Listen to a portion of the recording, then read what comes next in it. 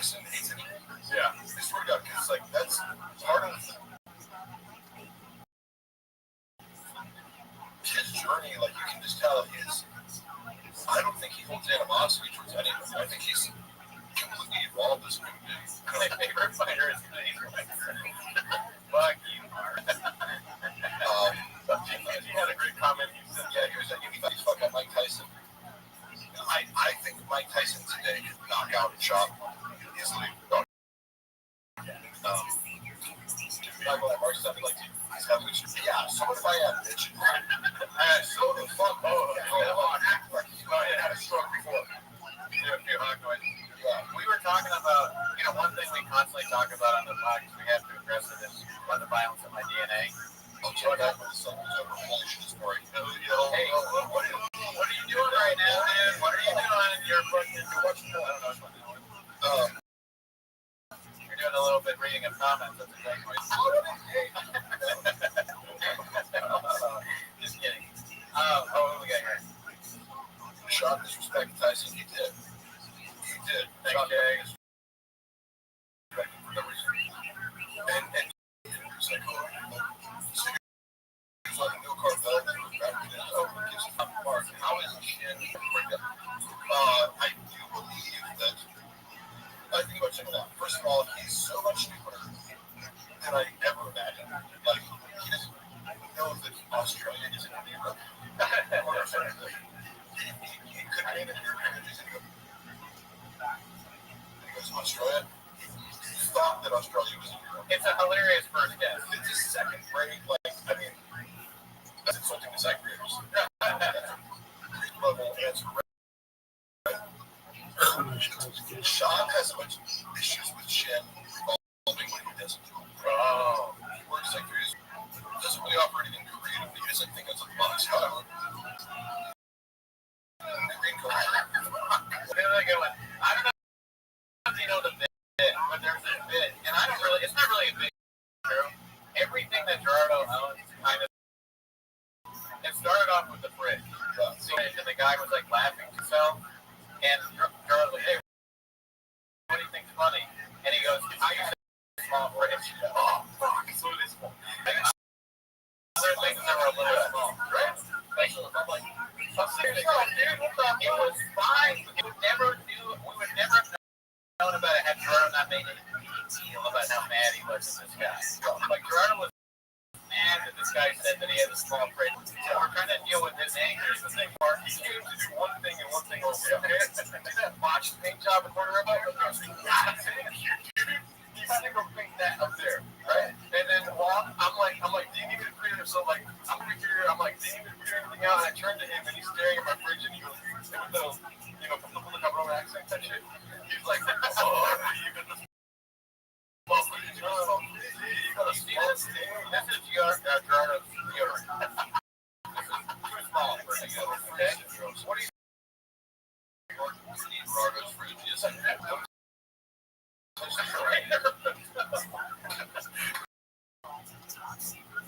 Later, Budo! What a fucking idiot. Mark,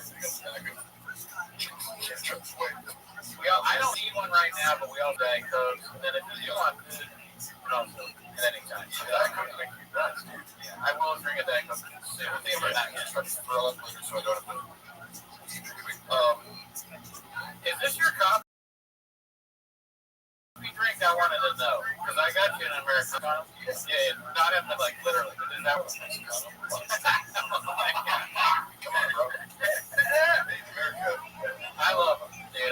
That's one. I share that with our love of ice. Imagine me, like, I'm a white guy, and I'm just gonna make a special about how Mexican people suck. It's a crazy movie. Like, it's a very funny choice. That's crazy. Practice suck. Mark's Golden Girls theme song. So, thank you for being a friend. Ever go to Portos? No, it's a chain here. There's a bunch of different Portos. You're not a baked goods guy. Are you a baked goods guy? Oh, yeah. Because Portos is a famous chain. It's Cuban bakery. Very, it's It's like not expensive. You can go to all our yeah, I mean, I wish they sponsored. I love this place. I think it's a great. I will try some of it. They got potato bobs there. It's a great spot. You need to get a sponsor soon. I just marketing Brent offered shit, anything monetarily thoughts. I did not. So I thought about it. I offered a zero. Whereas, we're for corporation. We're just like, oh, here's $15,000. If there's no fucking way that Brendan offered anybody. So wait, I'm sorry, did you say he moved on his own and didn't have to pay? That's my assumption. And that's like the levy, he would justify it as like, well, I already pay you. I pay you off. $100,000 work 3 days a week. That's just nobody does it. He's like, he's alone in that. But like, you move and I don't give you any money. Because Nas X on steroids. Do I look like a gay black dude? Yeah. Did Akash help out with well, no, I remember meeting Akash. It was cool, pleasant interaction. Here's the thing. Scoop up the bag. Scoop up the bag. That's what Schultz and Akash say. Scoop up the bag. Give up the boat. 10 toes down. I hope you're 10 toes down. Plus, you're getting kind of long. Because if you weren't down, they would. Look, I'm watching a little bit of flavor. Like, oh, it's too bad. Because you find Schultz more. Because Schultz seems very alien. Yeah. Oh, yeah. Turned off right now. Less so, of course, I don't know, in the context of the show, but Bud Easy, Bud Easy is one of our big fans there. He's a great guy, never met him. He said, will you tell the Red Bat story? Red Bat? I assume it's Red Bat. Oh, you spelled wrong, Bud Easy? All right, well, you're going to finish out. They're like, come on the show. I wasn't even planning. That's the thing. It's like, again, to address also because Brendan recently on Patreon made a video. He called me obsessed with him. Like, because he hates after the kids. And he goes, good, that's the third fake reason for firing me. Yeah. As I was having 6 months and I have no skills. So, the Red Bar story, not much more to it than they just reached out. So, since you had them show, it's not like I was going, I need to expose. People were reaching out to me going, do you want to come on my podcast? And I was just like, I guess. And Red Bar, I didn't know what to do. It was just one of these things. It's like the forbidden. Who tells you that when you start? Is that the access is fine, but they knew what Red Bar was like. Don't look at the Reddit. But I like Reddit. To me, Red Bar is funny content. I know that. So with that's kind of because that makes me think like I was joking there. Of some kind where you start at the point. And they're like, thanks for joining the team. It's like, got you. You're not going to get paid. One thing they say is true. But I treat it like the boogeyman. Yeah. I swear to God, I've never got to can't even say it. Like, it's like all of them. Yeah. Okay. Do something. Because we have to be like that. Oh, yeah. We love Red Bar. I mean, it's hilarious. It's bigger, but when we first started, it was like, maybe we shouldn't even say anything. What's funny is his fans have been really cool. Like, that's one of the more supportive communities of people where I came on, and a lot of people were like, oh, he was trolling me the whole time. I'm like, I don't give a fuck. Yeah. What his intentions were, we had Mike, I know he probably wanted a little more out of me. He was trying to press the conversation. He's making good broadcast. It's like Howard Stern is trying to press you to say the most controversial thing. I get that's his imperative. I didn't feel blocked. But you're in on the head. Are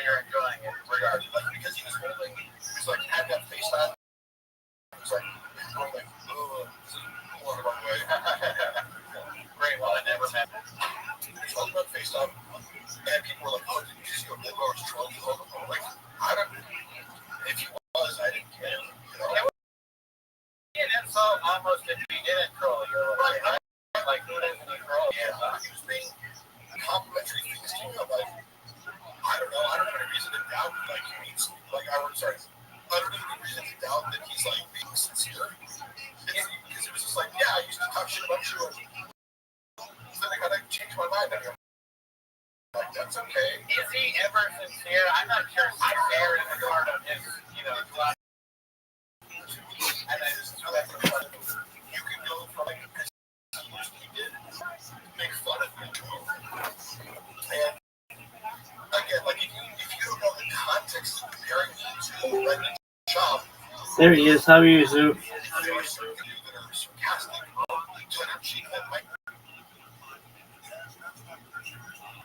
Zoo, how you living, Pam?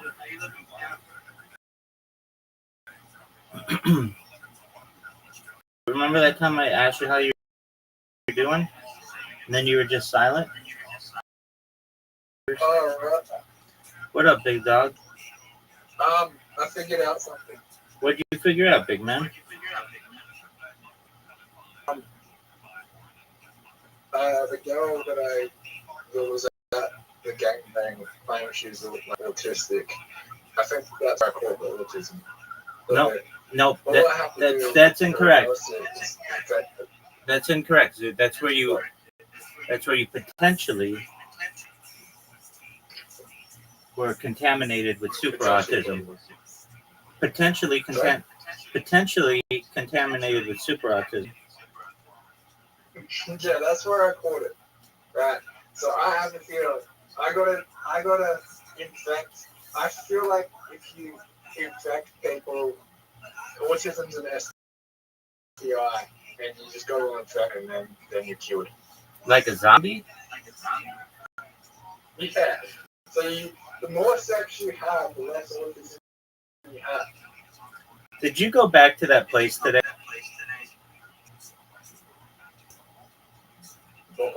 The adult bookstore or whatever?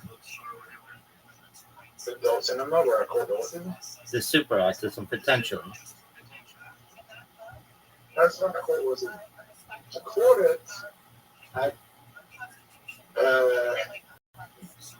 adult cinema. That's what I just asked. Yeah, but I need to organize a reverse gangbang with some of these women, and it'll affect that with my or then I'm going to have no autism. The more women I sleep with, the less autism I have. That's how it works. Okay. Is that going to be your stand Monday?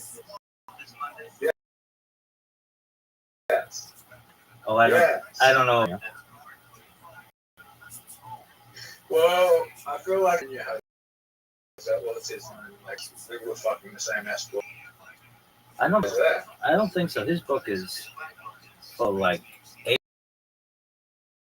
A-list chicks. Mm-hmm. Yeah, his black book got out, and it's filled with really popular women in Hollywood and like social. And his wife, Chrissy Hayes or whatever her name is, she basically just goes along with it because she realizes that she married a Kennedy, and that's kind of in the Kennedy tradition to cheat on your spouse.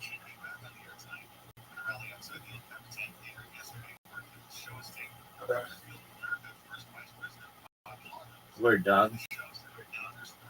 So what's good with you? I don't know about that, but have you been taking your acetaminophen? Why not? Because I don't have it yet. Okay, so why haven't you been taking your acetaminophen?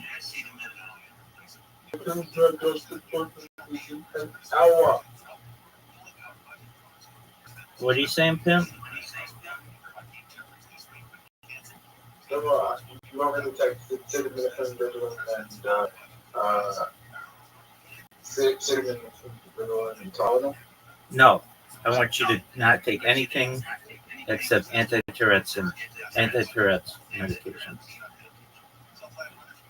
But if I take Tylenol, right, and I want to keep the Amish have Amish or Amish? Is it Amish or Amish?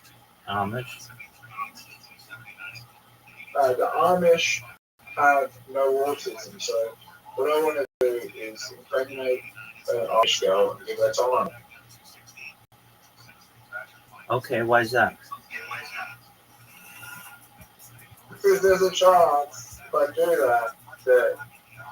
that either they're going to sacrifice the child to the devil, or the child's going to build the next billion-dollar AI company.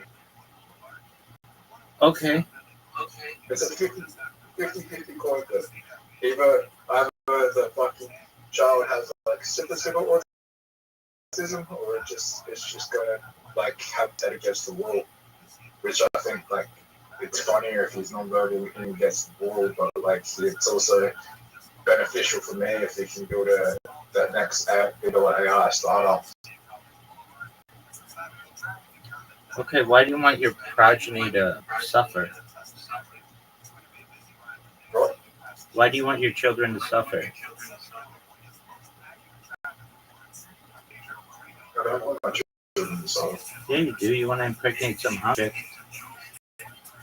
and have your child.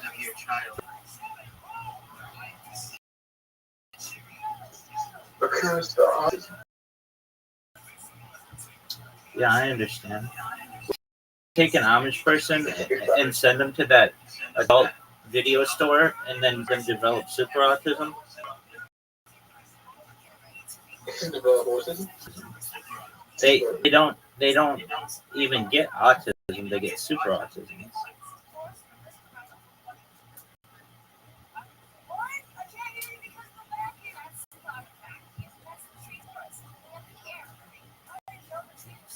I do feel like if a modern day man goes and marries an Amish woman, she's gonna have some autism. Like, Yeah, but what about mega autism? I feel like everyone has some symptom with autism. It's just a cultural like way of brought up, like the things that they're putting on TV and movies and all that. Like we all children have like that have been born in the last 35 years, so have socially isolated themselves more than previous generations. Okay. So have you ever thought yourself that you are absolutely obsessed with autism? No. Oh, come on, man. How don't you think that? Like you... They just drive like fuck it is. No one fucking knows what it is. So it's funny. It's not necessarily funny, but you're obsessed with it. It's fucked. Well, that's one of the symptoms. That's one of the symptoms? Yeah. That's special interest. Okay. So... I want to make money. My special interest would just be fucking escorts all day. That would be a good fucking special interest to have. Okay. Well, that's cool. So what else is good? Did you go to the gym today? Rabbi, have you ever questioned if she had autism yourself? Never. When I was a kid, Never? When I was a kid, it was not a thing. No, never. I don't know what it is, but I know I'm like with the amount of people with whom I interact on the internet, I recognize that I am like the center point of normality. Basically, like no one is more normal than I am. I've just come to this conclusion. The only thing that I do that's different is I stream my life. That's it. Now, some people may say, well, that's super different. But I counter that by saying aside from pressing a few buttons on a computer every 12 hours, I live a relatively normal life. And has anyone ever like told you like you should go get diagnosed or said that you have it or asked you if you have it? Not in real life. On here? Oh, dog, people ask me all the time stuff that is irrelevant. Not in here, not in the Discord.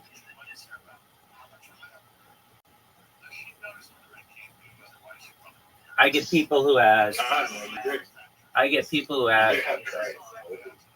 Dude, I do not. That's what they told me. No, they didn't. I said the same thing. No, they didn't. They didn't tell you that you had Tourette's. I'm the one who told you that you have to go tomorrow to go get diagnosed with it.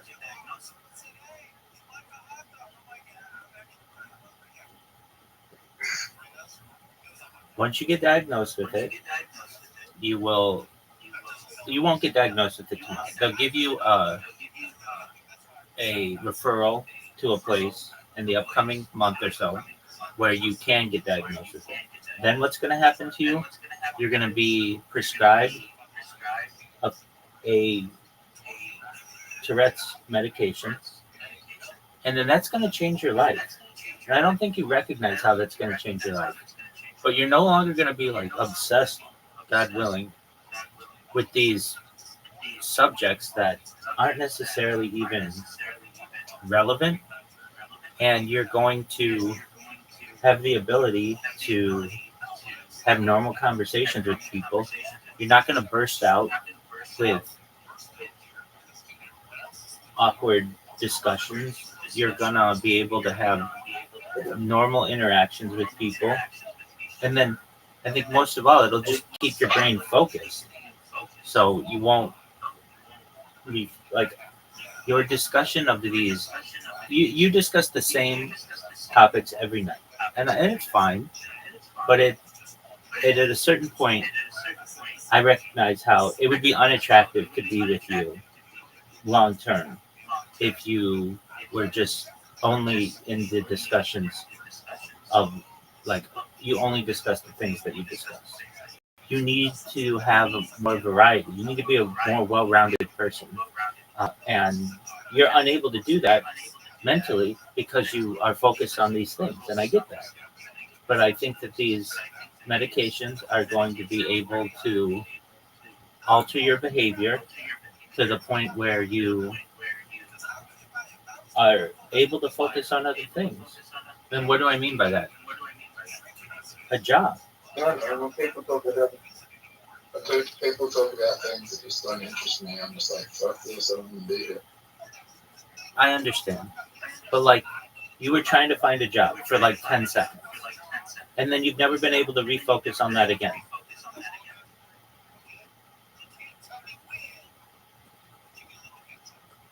Like if you came in here, like when you did when you were working out, that at least showed some diversity in you. And I'm not trying to be overly critical of you. I'm just saying that like every single day, if you came in here 7 days a week, 5 to 7 days, the first thing out of your mouth is some kind of mental health issue. And that isn't healthy.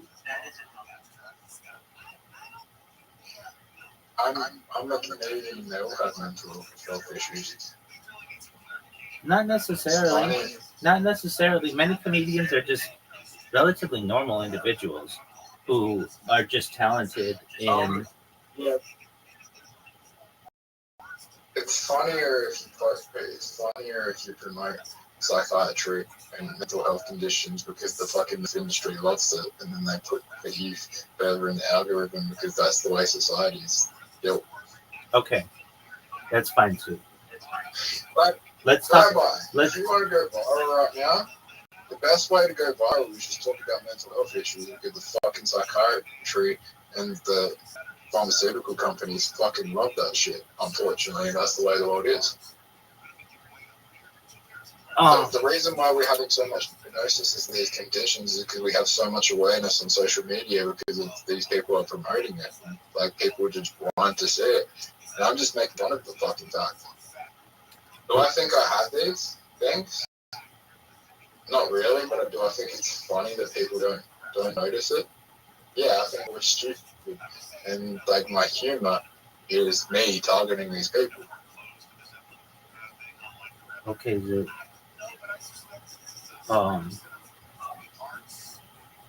If that's how you feel, then no one can take that away from you. I understand. What I want to do is I want to be funny, promote all these things you're doing stand up, fucking flip the switch on the fucking mental health industry. I'm gonna fucking diagnose myself with everything and then put it into stand up, and then they're gonna boost me in the algorithm, and then I'm gonna fucking flip the switch, and then people will see the world how I see it. Okay, Zoo. That's how you work. That's fine. Zoo, that's enough mental health discussion. Talk about something else. Okay. What else do you want to talk about?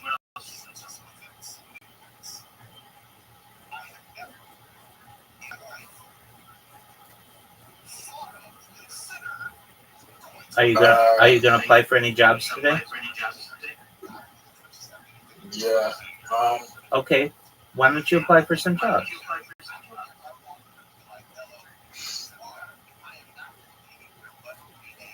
I'm gonna travel. Okay, where are you gonna travel? Melbourne, Sydney. I'm gonna do stand up in Melbourne and Sydney. Okay. Did you talk with your cousin who is already a stand-up comedian and ask them for advice? Not yet, but I do got some news. Like I talked to other people that just do like paid gigs around South Australia, in the scene, and they're just doing paid gigs, like, and they're gonna help me get into these paid positions. Like, it's not much money, but it's like $200-$300 a show. That's really great, Zoo. Excellent. Hey, Miss Aquarius, how are you? Hello, how you doing? I'm well. How are you? How was your day? Next year I'll probably be paid stand-up comedian. I miss Square. Next year I'll probably be paid stand-up comedian. Anyway, I'm gonna go. Okay, doke, Zoo. You're always welcome. Next year I'll probably make my goal is to make $5,000 to $50,000 being doing stand-up. I know Okay. that's not mine, but maybe average. Okay, Zoo. Miss Aquarius, I'll be there in just one moment.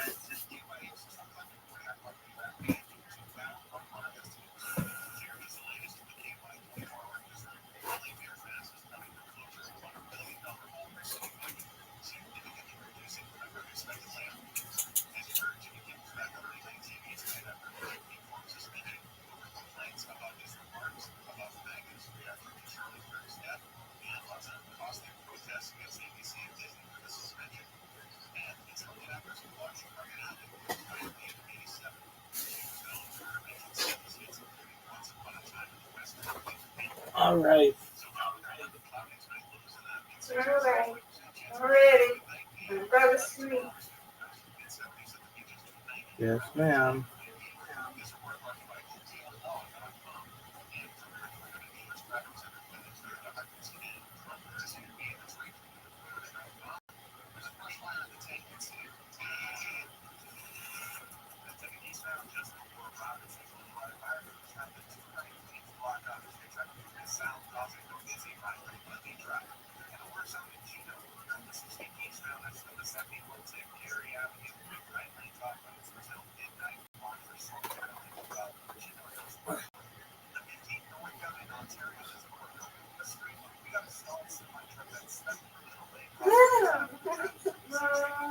We got off the shadow. Nobody no fingers inside.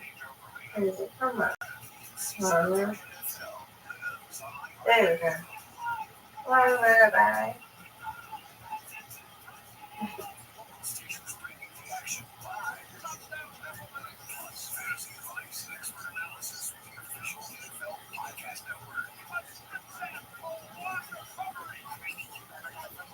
Not good.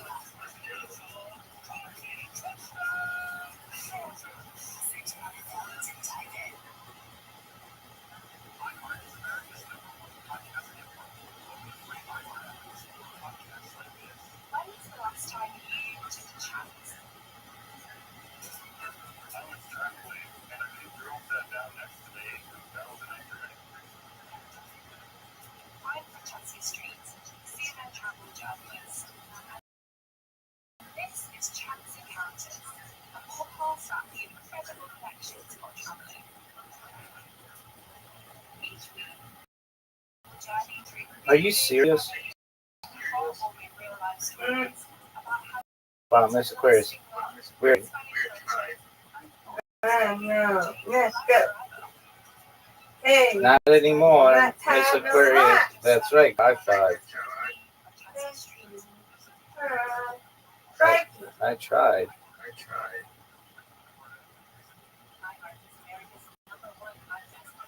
Oh, come on.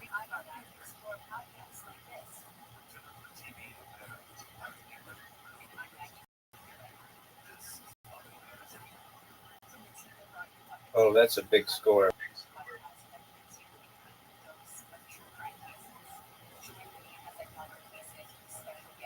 Nope. Oh, it's okay. Come on, Rabbi. You got this. Come on. Strike. I need a strike here. I need a strike here. Are you serious? Oh my God. Knock that down. You got it. Come on. Knock it down. You got it. You got it. Spare. There you go.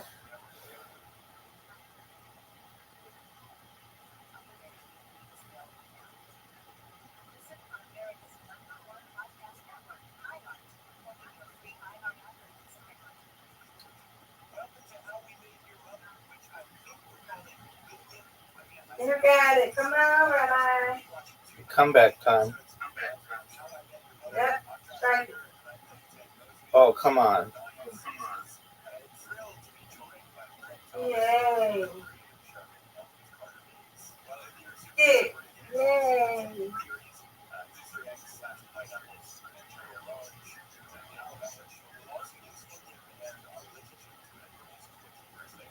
I'll take it.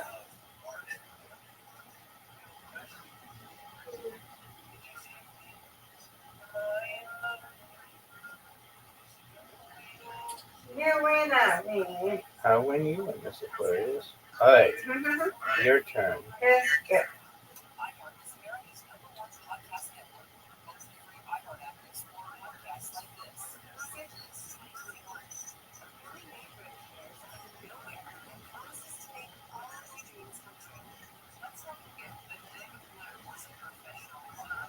I should not have done that. Okay, Rabbi.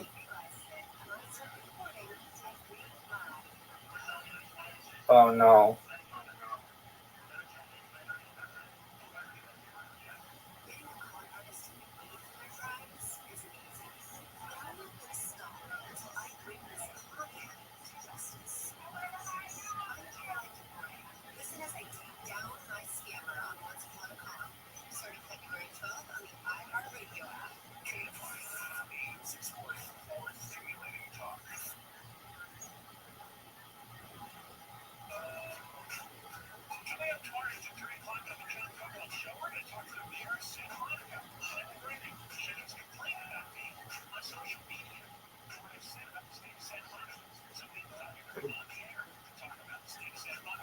Give it to me. Oh, no.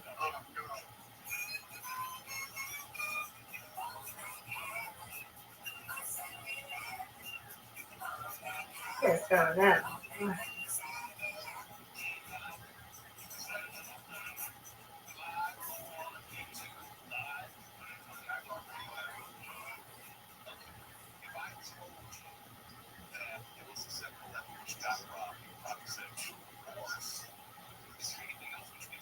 Big time. You go. Yeah.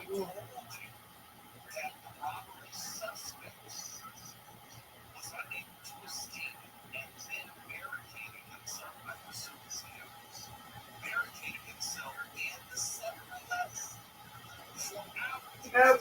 Okay. Come on, Rabbi. Come on. This same person allegedly robbed the 7-Eleven, barricading himself. He's also barricading himself inside the 7-Eleven. Oh, Miss Aquarius, you're not out of it yet. No. That.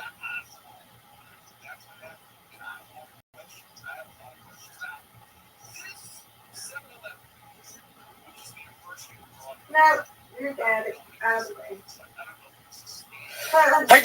Pardon me. You got it. Yay. That's big time. Okay, you can have me. Let's go.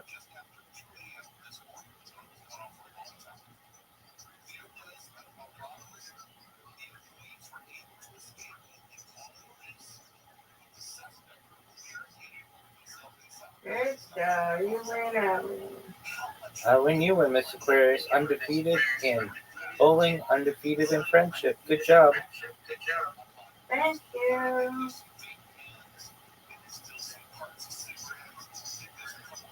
All right, going to bed.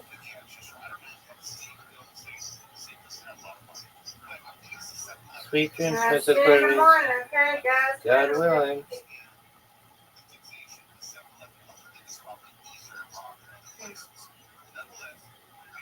Sweet dreams. Thank you.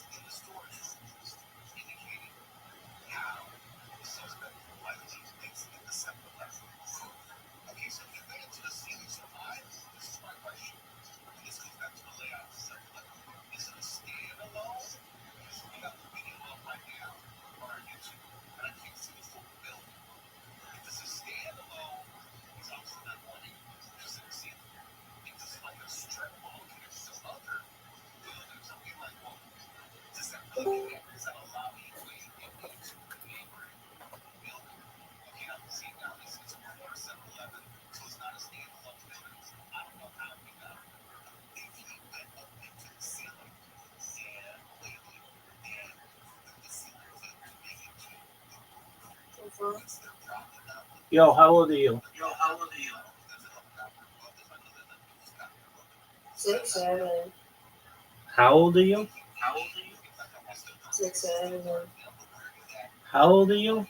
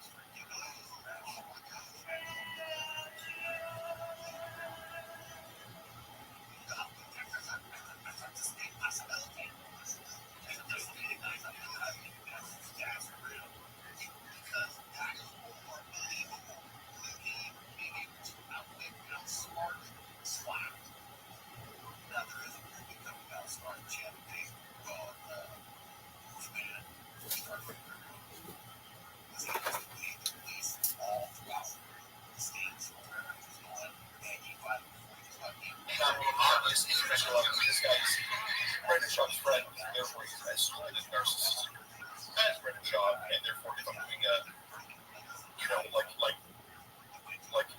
doing a little act out where I'm adding more to your energy, then you're gonna go, oh, this guy's really lucid.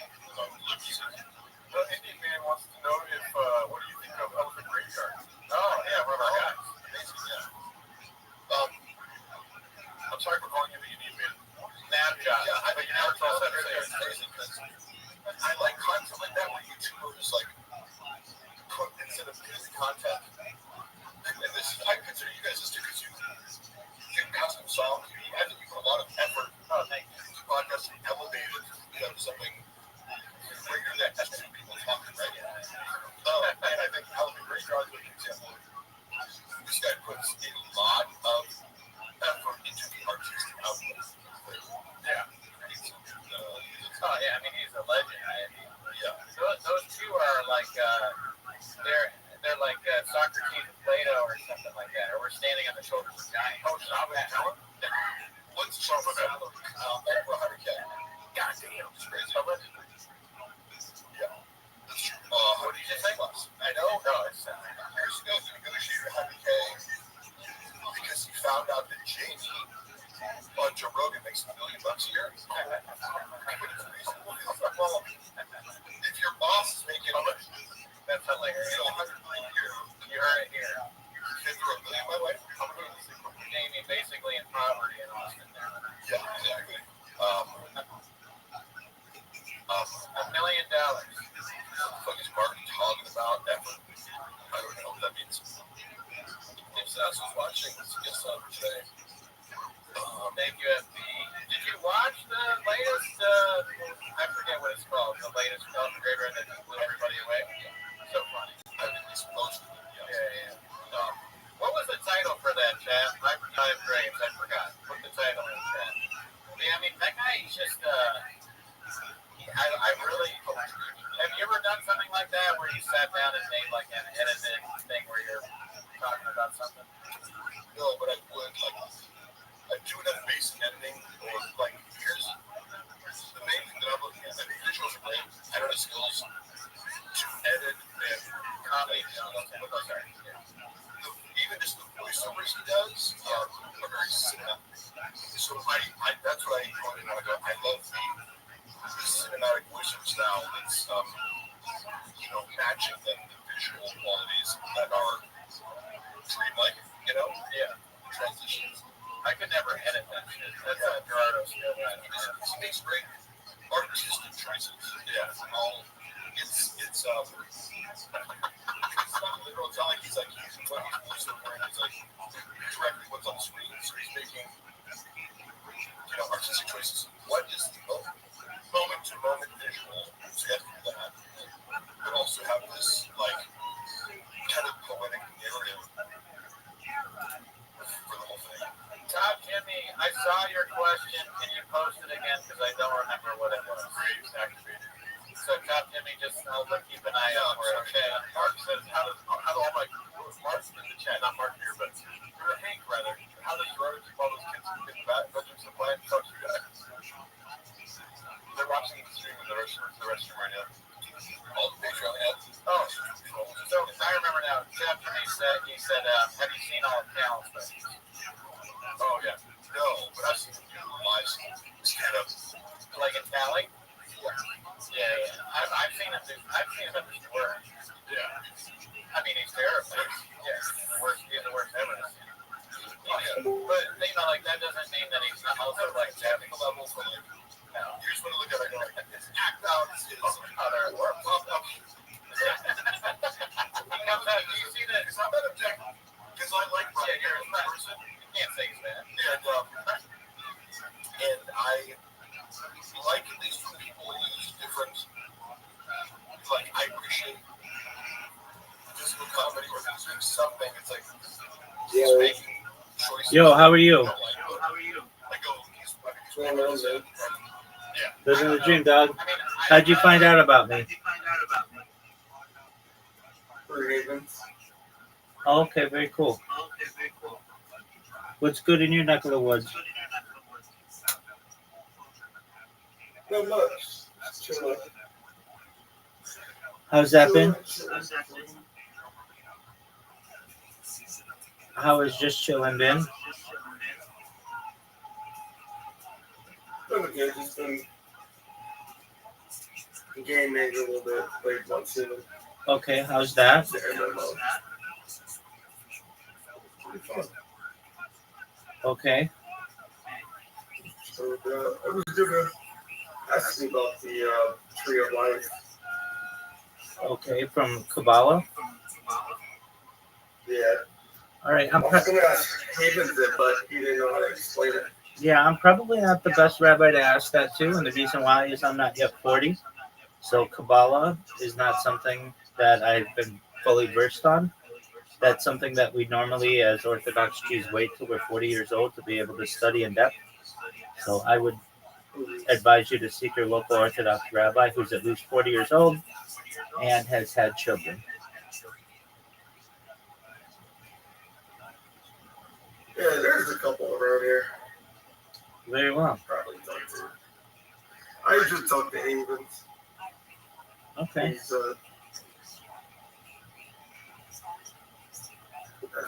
asking us back there. Very well. What else is good in your world? What have you been up to recently?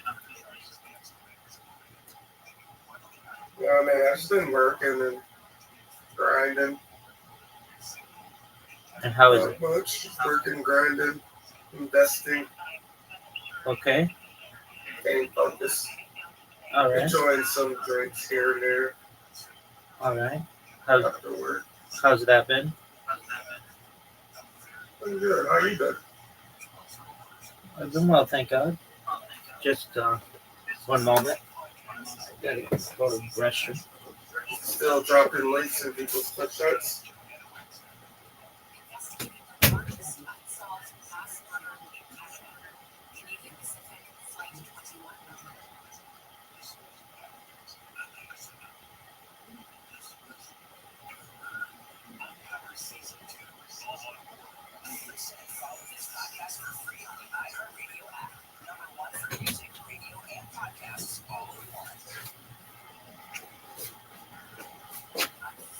Yo, big dog. Apologies. Yeah, I'm still dropping links. Still dropping links Yeah, in Twitch chats. I'm doing what I can. Yeah, I'm redoing my bots to maybe see if I can improve them. But yeah, that's what I'm doing. How about you? What's new with you? Not much. I'm reading. How's that been? Reading through the Old Testament lately. Okay. How have your hobbies been? Rereading it. Sure. My fifth time reading it, but I haven't read it in about 2-3 years, so I thought about opening it up again There you go. and do a full read rather than doing like scriptures. And I'm just gonna read the full thing again. Very well. How have your hobbies been? What have you been doing aside from reading it your free time? That's really much it. Okay. Hanging with family How's that been? and friends. Pretty good. What's your family been up to? They're doing good. Oh, excellent.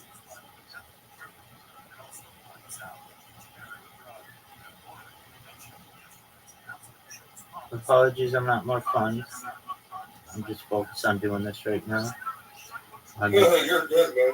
Excellent. So,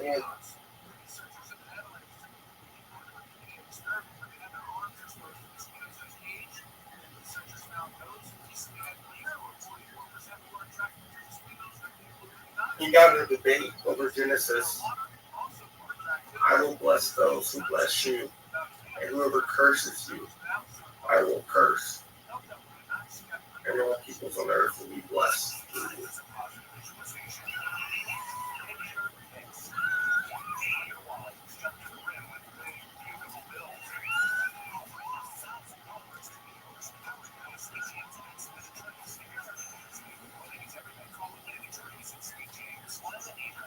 He said, was that in relation to Israel, or was that in relation to people? What book of in Genesis? Yeah. Well, it's technically the nation of Israel hasn't been fully, Established, right? fully unified, but we are to assume that that is based on Israel today. Oh, okay.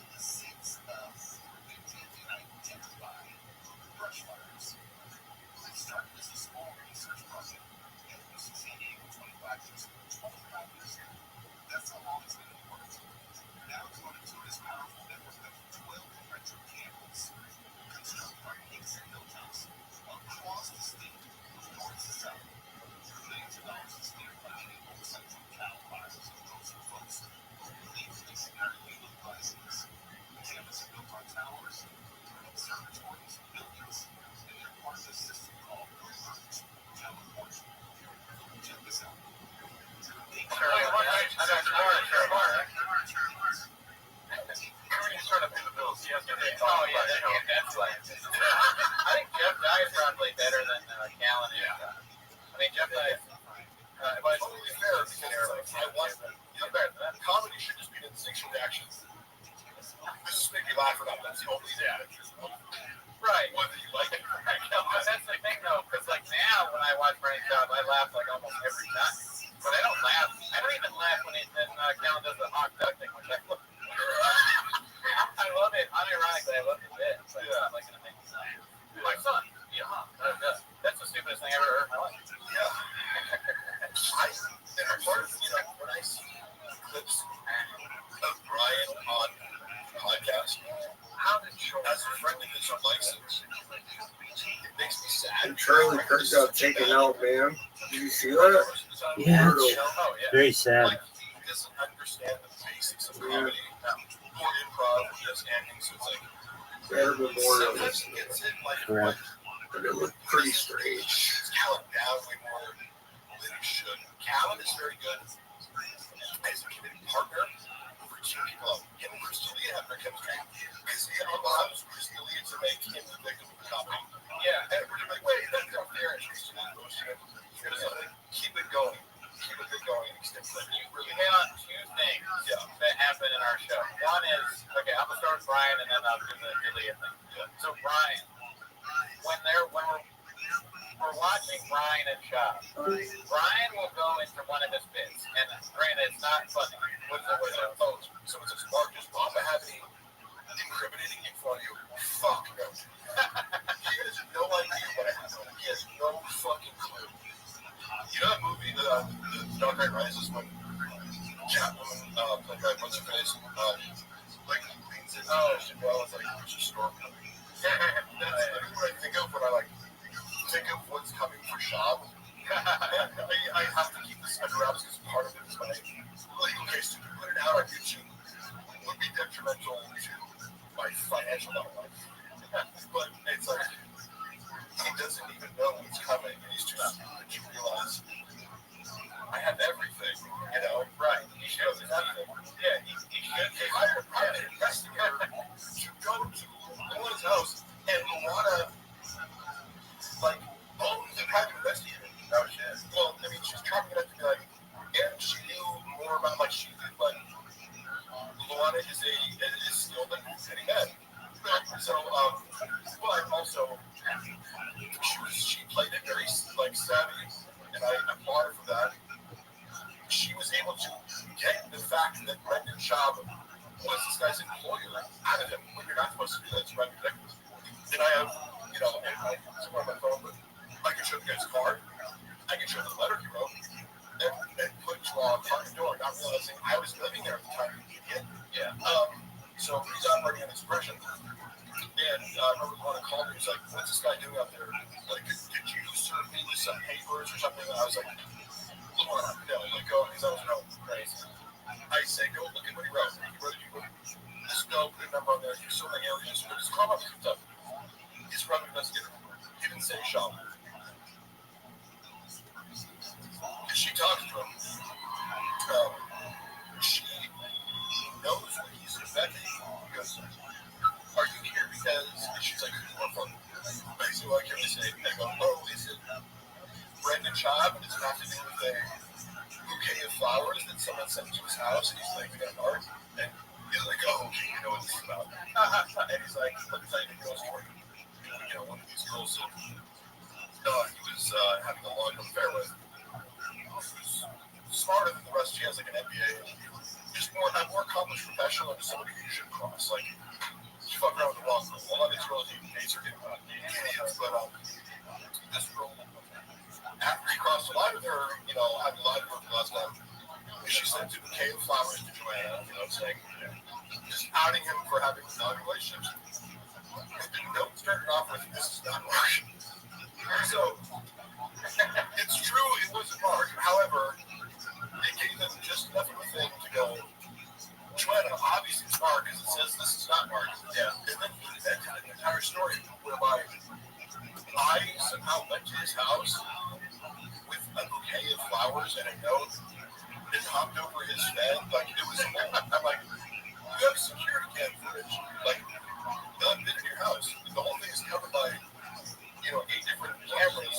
And he said to another side piece, hey, did you talk to Mark recently? I said, no, what's up? He came by the house and was there. He's messing with my kids. Just, no way. And he said, yeah, I had to get the police involved. Like, I'm on the phone with them right now. I'm like, oh, okay. The police, yeah, sounds good, bro. The security cam footage of a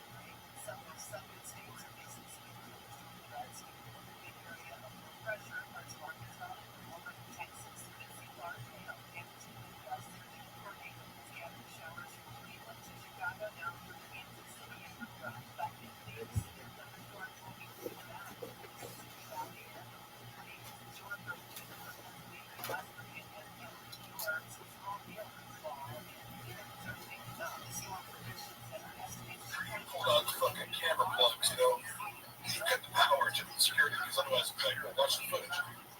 Where am I in the situation? It was just one of the more hilarious things where I go, this to gaslight his wife and family in the craziest way possible. So I get hired an investigator. Yeah.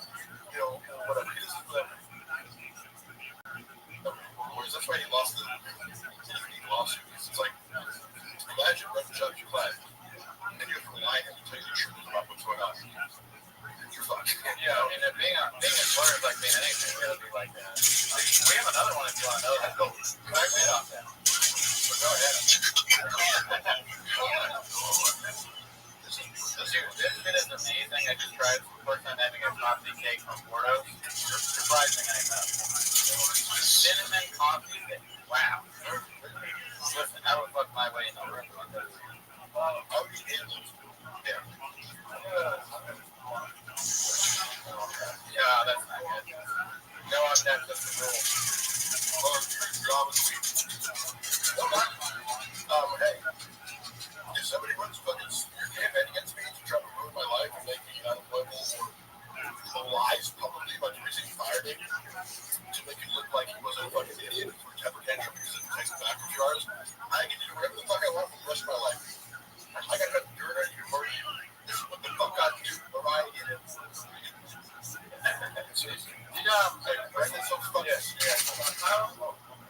House Angela wants to know, and you probably already answered this before, but how did Shab handle the truck wash situation? Freak out and like, it's a choose your own adventure where it's like, hey, if I was the funny part is always, you know, if I'm tagged in a video with a red judge handler, how can I be someone's handler who doesn't listen to any other human? That's facts. If you're given the best advice ever, it's like, hey, what you're about to do, like Joe Rogan said, someone to say, what are you going to do? No, don't do that. Yeah, I don't say that. They got a joke. You just wouldn't listen. Yeah, it's like, how are you going to handle this truck lock situation?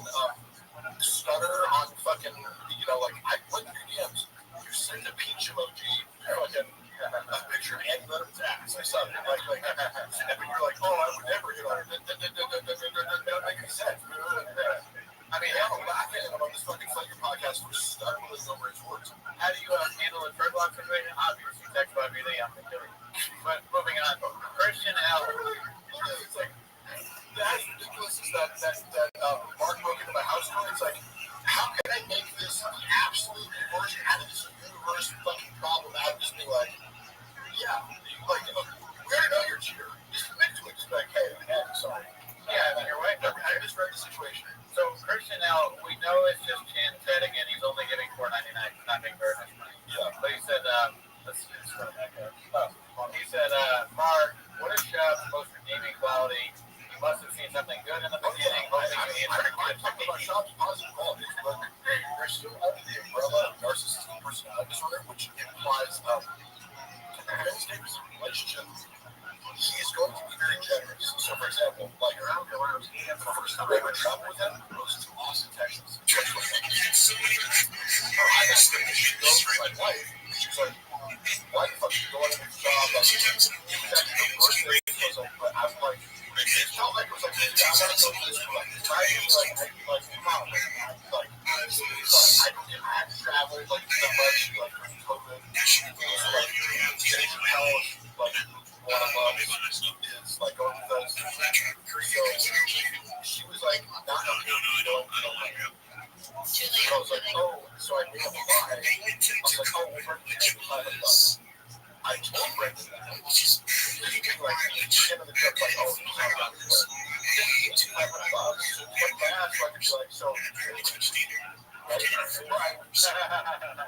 Yeah, no, I can name many things where it's like, you guys don't. So maybe you would always say to me, like,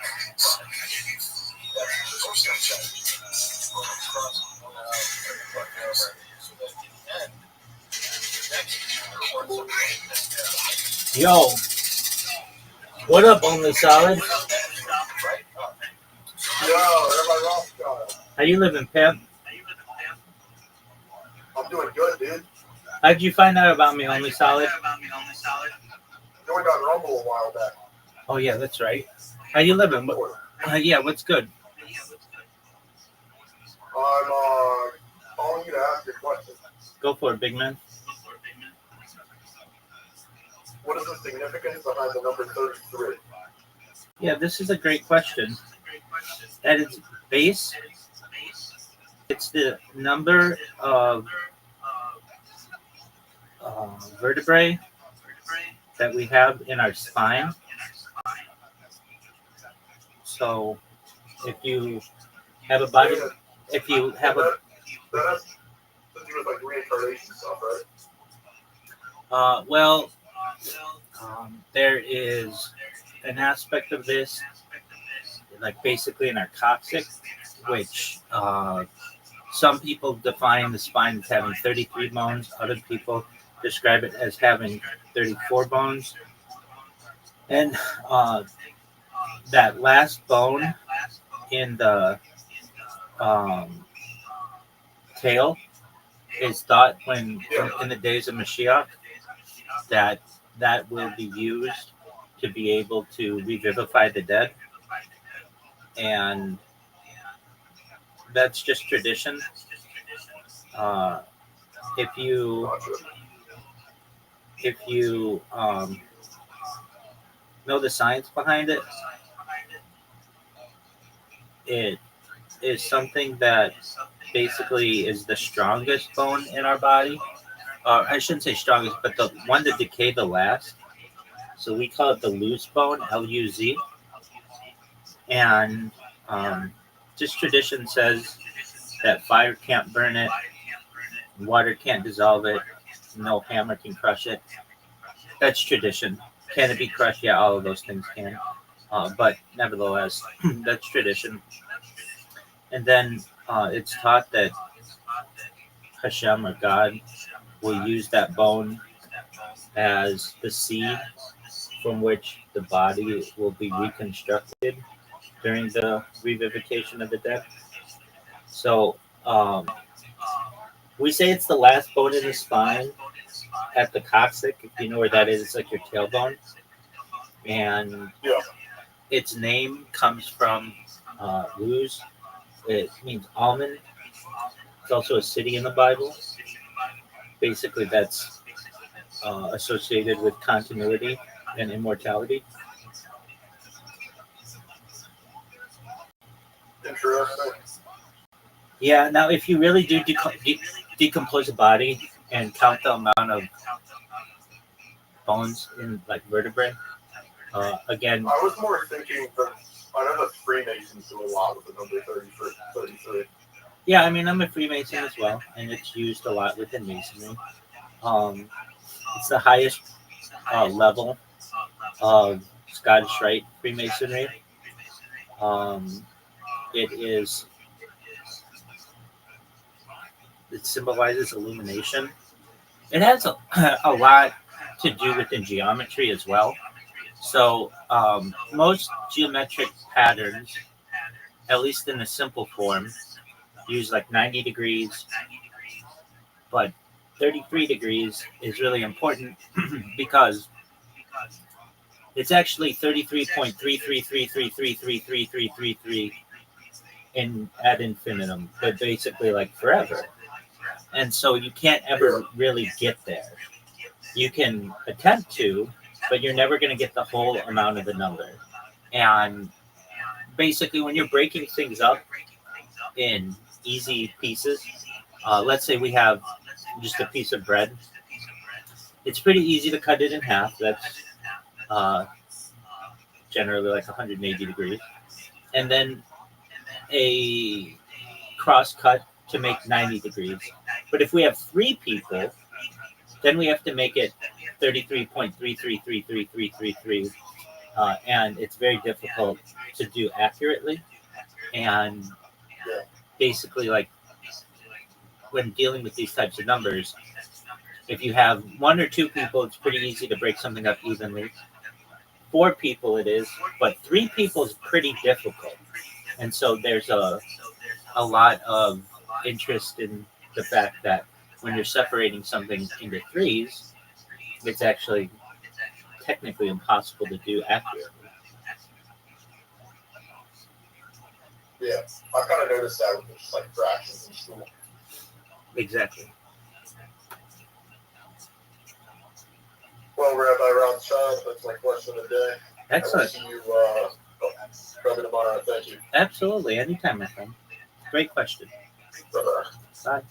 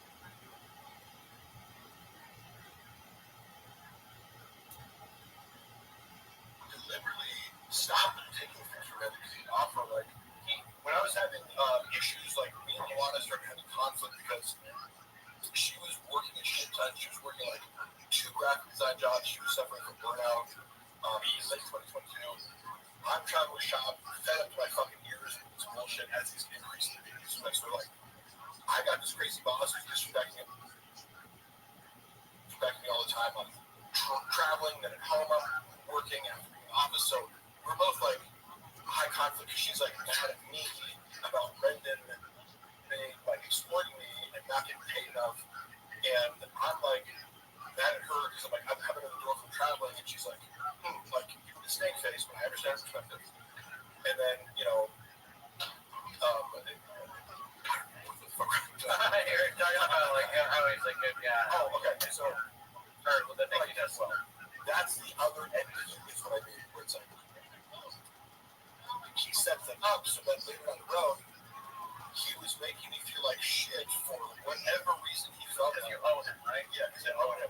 And I had to finally be like, look, dude, like, you're not even treating me like with hundreds of respect that you treated me last year. And I'm like, more than hell, I'm going to effort into training years. Like, you think you're doing me a favor by doing all this? Like, yeah, you know, in college educated professional writer, I do all these things. Like, I don't need this job. Like, like you're underpaying me, and I agreed to do the same fucking. I didn't even negotiate. It was like, what's Christian pay? I'll do the same thing. I don't do more work for them. Just to prove to you, yeah, if you want to pay me more, like, and then I'm still being shit on, like, fuck you. So yeah, that's so funny. When the first time I seen a guy tripping on accident. I almost took that acid before I came. I'm like, would that be funny if I was on acid? Yeah, like with Shab, what I've learned from Shab, because he does have good qualities, is like, number one, he's helped me a lot. Like, I wasn't really that into my son's baseball team. And then, like, I wasn't a Shab, I was like, you know what, I should be like a baseball dad. And then we got going up the umpire. Yeah, my son, Denver, has gotten a lot better at swing and the pitch, and he never like loses to a fat guy anymore, like a fat kid. So we got rid of that. Like if a fat kid is playing, he's always better than a fat kid. I didn't like him until I got my own truck. Yeah. Oh yeah, like you know, hey, I was running post by one of the baseball parents. It was so fucking funny because now I got this constant identity shifting of like, now I'm a baseball dad. This is my kids in my life. After cheating on their mother publicly for a decade, like it's hilarious. And then all of a sudden, it's like, oh, Shop's also, as he's everything, portrays himself as like this beast of work ethic. I'm trying to push up. Then you're the other side of the coin, like, oh, so from a third party perspective, Shop's like chili dogs, so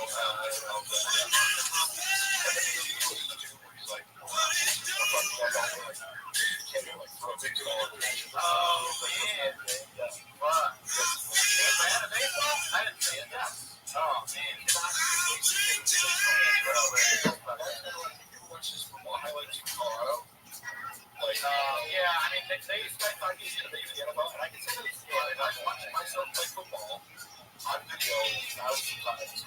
I did prefer to school. Yeah. I used to love to do the difference between high school and colleges. Watching practice from one drills and scrimmage footage, and you see guys one by one. Right? It's humiliating when you fuck up. It's like, as a freshman, I'm like, I don't know how to do it. Coaches were feeding me with a great, like, you're learning how to but I look at John and I go, I know what it looks like. I'm not saying, like, I had great, good moments for me. I knew, like, when I was performing well, and it gives you an appreciation for, like, NFL caliber. Like, you have no idea until you see yourself play football on camera. Like, these fucking 300-pound D linemen, it's like, these humans shouldn't be able to go fast. Watching Sean, I'm like, oh, he looks like a D3 player. You know what I mean? Like, he's not good. Yeah, I haven't seen good highlights. Jay, thank you, Jay. Jay, how does Shop feel about earrings? Good question, because that's kind of nuanced one. The thoughts under the umbrella of Shop hates everyone. He feels is socially beneath them. However, he did negotiate on Eric's behalf not against, but like, when he was being brought into the King of the Sting situation, apparently, according to Shop, which I take with a grain of salt, but I think Theo was kind of like making it more difficult for him to kind of be an equal partner in this like dynamic or something like that, where it's like, these are inviting him on as a guest, and I'm like, oh, for you this much change per week. He's kind of like, hey man, like if I'm gonna keep myself available, just totally fair. It's like, am I gonna call or am I gonna be part of this thing? He's asking very fair questions. Sean advocated for him to be a more fairly paid kind of person in this kind of thing. I think his fear was kind of going, I don't want that, but also but part of this pie was the fact that King of this thing is what it is because of Theo Vaughn. Sure, Theo Vaughn is the drama. Theo Vaun does a solo podcast. It's a million hits. So obviously, in a business sense, you can listen to what's your value in this, what you add. In a front sense or a very fair sense, if we do the podcast together, and I know that I need you, that's okay to say. But big in this case is a condescension towards Eric, not like his attitude of he likes to dismiss people. They care so ridiculous. I can't do that. But Eric's firsthand Brennan, and he's been on TV. He's I don't know. Eric was very nice to me, and a thoughtful person. He would always he was the first person at Think Boy when I was really I got depressed. Where I was coming to work every day, and I'm waking up early and dealing with Brandy's bullshit until 10 p.m. every night, 7 a.m. I just started to become dead at some point. Every moment here. And he was the only person to be hey man, you all right? And I was like, yeah. He said, it's okay to not be okay or something like that. Really? I wouldn't have picked him to be a guy that talks like that. I mean, it's my boy Rock Hubble. That sounds like a good idea for a sitcom. House recently.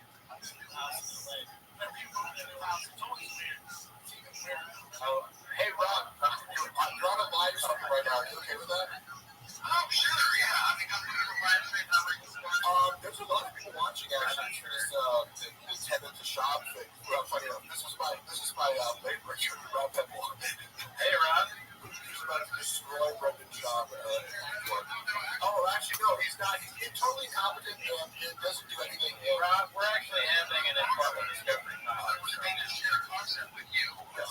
So, this last week, we got moving on. And I want you to get out for yourself. And I have another for you. All the resources stuff. Of course.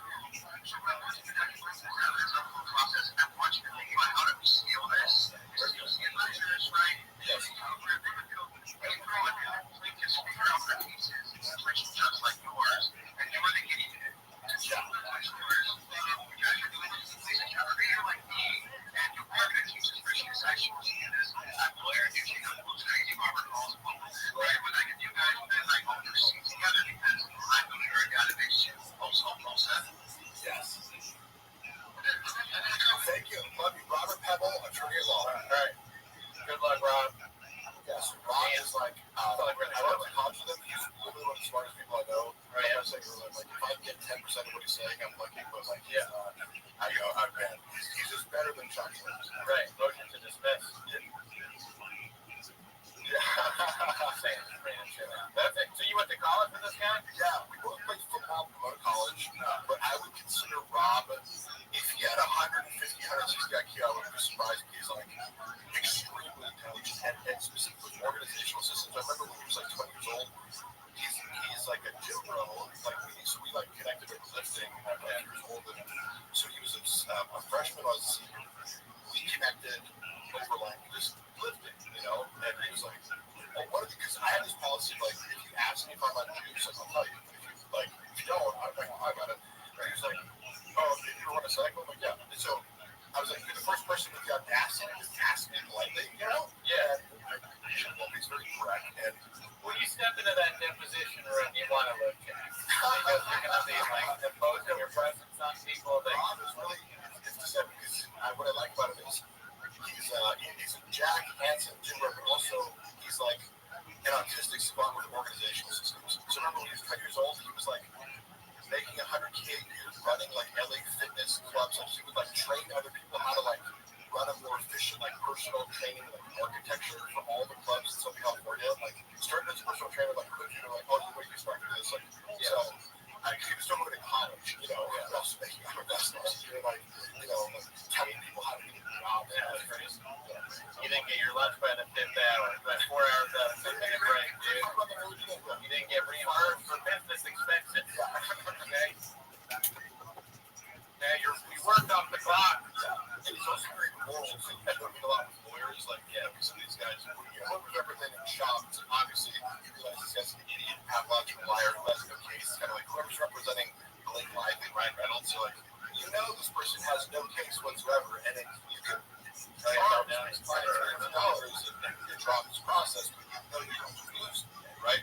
But Rob Pebble is It's a good, actually, you know what, now that that's a good advertisement. I mean, he's a lawyer doing wage and hour stuff in California, so they go find clients, hit up Rob Pebble. Yeah, you have a case, he's representing something healthy. Up to 50,000 cars out of cars.com. Where to next? He fired me the other day, trying to sue Gerardo. Had to borrow some Did not that back up. But we fixed that problem, didn't we? You don't want to drink a Diet Coke, what happens? He's that lawyer doing whatever one can go wrong. No, seriously, Rob is one of the best labor attorneys in the state. There you go. It's a hard concept for people to understand that you can have muscles and also be good at a job, but it turns out Actually, it helps. It helps. Muscles help everything. Yeah. So Mark is Rob, the sharpest tool in the shed. I know literally what his words are playing on. He's designing a service, like an AI-based platform that he invented and like programmed that essentially does the job of it. So sorry to all paralegals out there, but Rob is designing a product to sell to law firms that like automates all these things. Right. And I'm doing an AI platform that watches shop content too. That will also be part of our Patreon. Yes. And Mark has Brendan Thompson on the ground. I know that's of course, thank you, Jeff. He's not conscientious, you know, so he's the type of person who just throw trash on the ground and expects most to pick it up. So, of course, that's my dad. I was just thinking of the James. I love it. Yeah, that was a great fire. Anything else? Any questions? Bob, when you guys played Sega NHL PA Hockey 93, this should be the exact same perspective. Well, I love that because I love that movie and I love that game. You've seen Swingers, right? One of the greatest. Oh yeah. I played that hockey. Did you ever play that game? The hockey game on like was it Super Nintendo? Yeah. No, I don't think so. Dude, that game was the best.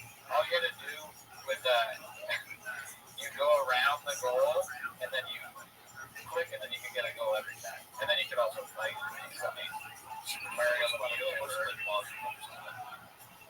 Super Mario is on there.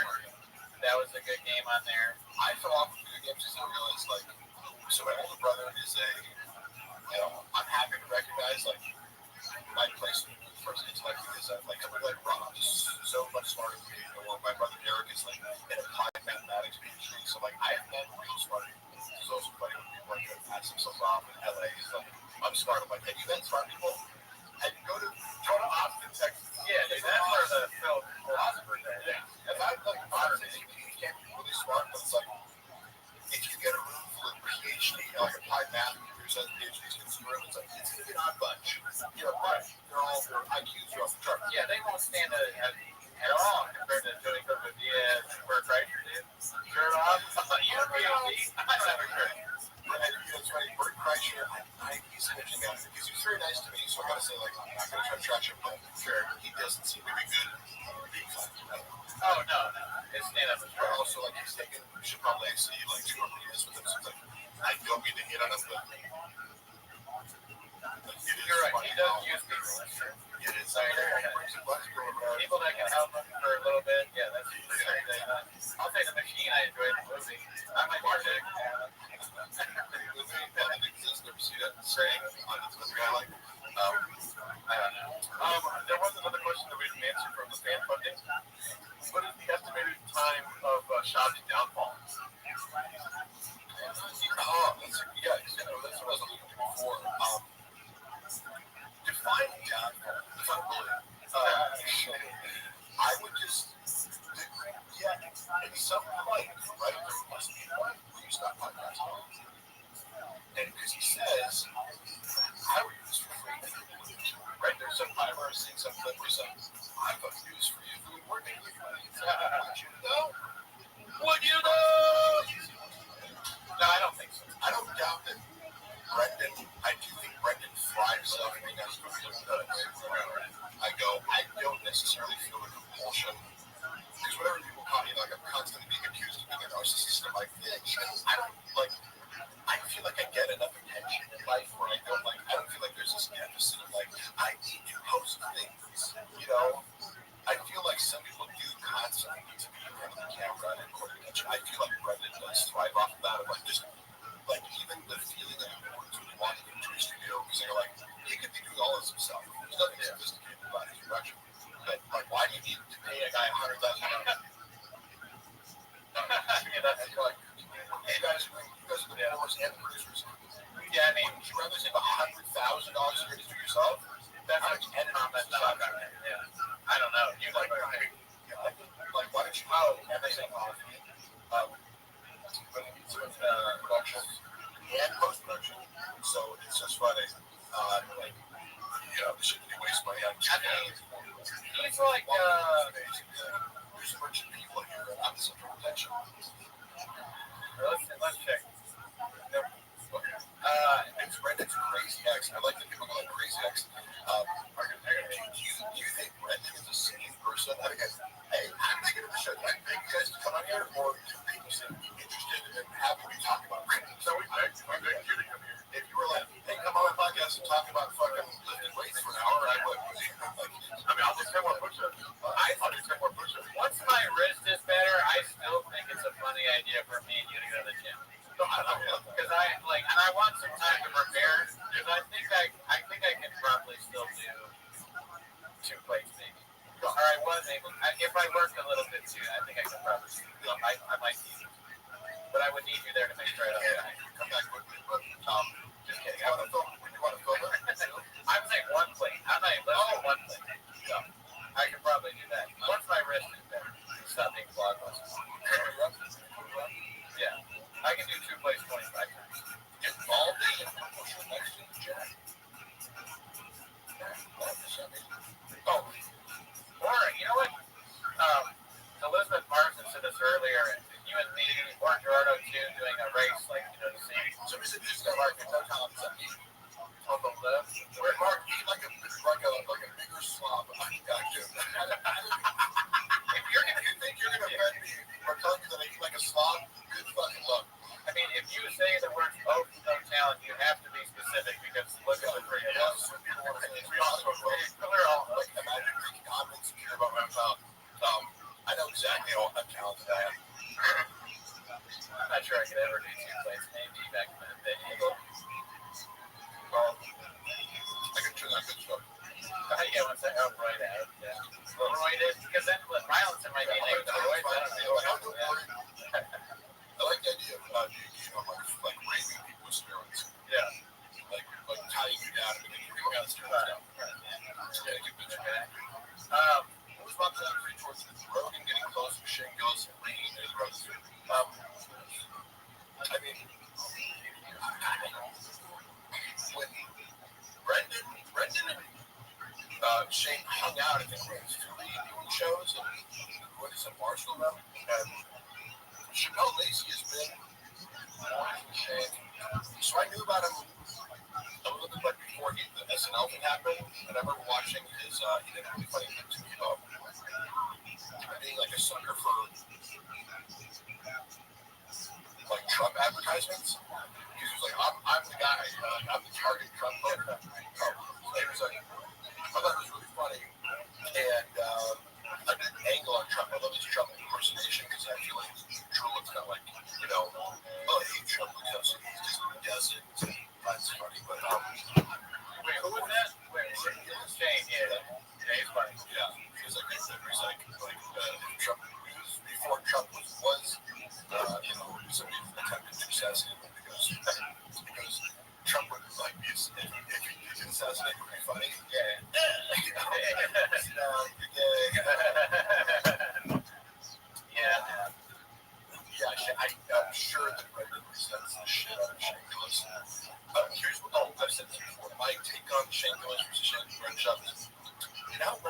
like cosplaying as a blue collar guy, like trucks and blue collar and this and that. Like Shane Gillis is like actually that, you know, like where he's like kind of he's actually kind of a history nerd. He went to us, but he actually played college football, like was an lineman. His level of self-awareness and his level of like he owns 2 pairs of pants and a couple pairs of white dogs. This is such a hard concept for Brendan to rationalize. He used to look at me and be like, "Oh, you don't care about materialistic shit?" I'm like, yeah, because I'm not rich. Like, I don't like. Why would I buy expensive shit trying to look like wealthy? I'm not, you know. But it was like, I saw his mind spin. It was like, oh, like how did God totally obsessed with material wealth? Shop girl for sure takes up to LOL. Yeah, that's kind of funny to me because it looks like it's maybe his girlfriend's profile and he's commenting from that and clarifying that it's him. Yeah. Marty said, you know what? I just want to know Bob and who's driving. I don't know. Who is I it? still have Brendan's number like this. Whenever you use me, you'll get spoiler alert. I'm looking at the people raping people. Hey, don't clip that. You're taking it out of context. This is a bit because I always tell people, like, oh yeah, for sure. I'm like, yeah, you want to take juice one, you know, if I do it for you and you don't know, and you're just thinking that, you know, like you're taking steroids. What do you know about it? 100% yeah. I don't even know what you're saying. Mark used to work with Gypsy Money. Listen to him. Dude, Shab and Snaz, bro. I cannot give any updates on Snaz right now, but holy fuck. Oh, no. Holy fuck. Okay, I have been instructed to not say what I know about this for the time being, but Jesus Christ. Jesus Christ. That's all I have to say. Do you have a favorite joke from the Gringo Puppy? Let me think of it for a second. I'll actually try to answer. Yeah. Okay, I thought you were I don't know what the special versus I've heard it sometimes for an hour and then it comes out in 26 minutes, but I thought the worst joke was he would end with like getting a rifle to kill the cougar at the end. Okay, yeah. I was like, as a cat lover, like, why would you just want to murder a mountain lion? It's closer. Yeah, I was like disgusted. Yeah, like I'm kind of low-key, like when people hate animals, I'm just like, yeah, I want to like get really quick to go kill a mountain lion that hasn't done anything to my. Yeah, I get it if it attacks your animal or something, you're the farmer. It's like I get it, but if you're just like a guy like thinks mountain lions are just dangerous to like you're in the fucking. Yeah, this is where the cougars live, you know. I thought it was weird. He wrote it very not funny, and he kept making that. You know, goes. I don't know if you've seen it. Oh yeah, now like this callback, you know, stuff that goes on this big sorry about that. I was like, this is so ridiculously not funny, and I hate humor that involves references to heaven. Yeah. Same way, but it's like when a guy's bragging about having a big dick, it's like there's something going on there. Either you have a small dick or you like dicks or like whatever. Like it makes me uncomfortable because I'm like. What is this fascination? I made a prediction the other day on the podcast that honestly, Shab would make it so far. And whether he is a master, yeah. Oh, for sure. He would be like a huge influencer in the gay space. Like, here's some interesting things. Like, Derek posting and Jim right, openly, like, trans, you know. Yeah. And I'm like, that's so cool. Yeah. Be like, I'm a male comic. Yeah. Look at these guys go, they're gay, or like, definitely don't, and then taking their fetish and sexual preference and just completely shaking, right? I follow. And I'm like, that is some of the boldest shit I've ever seen. Yeah. But it's totally authentic for them, apparently, and they have no shame about it. I don't even know if you're supposed to make this stuff. Yeah.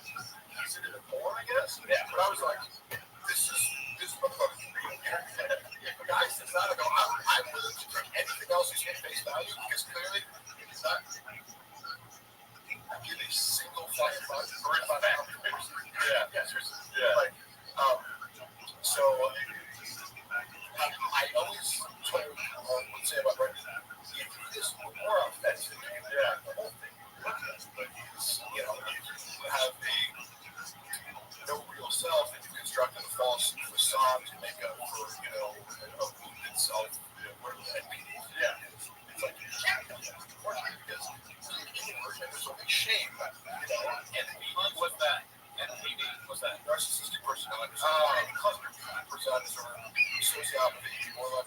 his representatives with Rocky is cluster E has a lot of overlap with regards to like a damaged self that allows you to be either self-destructive or destructive to people.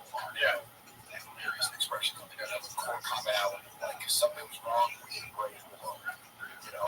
How did you learn about all that stuff? Like, I'm very sure in personalities will go down. These terms of like, oh, that person's bipolar, or like, I go, you don't know what bipolar means. They think people who have like mood swings, I go, no. Bipolar means extended periods of pain, extended periods of depression. So these things are fascinating. Narcissistic personalities are like, nobody starting to get buff. You're like, you're a narcissist. I'm like, am I a narcissist? Because I was like, a little bit now. Mic check. That's good. That's fine. I came in with reason. Okay. Deadpool costume. Oh my god, I saw that skin. The Deadpool costume was so crazy. But also representative of like Houston and Teen and these skits for him. So it's like high production value, but terrible and unfunny. Yeah. Okay, so I like how I don't know if you heard, but I asked him a question. I said, "What's your favorite bit from the Gringo Poppy?" And he was like, "My least favorite bit." Since we get it, Mark, you've watched Jordan Peterson podcast. First of all, I have consumed many hours of Jordan Peterson, but like, imagine me learning psychology from Jordan Peterson. Now he has that's his expertise. I don't subscribe to his politics, but he is an expert. Like, have you listened to Jordan Peterson? Because what he says about psychology is highly accurate. You've been able to get news in the past. I'm sorry, Mark. One look at Jim Norton that I do. Well, good for you. I didn't.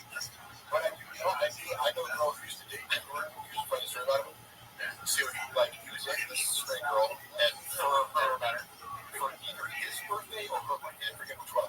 And they hired a male escort because he wanted to watch this girl in front of Jim Norton. Yeah. And like, so I'm sure they got a huge compliment. And he's like, face like this girl. Oh shit! Oh my god! Like Jim Norton couldn't take it. Oh yeah. He thought he wanted to see this, but he couldn't handle it. They're like stormed off. Huge conflict. Yeah. You know, because the girls getting banged by the so he is, but he ended the guess exactly. That'd be funny if I like Jordan because Mark, about the 3 pages of evidence.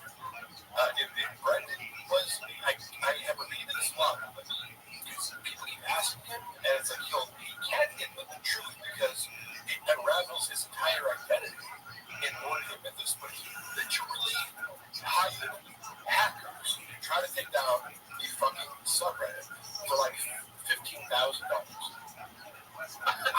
did that make that happen, right?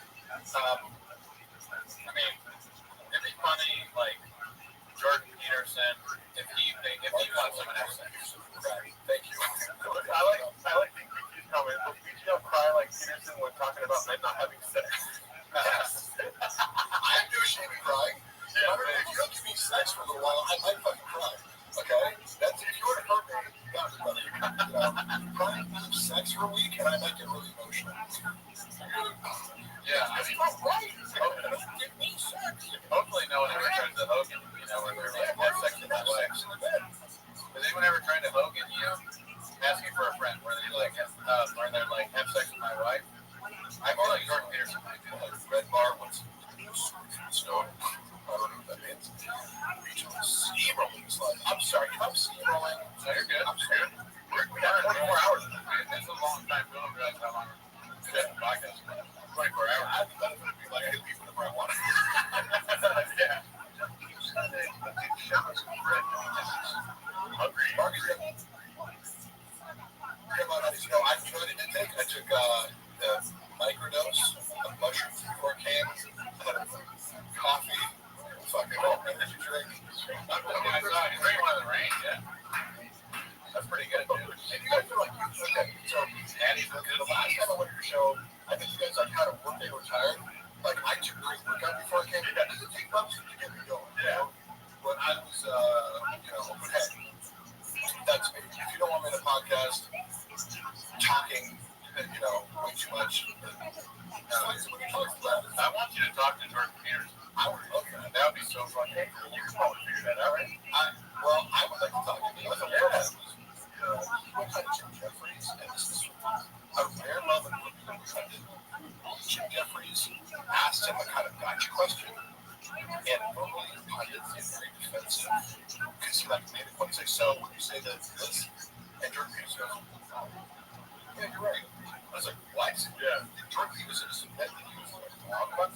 So I respect him for that because he like thought about the question. I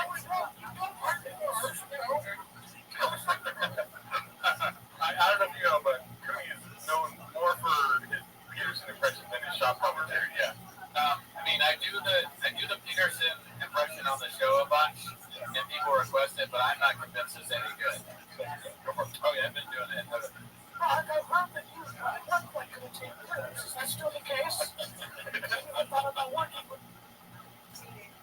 the Canadian. Pitch for sure. Let's see high pitch. My mother has plastic surgery on her face. I mean, thank you, David. I'm still not convinced. It's really, it sounds too much like when I do my mom. My mom. Has Mark ever laughed and shaken? And why do people think I don't laugh and shake? I'm very open with laughing. I don't kind of shield my laughing. I think it's funny. I laugh at it. Can we get some more English money in the chat? The English money. Snapchat. Where are you at? You want better using English money because it's like in pounds. I'm joking around. You fucked up. I mean, I did it on purpose. It's a funny shot. It's a joke. Now, there's a guy that gave us like, I'm not sure what was it? Rubles? Yeah. Oh, I didn't know that. He gave us that, and I was like, is that English money to Gerardo? And Gerardo didn't cut it in time. Does Mark know the lyrics to 10? There is a question. Because I'm confusing right now with I'm falsely confusing it with the songs you guys do. Give me the start of it. It's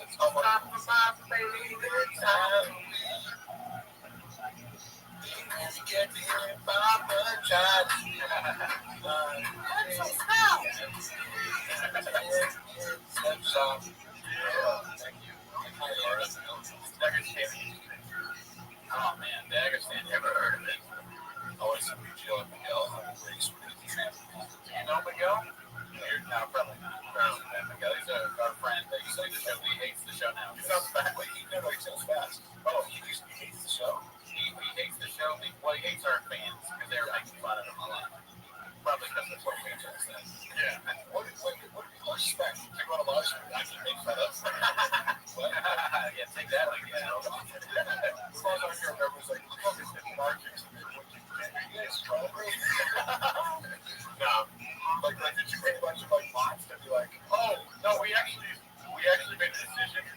Thanks for bringing that up, Mark. We made a decision. We don't want any more bots. Yeah, dude. Oh, yeah. I got like that. Bicep. Yeah, vote on the bicep. Yeah, well, you can see a real big horn right here. Look at that horn. For real, no. Look at it. Wait. Actually, you can see it. Is it coming back? Wait, is that one coming back? Look that one. No, too much. There, what? Just go like back and forth right there. Oh, like you see it now, though? No, I have a horn. Oh, nice. They're Horn Brothers, bro. Yeah. Horn Brothers. Look how cool Mark is. Thank you, fuck. But one thing we do need to be clear about, we get a lot of bots. 100% of the negative comments are bots. We know this. Yeah. Every time someone's criticized us in any way, it's just another one of those bots. Yep. Yes, we actually a lot of bots. We do. Yeah, people are paying for negative comments. What? They're doing that to us. Go ahead and make sure they get What would it be a TV show that hates these bots? Well, actually, like a TV show might be very funny. He has something that makes you money about them. Oh, thank you. Thank you. Stop getting You're not a bot. That would require athletic talent. I can tell when someone's a bot because they say something negative. It's a bot. And I just want to be shirtless. So you got me first. And Mark, what happens? Is Chud giveaway? I don't really know how giveaways work.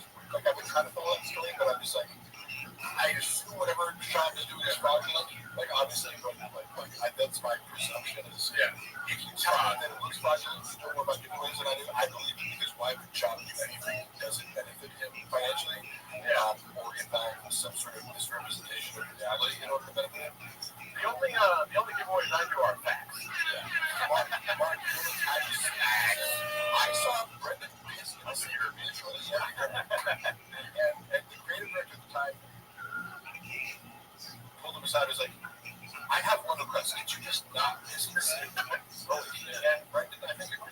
What a stupid thing to ask for. I would never ask for that because I just assume they're gonna listen to it. That's like, why would you ask about that? It's like, if someone comes to your house, it makes sense for them to piss in the sink and they have to piss.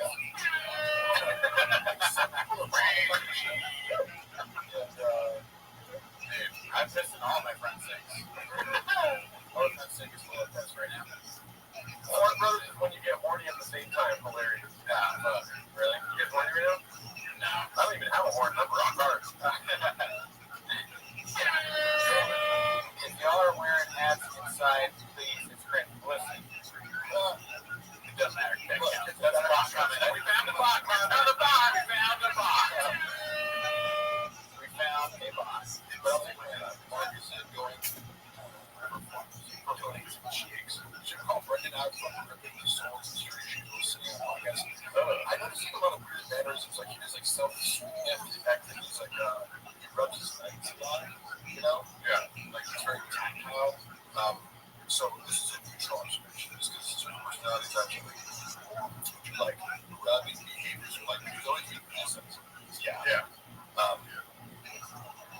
He's like what is it called? Stimming. Yeah. It's like self-soothing. Yeah. Constantly. Oh yeah. He does that all the time. I saw some one night that compulsively to I'm not compulsions with them. If you make you aware of them, you become self-conscious. Yeah. I don't know if my compulsions are. Oh, I used to play with my beard all the time. I still do. Yeah. But they would talk about that on the month. They're like, oh, Foodie does his beard again. Tell him to stop. Yeah. But it's about it. Good luck with that. Mark, what's your... Oh, for that, yeah. Mark, you don't need to read that. Cat? Jamal. Did Shop take this thing too straight or require a rain case or grade? That's true. Oh, shit, dude. It's called autism. Shop's not autistic. Yeah. He's mentally retarded. Why would he answer about Sinaz? So I got word that Sinaz called me deranged. But Trent answer about Sinaz. So I got word that Sinaz called me deranged. But turns out, I'm going to find a better future, but she's the most deranged. So I got word that Sinaz called me deranged. But turns out, hopefully you'll find a better future, but she's the most deranged person who's ever performed shop. And I realized what he said wasn't true. She's crazy stuff. What's the question? Hey, could you have no fucking y'all must have forgot. I like her energy. It wouldn't surprise me if she ended up in jail the next few years. Whoa, is that crazy? Maybe. Okay, allegedly. Sure, I get it. Why would I say something that didn't come out to be true? You know what I mean? Did you ever see, let me rephrase this question. This is one of my questions. Mr. Mark. What's the most creative you've seen your shot take at once? I like the Jesus Christ. It wasn't Happy Hippo. I have it in mind. No, it doesn't. Like, I just it's about them making nauseous. You know what I mean? Like, I think you can trust what's one, can be fun. Yeah. Gives you some sort of buzz. It's something like even get happy, there's happy out of shot. Oh, I thought there was like in shots. Yeah, it's like heroin, right? Sure, you couldn't do it in Chinese water, but battery. Like talking about how it used to be like Jack. Oh wow, you did that? Yeah. Who said that? Tommy. Oh, injecting a bunch of drugs in me. I'm like, this. I don't know. I just try to keep it. Yeah. Yeah. Check things out.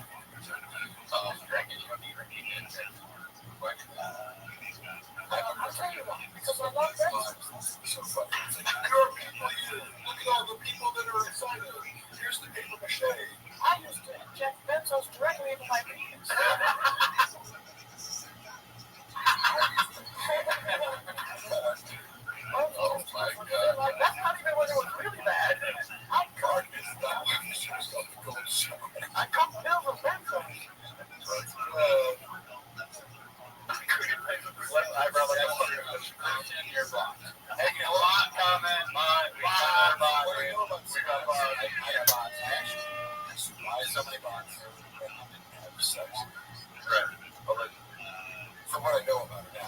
I say that with like, I'm not slut-shaming anybody, or like, I'm not going to use like, I go, I know enough about her to know her proclivities.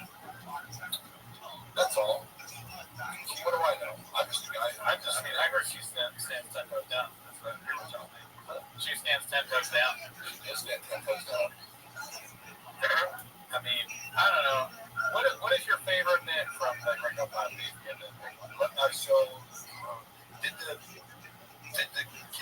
it be cool if I was gay? If he was like, it was just like bros, like, man, Kobe with the bros, just everyone was gay, and that night we hugged each other, Again, was this for me like, it's just so hacky. I don't know. It's just like, what's your favorite bit? Like, but like, I just like, I'm confused. My favorite bit was just kind of like what I thought about the most, like watching him do it, and like I do a tweak out of it. Like, what if God had a little tweak? It's funny how he works into everything he does. He has to. Because look, I'm playing high school football, whatever. It's like you're always making gay jokes. It's good, but when you see like a 40-year-old man constantly making gay jokes, what's going on there, bud? What's going on with the fascination with the penis? Where every single episode you have to talk about dicks. I don't even believe that he plays video games, right? Because you know in the videos, like when we play video games with each other, like what video games is he playing? None, right? So that's just like he's like a non-human trying to relate to him. Right? The podcast is kind of like console. He's just stupid. Another abstract thing where he's like, I just play video games, right? I can pass that off as something that I do that's normal. He's probably bad at every single video game. Video games. Yeah, because video games are. I gave up video games when I realized how much better my friend than me. Like, oh, nice, good tone top. And it would take 3 years playing video games. Like, just get it through this new. Yeah. A guy who's good at video games. I really just play Tony Hawk's and music. I'm being honest. We're not doing all caps, y'all. No, you actually like all caps. No, because it's just like attention grabbing, and they're not. Oh yeah, and it's also like if they're not here all the time, it's like I'm not gonna. Yeah, and you're taking away time from Tough Jimmy. Yeah, and Palestine jokes all the time. Brendan Schaub does. Yeah. So what's accusing you of being? Well, listen, you think I'm Antoine Davis, you too. So someone said Happy should remarkably one of the bros in the scenario. I certainly would be. They would be. You guys fucking love it. Podcast. If we do any kind of gay joke, it's ironic. I'll be back on it. I'm just like a madman in love for gay dudes. Oh, yeah. I mean, isn't it interesting? I mean, I do everything. Well, the game Bob was good at is NASCAR. All caps, no gas. Can you do me a favor? Yeah. Adam is one of our loyal supporters. Yeah. He has a wife named Ellie. Can you say, what's up, Adam and Ellie? Make sure the cuddle's nice, something like that. So he was, whatever it is. What's up, Adam and Ellie? Make sure the cuddle. Yeah!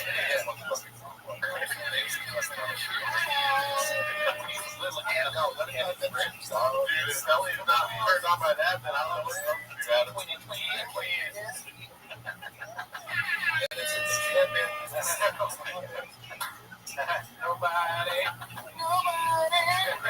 Nobody, baby, nobody, Ellie. What even happened to Olive? Back in the 90s. All day for music. When you want me to. Ain't that paradise? Ellie, won't you so right? I'll sit down and watch my school videos and that's just the whole year's like, there's no way to go on. Guy, and like the music video is like about this like tragic breakup. It's about like the incident of like the romantic tragedy is like the girl makes a cake for the guy, but he like leaves it for a second, and she's like, "Man, this cake." And then, I want to show you, Ellie, that I need you. Adam. Oh, sorry. Yeah. Adam needs you. She knows it's keto. Yeah. My big dick is right there. Shine out there.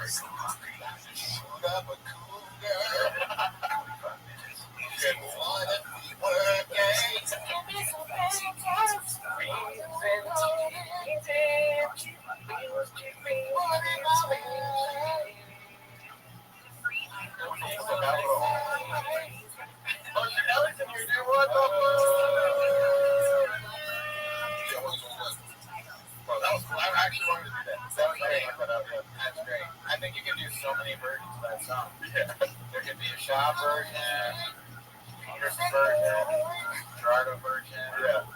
I like the part. I am that permanently part of the Figment album. Sean took down all the episodes where I appeared as a guest on Found a Kid from the video, but there's still like clips of me from the episodes on the Twitch channel. Yeah, I think it's the audio version, but like this was like just my name, you know? It was like even though I appeared with like 100 episodes. So it's after that, like in, Cat's chair, or whatever. I'm like, oh, you got me. You got the 5 episodes, and I'm on it. Yes, it's fine. You said you're still on the record. Like wait, you can find me. You can take down the audio versions of mine as well, and then I'll get clips where it's like, oh, Marco talks about lifting weights on this episode. Yeah. People can't finish the job. That's lazy, I guess. I like that. Versus Billy and we're trying to two S words frequently cancel. That's pretty great. Called out more for saying he played in the NFL. I feel like he does get called out a lot, but it's insane. That is an insane lot. Yeah. Can we just become more friends? like, I don't know, just because he's so far from me that it's like I don't know, showing up and fucking like Buffalo Bills. Like I played. That's how close he was to me. Yeah. It's like having a courtside seat at a Lakers game and saying that you played Super Bowl. Yeah, it's like throwing up in the Lakers 25, 46 times. I was there when there's multiple compulsive repeats saying that because he says to Rogan, for example, he said so many times that Rogan went compulsive themselves. He said, okay, in reality, where's your culture? Heavy into the deadlifting and benching, blah, blah, blah. Now, for the record, I did it 33 times as a 19-year-old in college, so it's like, this isn't that impressive, right? Yeah. And doing that 33 times, it's an NFL level number. However, you also have to, like, if you're a linebacker and you bench press 225 33 times, you also have to run a 4.6. You also have to have a fucking, 3-inch vertical. You also have to have all these other things that you should do. So bench press is really not relevant to you want to start. That's right. Right. People put this out there so easily. No struggle. No, first of all, the time is before you should jump into 40 reps because you kept repeating this. It seems like it's 42 or whatever. I was there. We did 30 reps, which is impressive. There's a lot of bench. 30 reps is very good. However, and I have photographic evidence of this. They don't weigh 45 pounds. Everybody knows that. There's calibrated plates for powerlifting that are colored and they're from, Amigo or whatever. There's certain brands of powerlifting plates that are calibrated to exactly, but just regular iron plates, there's like discrepancies between each plate. Interesting. Yeah, I would have just assumed as low as 41 pounds. So it's possible if you take 3 pounds on each plate, all of a sudden you're with 12 less pounds, which is significant. So that's much less than 12 pounds for 30 reps, and you're bouncing off your chest and not letting out, which may not count in a combine situation. And then lying about it and turning it into a 40, despite having the eyewitness here over there. Why would he tell you? Yeah, just classic pathological lie where he's relying on other people and like, hey, I was there. I really didn't do 40, you did 30, and then because he kept saying it, like, and Rogan's impressed by it because he wasn't there, so why would you lie about it? Right, so you should know better. Because, again, I've seen shop and bench press for plates that you don't need to lie about that. What do you think that exactly? The other thing was impressive enough. Yeah. So, but then you were posting for a while, like, people were listening to this. They're like, oh, look, he posted himself doing the bench press. Yeah. At first, you just post, like, a picture of the bench press, and it's like, well, everybody's like, yeah, I'm just doing my business. It's like, cool, but show you just doing it. Tell the story, bro. You know, say, oh, yeah, just did 700 pounds. Here's a picture of 700 pounds on the deadlift. Yeah. Why don't you just focus on this? So then he posted a video, and it's like, he did 26 reps. What happened? You know, like, in his mind, he was like, see? Like, no, we don't. It's less. Yeah. Wait, he's like, what do you believe? Me or the guy that sent a dick pic to my stepmom? Yeah, I can do 100 reps. I just did 20, obviously. I can do 100. This is a great question. Do you think Brendan can do an oil change? No. Next question. Hey, is there any it's so funny. Is there any evidence of him performing oil change? I don't see any online. Seems like you barely put gasoline in his car.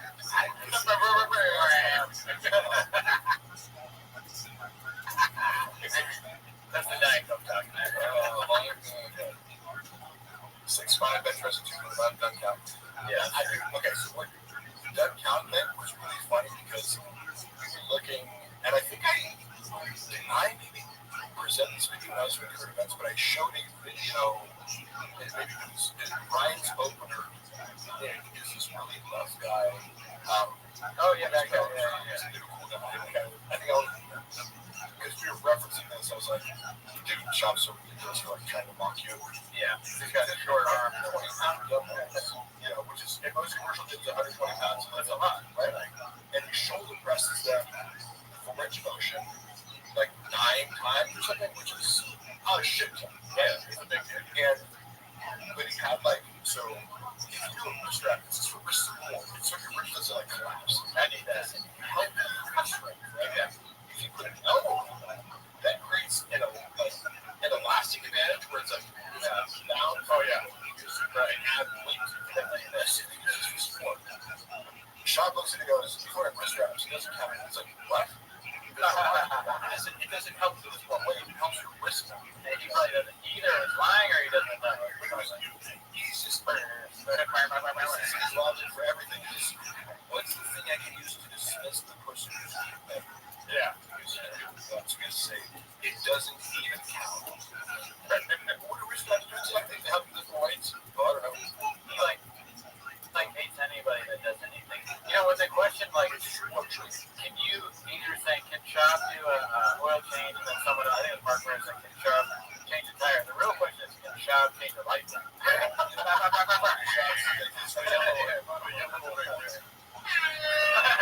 How many shops does it take to screw a light bulb?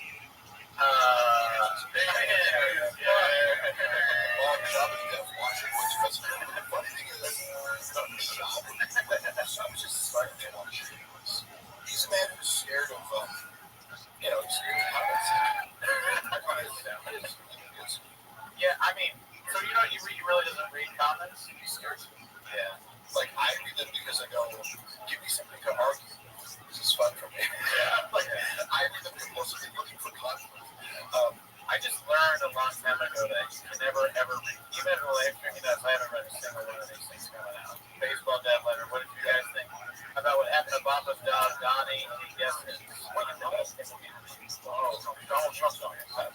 Oh, no, they don't put that dog off. I don't know. Probably it's not solo time. You know what we're doing as I'm looking over all this stuff? Big dog. Big dog spot. I had this video on my phone when I lost my cat in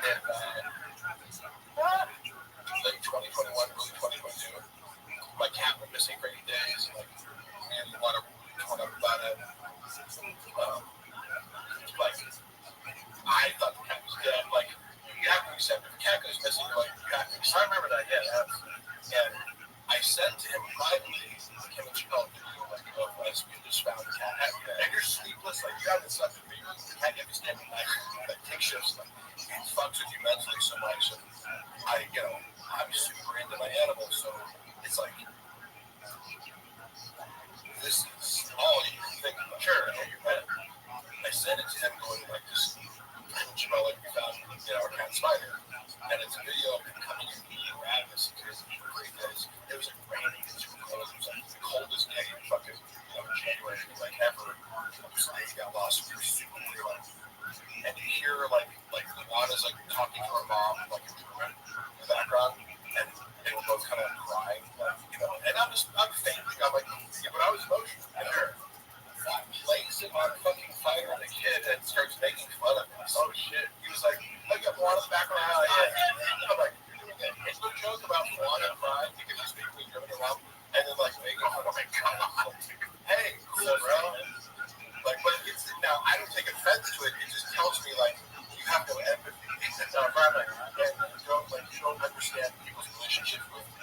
I know that too because we actually we lost the cat Rogan and Shorty by our cat. Can't find it. Really? Yeah. I mean, it's you know, haven't seen it in a while. Cats, you either keep them indoors. I know, take my cats outside and monitor them and keep them inside. The cats want to be outside. How many cats do you have? 4. Oh, yeah. And I walk them.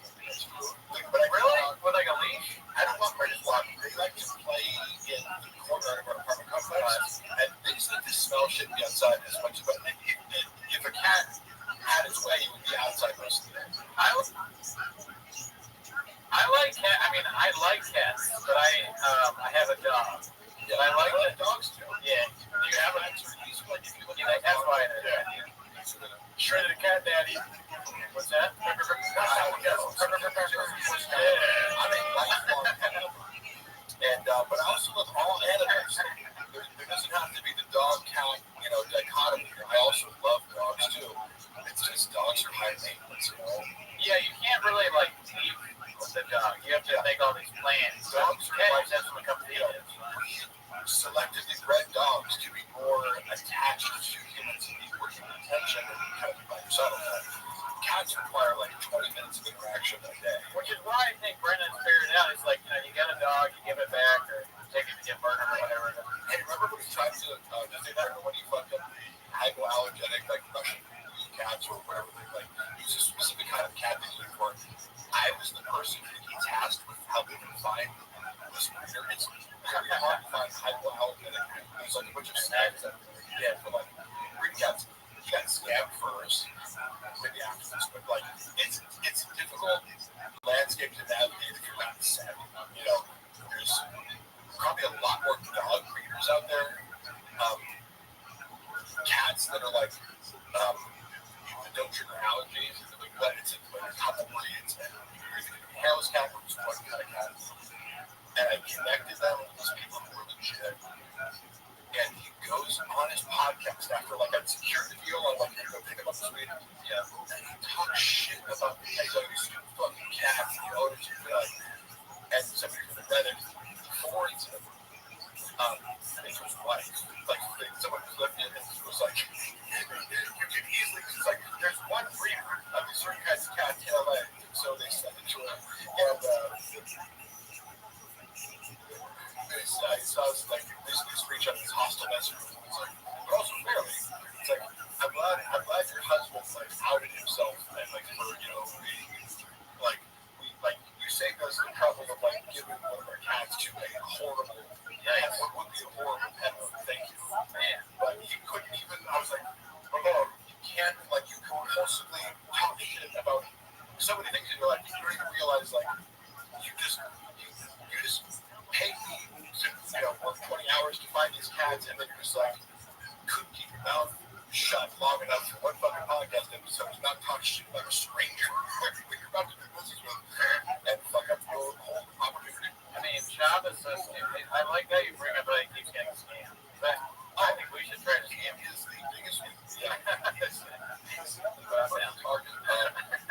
I mentioned before how the former individual we talk about the magic. Like, Sean, you need alien insurance. Yeah, it's like, here's their house, your social media. Yeah. So, he used to run this scam where he would get more followers. There's an automated process that you can do where, let's say you're selected, right? Like, there's an automated thing that likes random stories. Yeah, because if you're like, really? Check mark and a million followers, and somebody sees you like your story, it drives traffic to your page, and then they follow you. So it actually does work. Yeah. But at the time, he was being counterbalanced by the fact that he had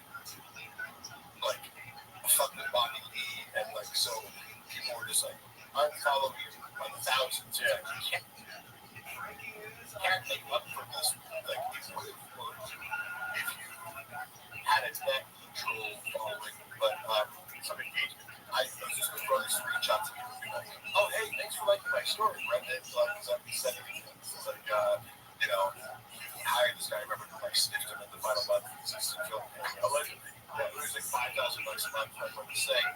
It's like stuck at their results. Like, well, yeah, it's just if you look at how many followers you're getting, it's just being dragged out by the unfollowers.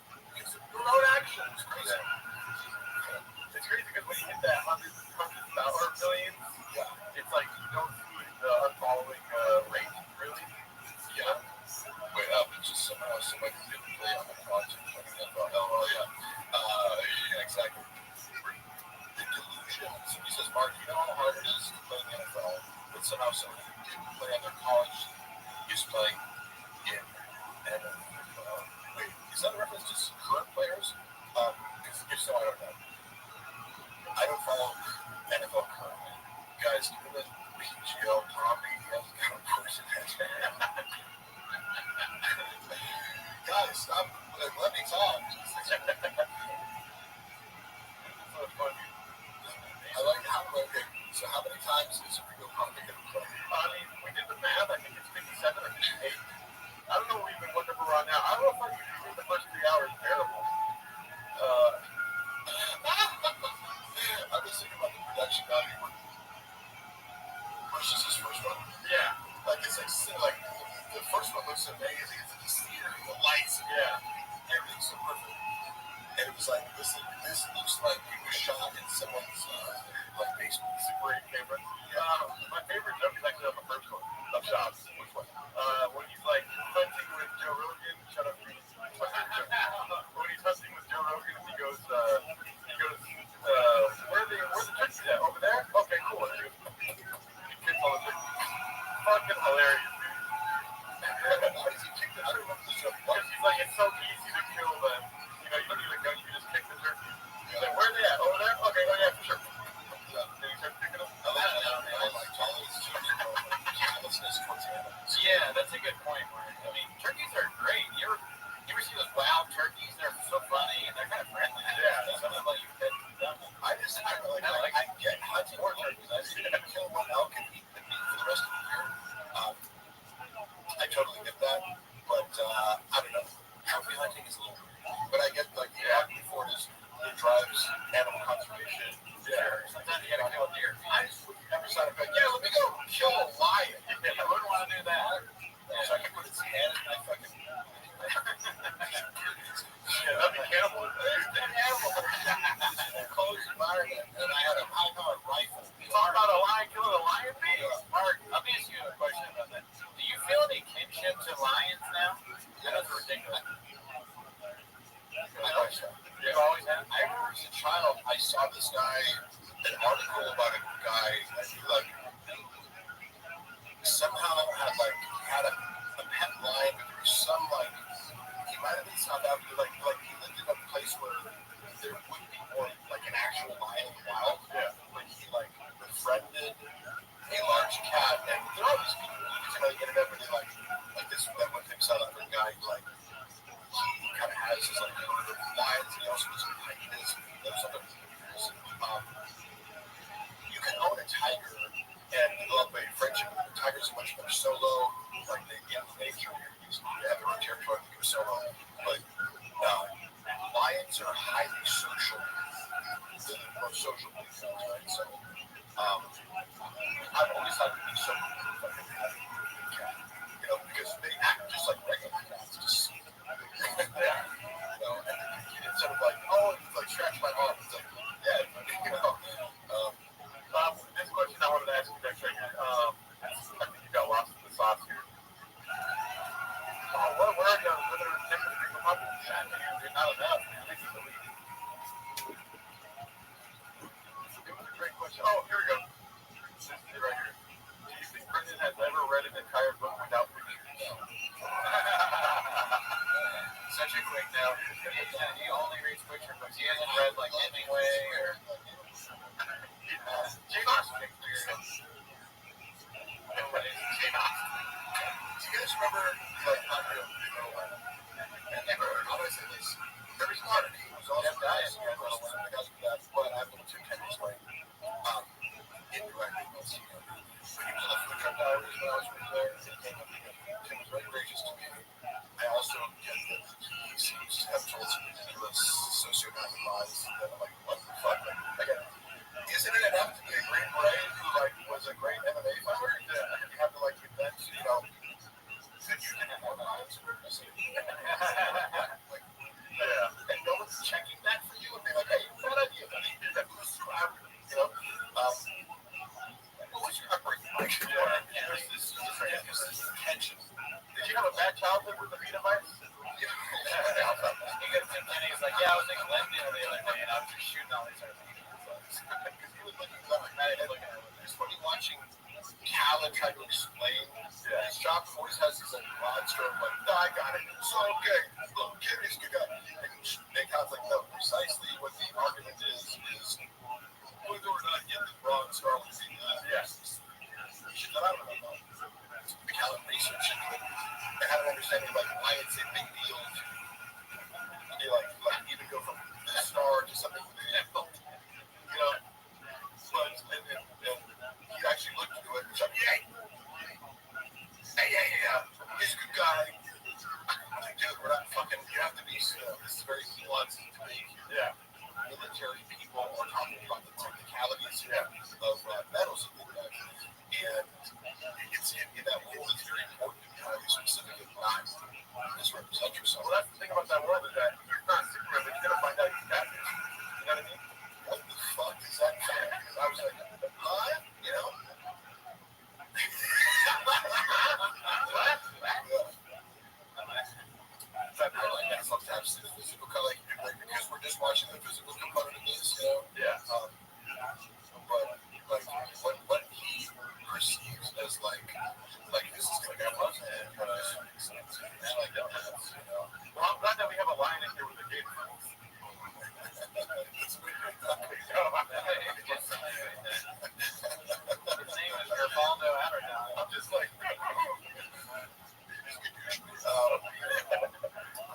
Well, I'm a guy with this fucking scroll device, so my name for Kennedy, by the way, was the morning that Tim Kennedy was coming on the show. Yeah. He's promoting to us. Yeah. Guess what I texted him before? Hey, could you read the book real quick and like give me some notes? Oh my god. The whole thing, but I had to like scan. I thought the book you read the one that like find like a few, it's like give me like a book report like an hour, So I had to like feed Sean questions so that he could pretend as if he had read it. That's why, right? And I'm like, why not just say you didn't read it? Nobody thinks you're a reader. Yeah. And then you go, so I didn't read the book, but tell me about it. Yeah. And allow him to talk. Right? You can tell him. Why does everything have to be predicated on a lot? Make yourself, because that work is like, he asked the questions that I told him to set up because it's just like, oh, so you're talking about this, and like, and it's teed up perfectly. Yeah. Just if you'd ask one follow up, he's like, oh, like, did you remember the chapter about this? And he'd be like, yeah, the wonderful thing. And he says, yeah. Like, yeah. Tim asked one follow up question. Okay, yeah. Ask the cards. You're doing this as what the fuck is Killian?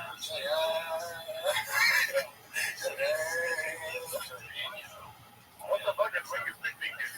He's back. I got a stupid Tim Kennedy out here. Tim Kennedy ever been killed by him? Mark, I didn't have that video of everyone congratulating him for his video popping special, or did Chin actually come up with that on his own unprompted? It was planned unprompted. Here's, let me say this. What kind of person would you anticipate? Like, it's almost like, oh my god, you got a surprise birthday. It's like, I don't want that, don't give me an emotional thing. Right. I'm recording a podcast. Yeah, exactly. So, reach out to make the crowd. Like, it's telling of what the environment necessitates. Like, Chin's anticipating that this is something that needs to happen. That Brendan, if it didn't happen, would feel insulted. Yeah. He needs to have some sort of self-congratulatory, emotional, like, celebration of his like, thank you for the Academy. Yeah. Put out a 26-minute video on YouTube. 23 talking about it. And it's got bumpers too, so it's like 23. And it's accomplished. It's like, maybe had this one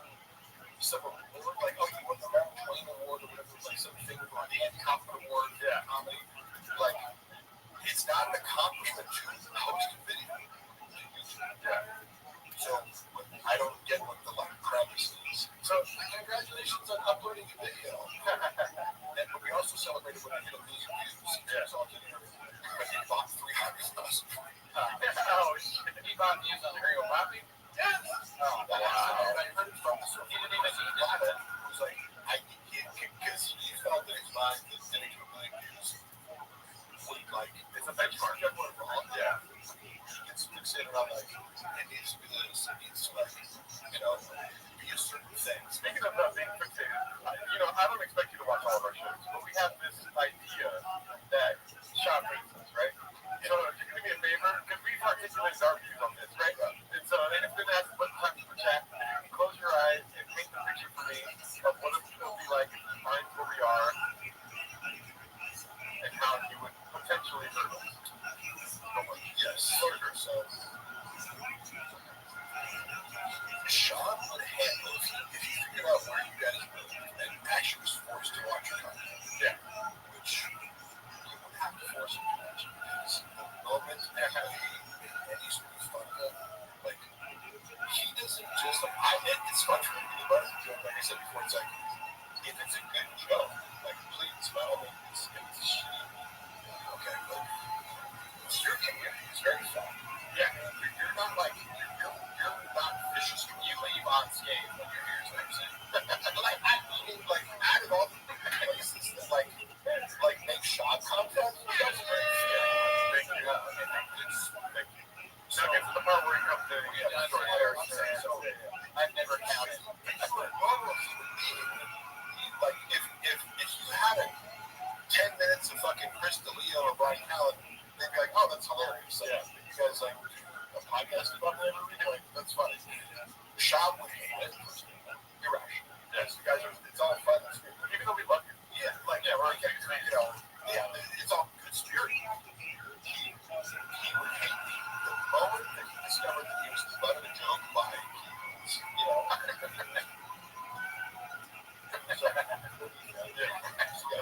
he's right, so it's like, their mom's closet. And so he used every aspect to dismiss their uncle's and then he would imagine beating up or talk about beating the shit out of you or outside of like yes. Sean would never confront you face to face because he has an aversion to face conflict because like I'm not saying he's scared to fight, obviously he fought. Yes, and UFC like I assume he has more nerves than like some people less bothered by it. It's like you think Khabib or McGregor gets nervous to fight. Yeah, I think that's the coolest motherfucker. You're right. No, you don't really like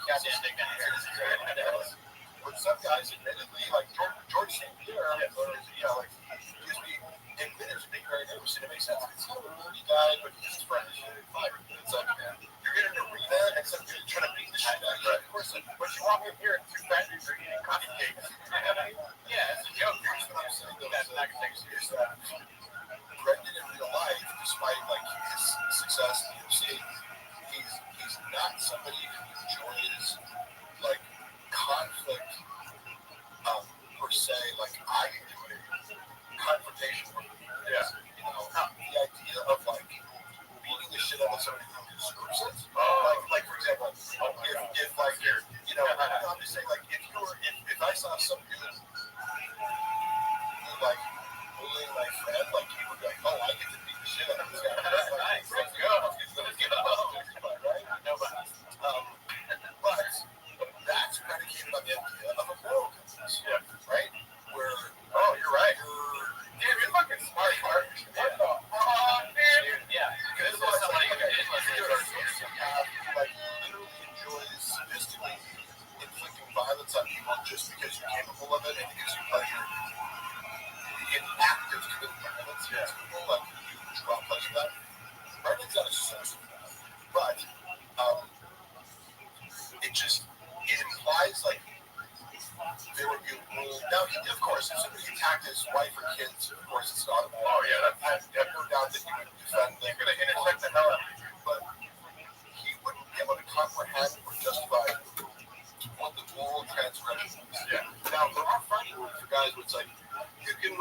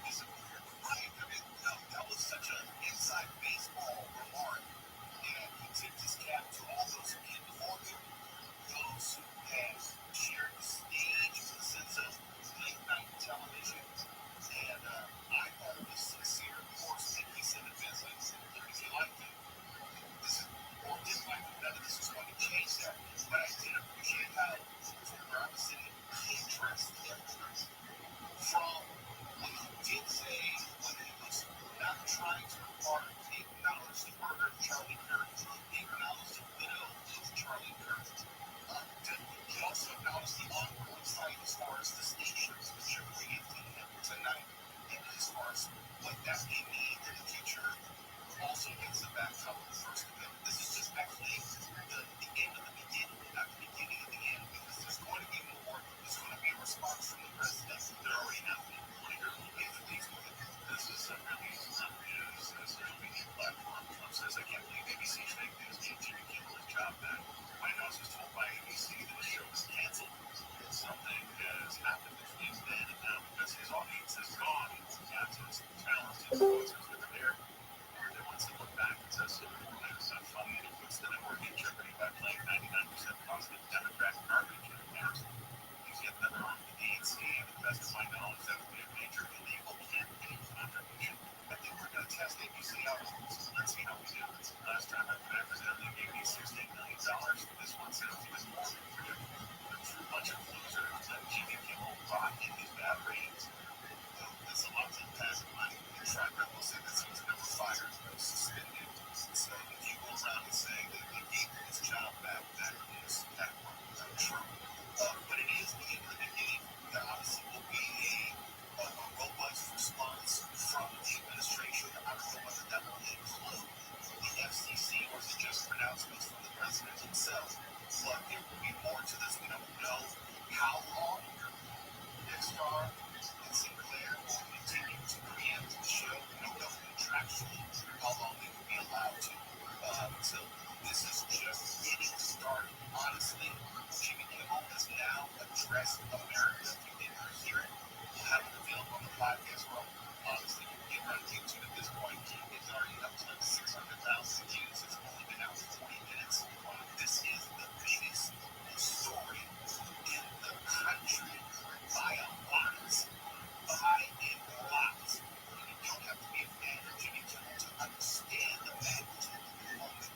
So I encourage you to listen to him in his own words. That's why we let it run completely. There was no commentary by me or no interruption to the acting and a lot of commercial break because we thought this was much more important given the news and also the discussion of what's going on in this country with media. I mean, this impacts me, impacts Mark, impacts everybody who can do here as we are part of the broadcast and airways as well. So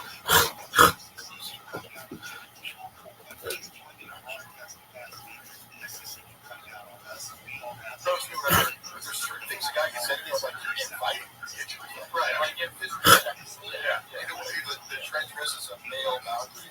Like if you hate somebody for this and they say, hey, why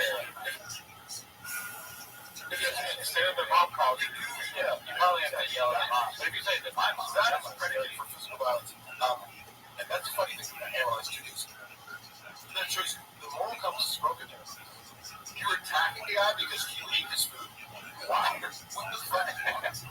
You know, Brian. Wow.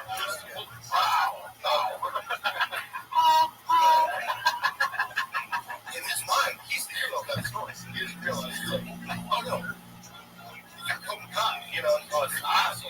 Todd is one of our favorites. He's a chef. Hey, real quick, y'all talking about mama being scared. That's your takeaway. Look at those.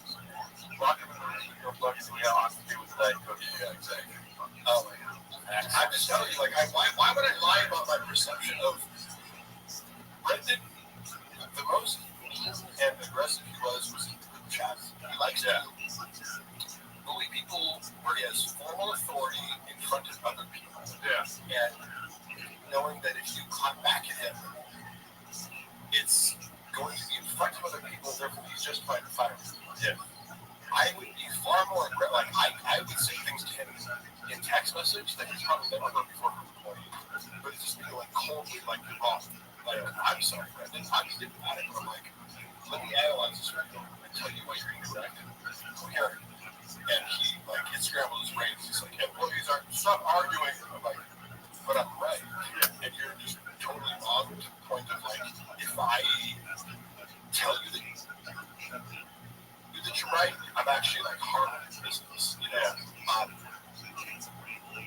And then in person, we had this conference with text, and he's talking about, hey, what's up, brother? Like, it's very reconciliatory. Yeah. And I'm okay, like, football coaches in my life, like, when I played college football, I had this head coach who was like a former NFL offensive lineman who was, like, super smart and, like, just an aggressive, nasty competitor, you know? Yeah.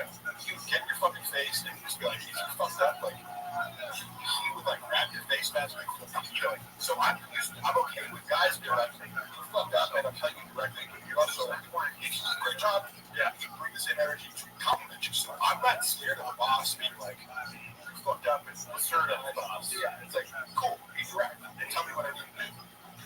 The shop is like, you'll be a dick to text message in the chat, but then see a person like, hey man, so kind of be into it, be a little bit like, okay, you want me to say yes, man, more?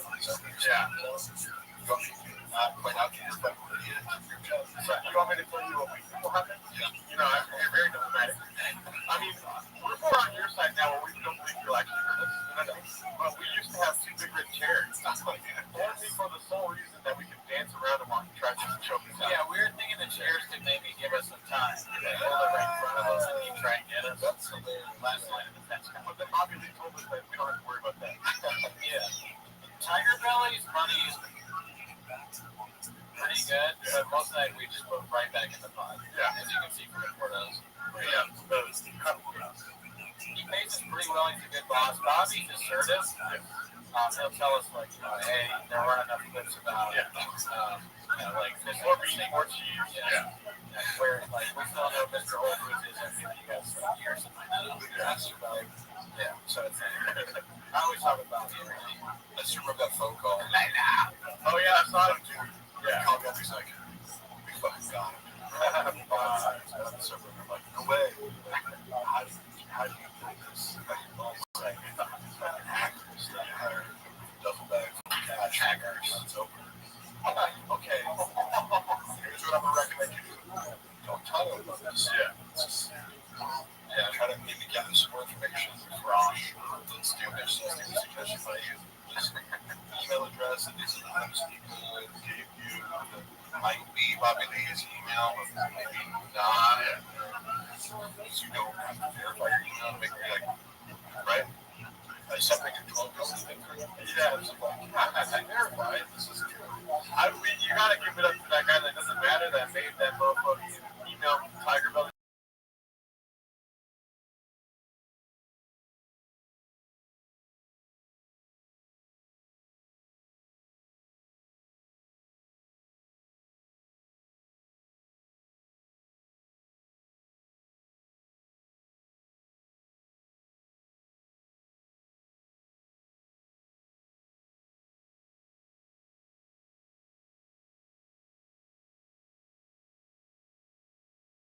I wrestled at heavyweight in high school. A lot of guys, I don't see like, do you think I'm scared of being punched in the face? Yeah. I've been in more street fights and we're like, I'm just not like, do you think engaging in physical violence with guys roughly my size scares me? You must not know me. That's how I feel about Augusta Mosinga. I'm like, that guy's a great guy. My wife's DMs. Oh, yeah, for like, stuff like that. Okay, hey, dude, you think Luana would go for you? Like, you don't know my DM. Did he? Oh, he's trying to fuck? So let's just say he's living more than that. He's in Gizzy, double Facebook. Did you say that? No, he's actually kind of polite. I mean, hey, shoot or shoot, but yeah. He was like, hey, if you're ever in London, like, come through. It was polite, like he was skinny. Yeah. If you have any London, like, come on through. What the fuck are you talking about? Crash out. When did I crash out? When my wife was hiking I crash out every night. Quite National Forest after the department. Trump was asked this one earlier. Because Brian taking a loan or something from Bob is that we saw no. He's running for alibi. Right for streaking. How much alcohol is drowning? A lot. Because I remember keeping track of this, and I remember I'm looking for some photos that I had on my phone that I think shop show at 9 a.m. Yeah. That fucking large stuff. Yeah. Like at 9 in the morning, and then he just keep drinking. You can't see his face, where much loaded. It's like, well, drinking whiskey all the time. Checked up with the chin up. And then he would do, I'm already trying to calculate how much whiskey he's drinking based on, like, so we take a large, like, glass as big with comedy clubs. They serve, like, a Diet Coke in. Yeah. With whiskey and ice. And I was trying to, like, 6 shots and fill us up with ice. One of those. So he was drinking at least 12 shots of whiskey at night before 2 shows. And then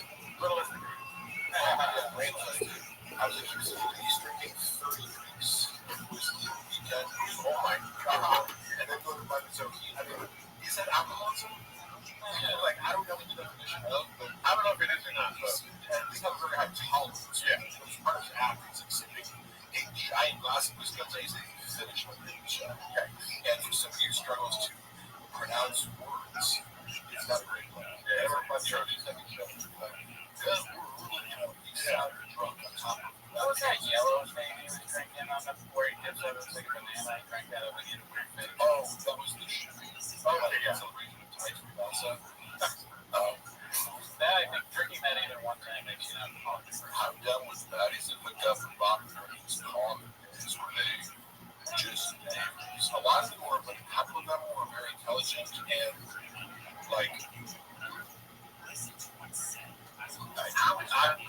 women are, you have to understand that like the draw of status is enormous for most, even sophisticated women. It's like if you're famous, it's also tall, being an athlete, right?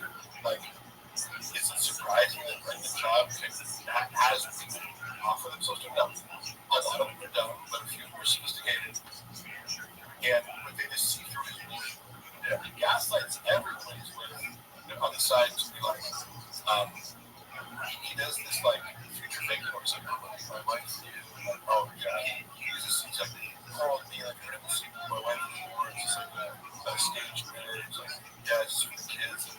Because I've seen them actualize only friends, multiple of my own friends. It's like this chick that I work out with is culture, like yeah, like pursue this. I've seen him pursue so many women like I did before him. It's alright. Like his approach is identical. He's like baddies, baddie. He's the most social. Is incapable of not saying things. Yeah, same story, which involves like I'm super sympathetic. My life is actually really sad at home. Single sex with my wife, so this is really cheating. Yeah. On the one that I believe my wife for certain families. Yeah, you're like a 60-year-old in the middle class. What? You act like a 60-year-old in the middle class, like acting like they're gonna leave their wife. They don't really have that much money, so they can just pay for sex and like not have to. Yeah, worse. Yeah, like I don't know. It's like because you can get away with all these movies. I'm famous. I have money as a kid. You're the side piece. Yeah, but can't be honest. Yeah, he needs a shared fantasy. Yeah, also classic behavior. Enter into a shared fantasy because I've received like women I didn't know that well, but that reach out to me and be like, we made plans to go to a fertility clinic, talk about having kids. I'm like, hey, I'm like, you're an idiot for believing that. Yeah. First of all, but Brendan was an issue. Yeah, because he develops a pretty elaborate fantasy people that describe the next movie, which creates liability. He's like, guess what? If you're not going with it, one of them's gonna ask Crystalina. Yeah, right. It's just like you're upping the odds of enough women like objects. One of them might protest. That might give momentum to other people. Chuck, great question. We already answered that though. Yeah, the only thing Elder Beer is anything. He's doing God's work. He's an artist. How many Aggies was there all that week? Oh, we already answered that before. Yeah, that's what. How is Brendan reporting his lifestyle? Does it make sense to Peter? Somebody said Peter. Okay. So, I really try to not speak inaccurately, right? Like, because there's already so many people speculating on, like, he's going broke, he's doing this, like, but if I don't see your bank accounts or know your exact financial situations, I can't comment on that. Right. I know he made a lot of money being stand for sure. He made a lot of money doing podcasts, so, like, if you have any sort of financial intelligence, tuck some of that away. And I think he doesn't give it a secret that he doesn't.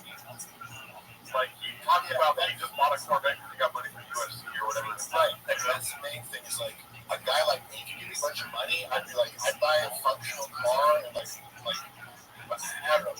I don't care. Like, the comfort would be having a bunch of money as security to kind of do what I want, not have to work. Yeah. It doesn't make sense to me to be like, I got a bunch of money, I can look like I'm more rich. Yeah. Right? But to him, the appearance of wealth is very important. Yeah. As you know, man, what I like, you hate that I was yeah, they're fucking they're in Austin now, bro. Like, dude, you know, one thing we were laughing about with that, with the expensive thing, he's whining all the time about Austin now, and one of the first things he said was they don't have to one. Oh, yes, I wanted to ask him. Yeah, well, what do you think about that? That's a crazy thing to say. Oh, yeah. Also, yes, oh, I would never have actually shopped there had it not been for shop. It's like I hate because I feel like I as a body you're like you come here at food and I eat steak and rice and chicken right now, right? Yeah. I don't eat cans, right? So I'm already cooking for myself. So I'm like, wait, so this like $10 steak that I can get from Costco, right? I like the equivalent of that at Airline would be like $80 for fucking, you know. I just remember going there and being like, wait, I bought a drink and like a plate of food that had like meat and a side dish, and it's like $40, you know, for half, you know. Yeah, they're hot bars. Yeah, that food is very good, but it's like going to Airline is part of the whole like I'm rich, I can afford it. And you like to be seated at Airline because everything's so expensive. It prices out all the produce. Yeah. Airline's like fucking Costco with a beach. It's a funny little thing. It's right there, but like I'm like I can eat McDonald's. Shout out to CR Guitars, dude. What the fuck? CR Guitars. CR Guitars, the guy that made our pizza.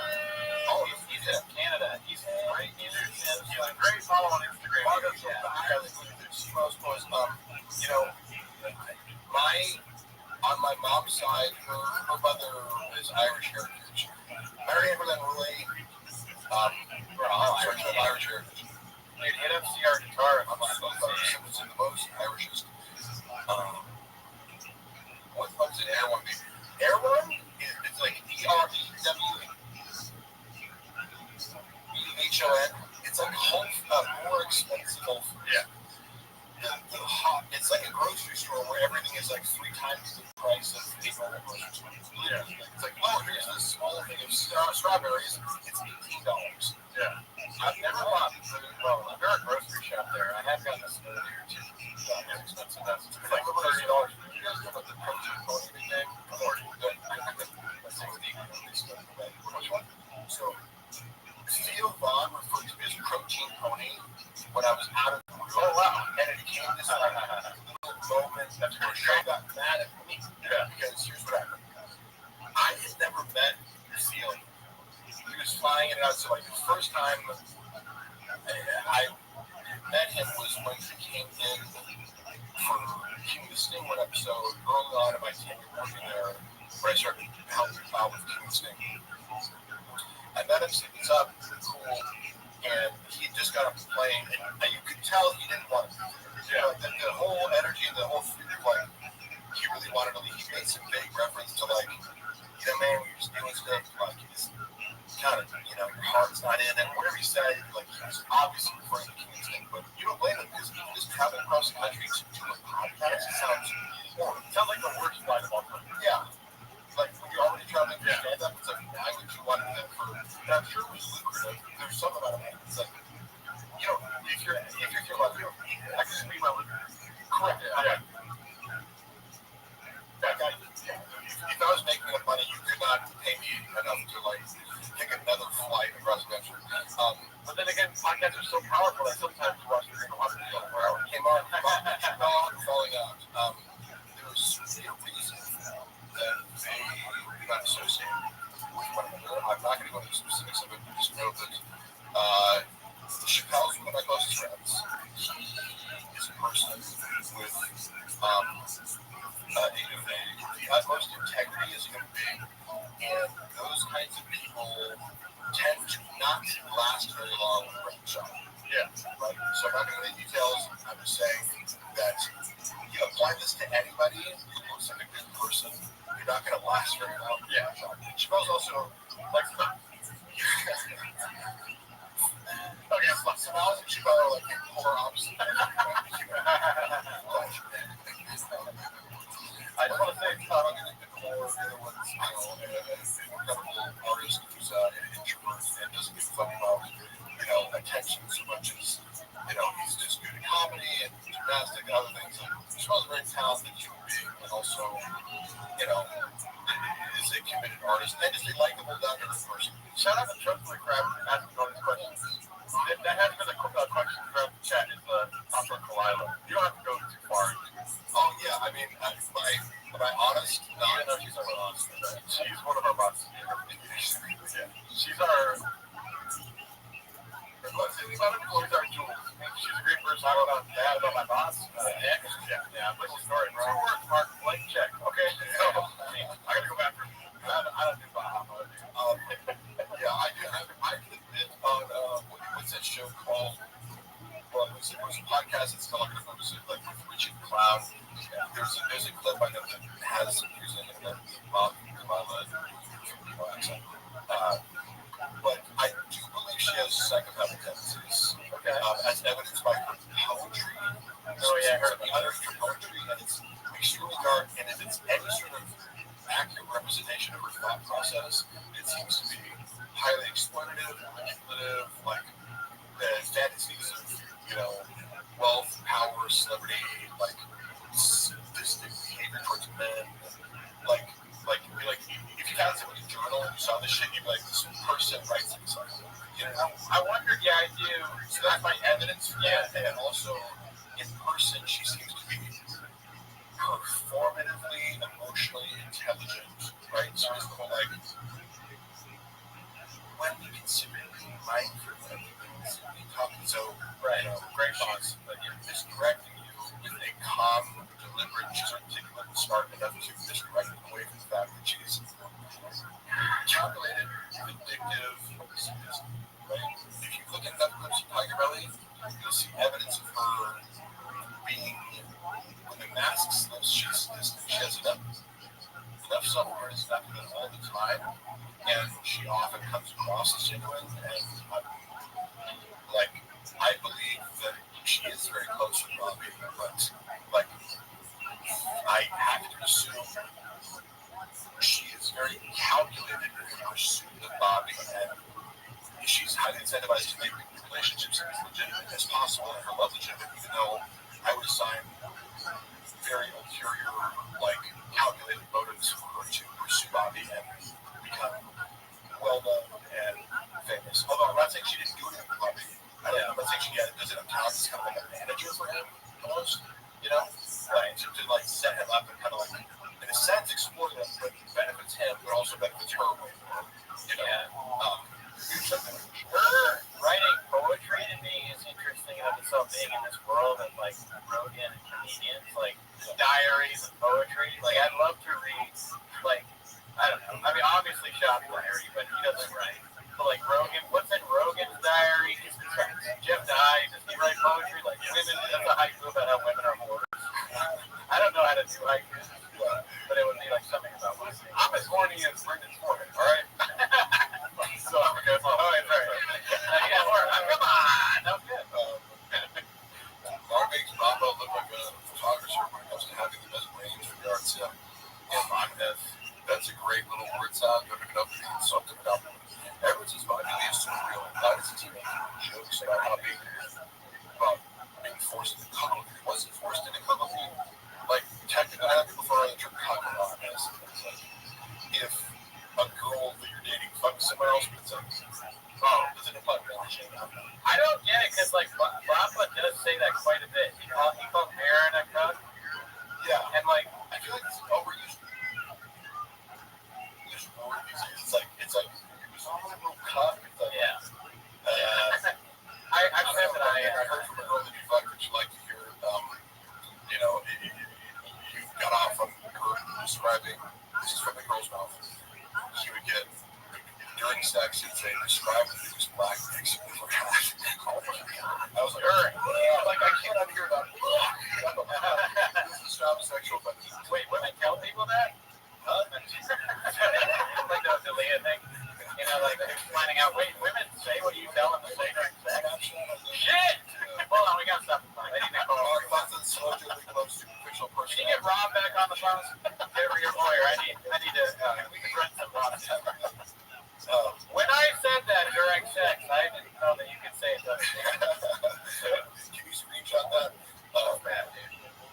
Fuck it. Somebody just asked me a question. Oh, where am I that slow Joe? Yeah, she's in person. It's funny.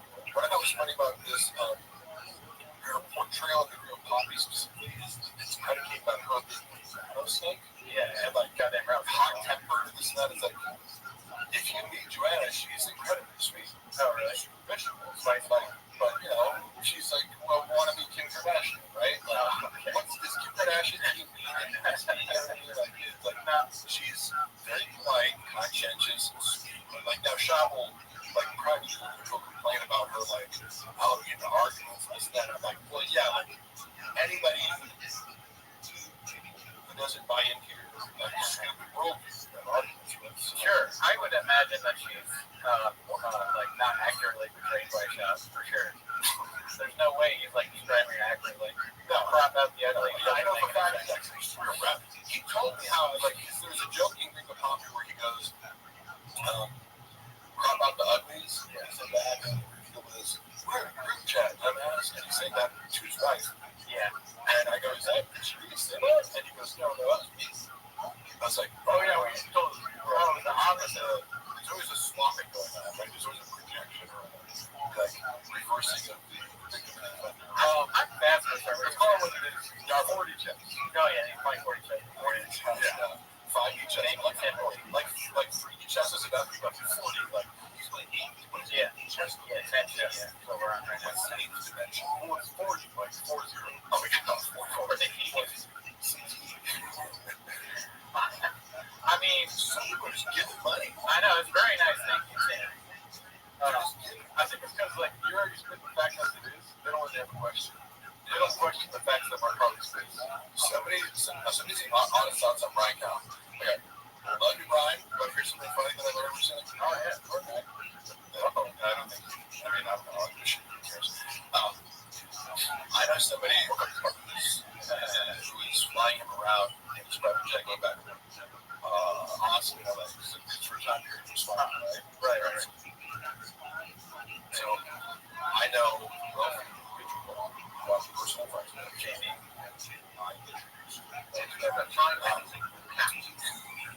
who's using, and Brian loves Richard.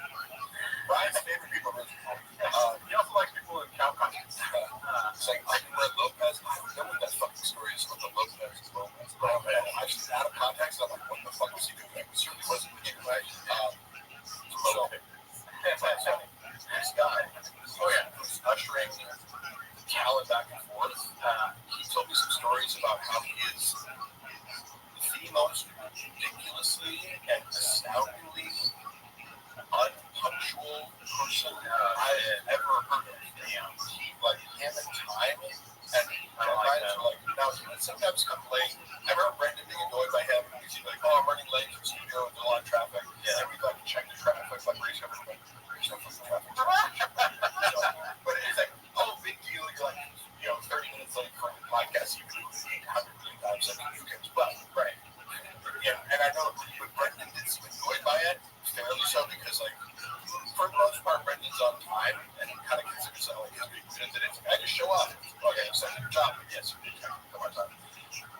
Brian apparently has a more difficult relationship with time, and I get that as, like, a symptom, you know, like time management, time distortion, or problems. However, the details of some of the stories I've heard, I was like,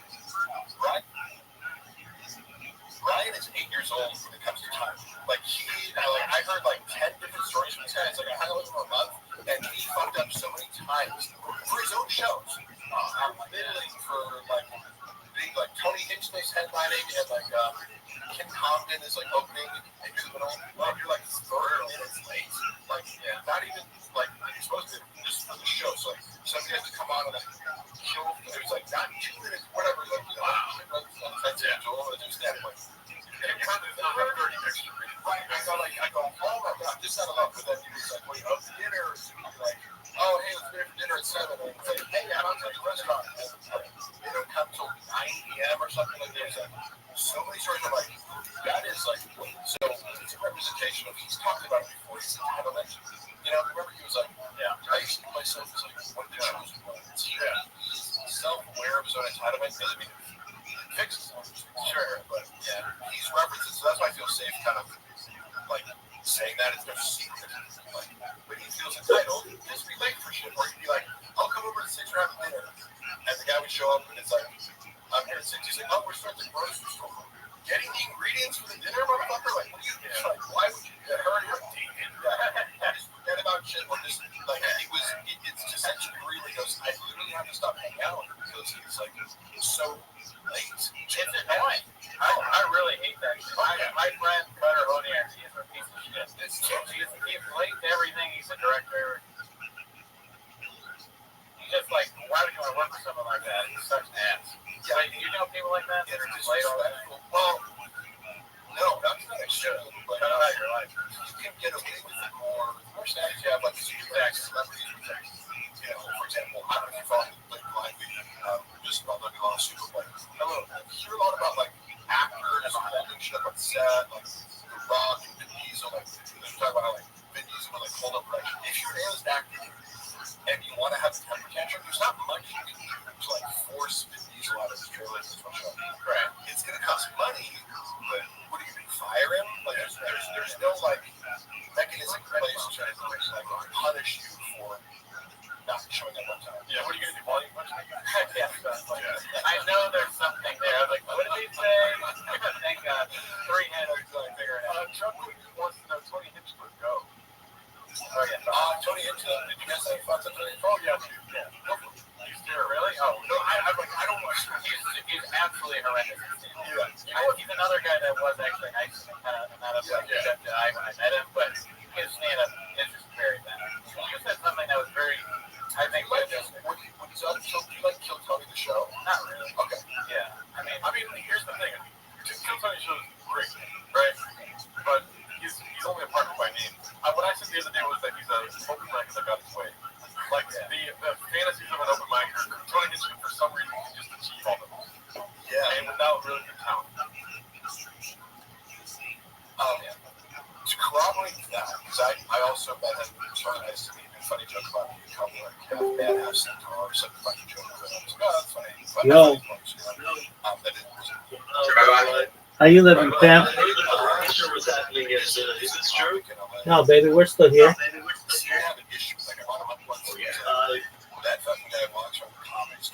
What's good in your neck of the woods? I'm not good. I am just fixing some software.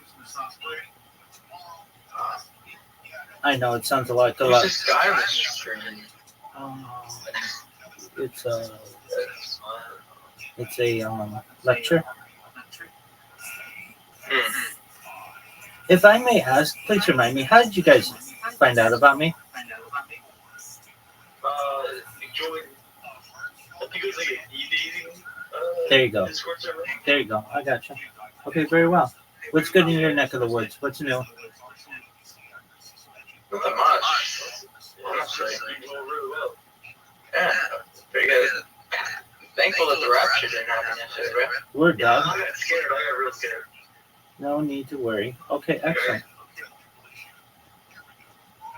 Well, very well. Have you guys been playing any video games recently? Oh yeah, we were just on Ready or Not. How was that? Pretty good, pretty good. Okay, excellent. What about you?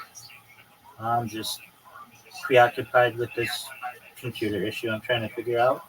And so apologies if I'm not more lively, but I'm trying to figure this out. Excellent. Hey. So I gotta go sleep. You do you, big dog. Sweet dreams, my friend. So apparently he does corrupt people. Honestly, people say that. People have said that about him a lot. I mean, the only interaction I've had with him is I did kill Tony once. He was nice to me on that, and then after the roast battle, he gave me some compliments. So like both times I was like, and he didn't need to be. He could have slammed me because I bounced. So both times I was like, all right, well this guy's a nice guy, but that was before. So I do still feel bad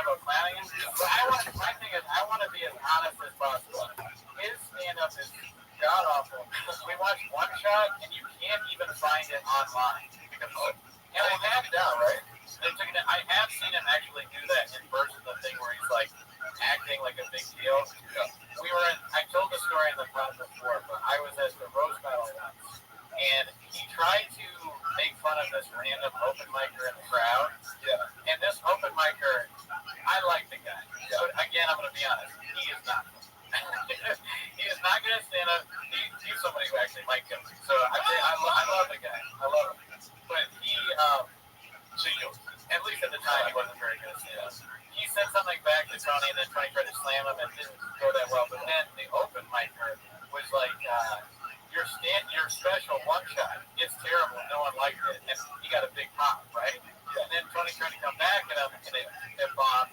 And then the open micer went back, and he was like, yeah, well, I remember there's been some moments in my life. I remember we used to roast each other in my fraternity, like as part of initiation, like an anonymous roast. We would tell one of the pledges to like write a roast, and tell you either like and smoke that piece. It's not true. You're write some roast, right? Yeah. You know where it's coming from. This was very fun. One dude kept like it's like it's he was I think closeted gay, but because he was also like really in your face, like narcissistic and like overcompensating straight, that was what made it like what was out of gay, right? But like he was there and like a narcissist. The final joke of the entire evening, somebody goes up and goes like, sir, whatever, you're gay and no one likes you. And he was just like, oh, he was like, yeah. And then everybody came, like, no, why would you? It's so, that's a great shit feel. But it's one of those things that Brad was go, like, take your special stuff.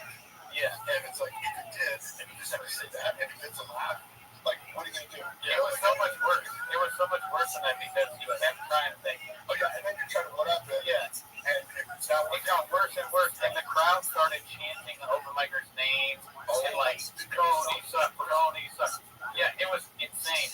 I said this on the podcast, and two people actually more than two people, they messaged me about it, about other times that exact same thing happened. So this has happened to Tony 3 times at least. Yeah, random open micers. Martian set up and kill Tony and he gets pulled his shit up with him. That's actually a fucking brilliant idea.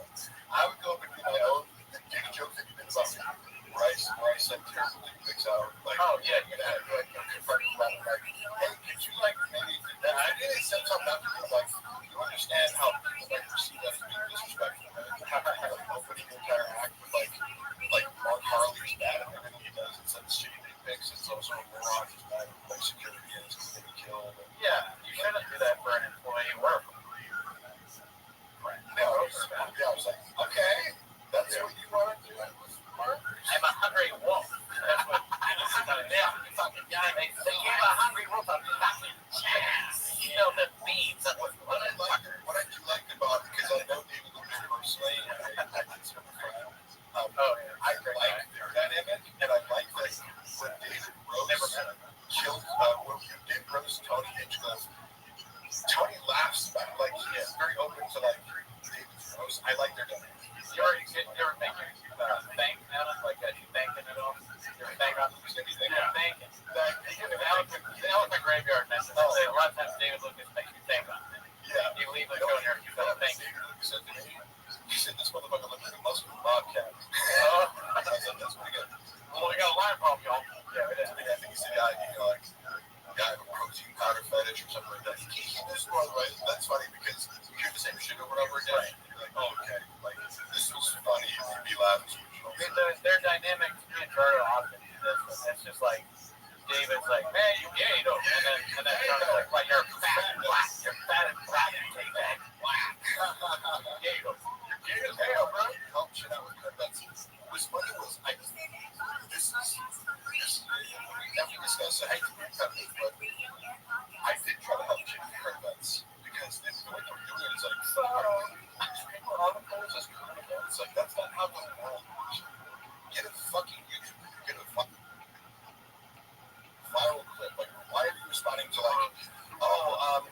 was kidnapped, like, and then she was reading it out loud or whatever. It was like, Jesus Christ, this is like the worst part of the show. Yeah, this is not, the world has evolved, and like, yeah, show rules behind.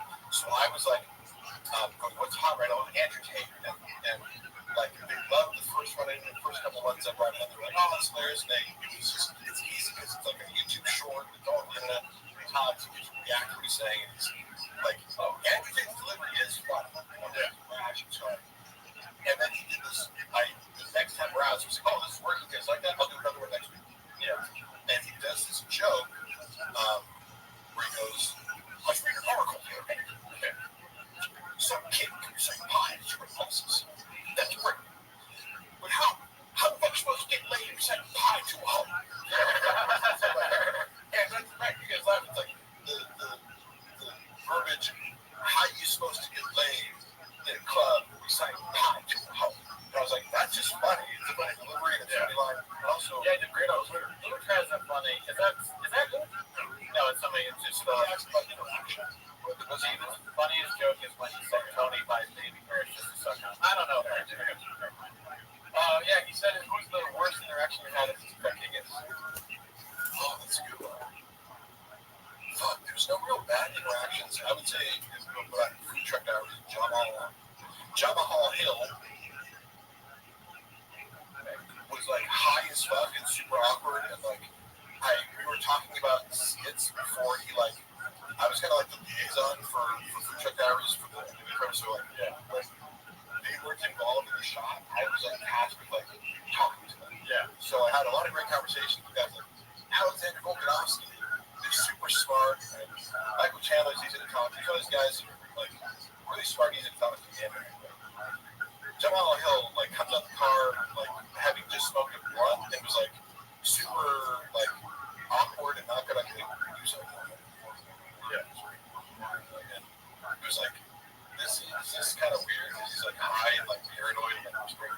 But before the episode shot, we were like, oh, I see you do like skits online. He was like, voiceovers and this and that. We're talking skits and that. Like, I asked him to like shoot a skit afterwards for like the Oak and Stone Clothing Company. And like, and by the way, a bunch of people have done this for me. I was like, oh, like, who's the, like everything is.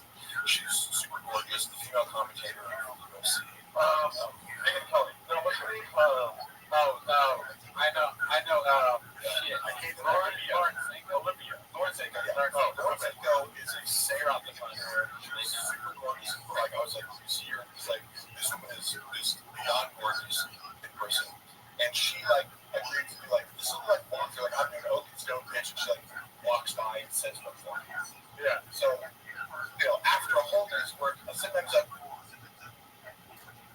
ask a bit, hey, do you mind for 10 seconds if you do this thing for me? And after I'd already discussed comedy and saying, like, come up with this good idea, I'm like, oh, like, you come up to me and be like, I like that shirt, let me get it. And he, like, takes it off and he, like pulls me to it. I was like, oh, would you mind it? And he got super awkward about it.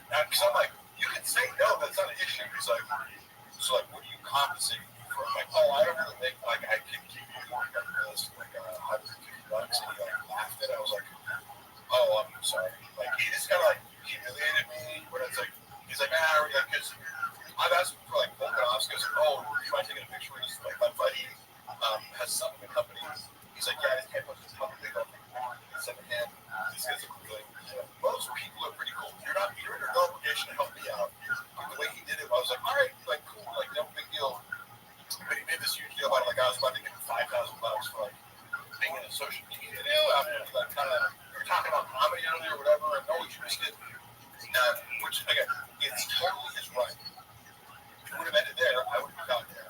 But then I get a call from Brendan. He's like, "Did you fucking try to like get Jamal Hill to do a like promo?" I'm like, "How did that get back to you?" Like, his manager called me like, "Did he? You know, like his manager, Jamal."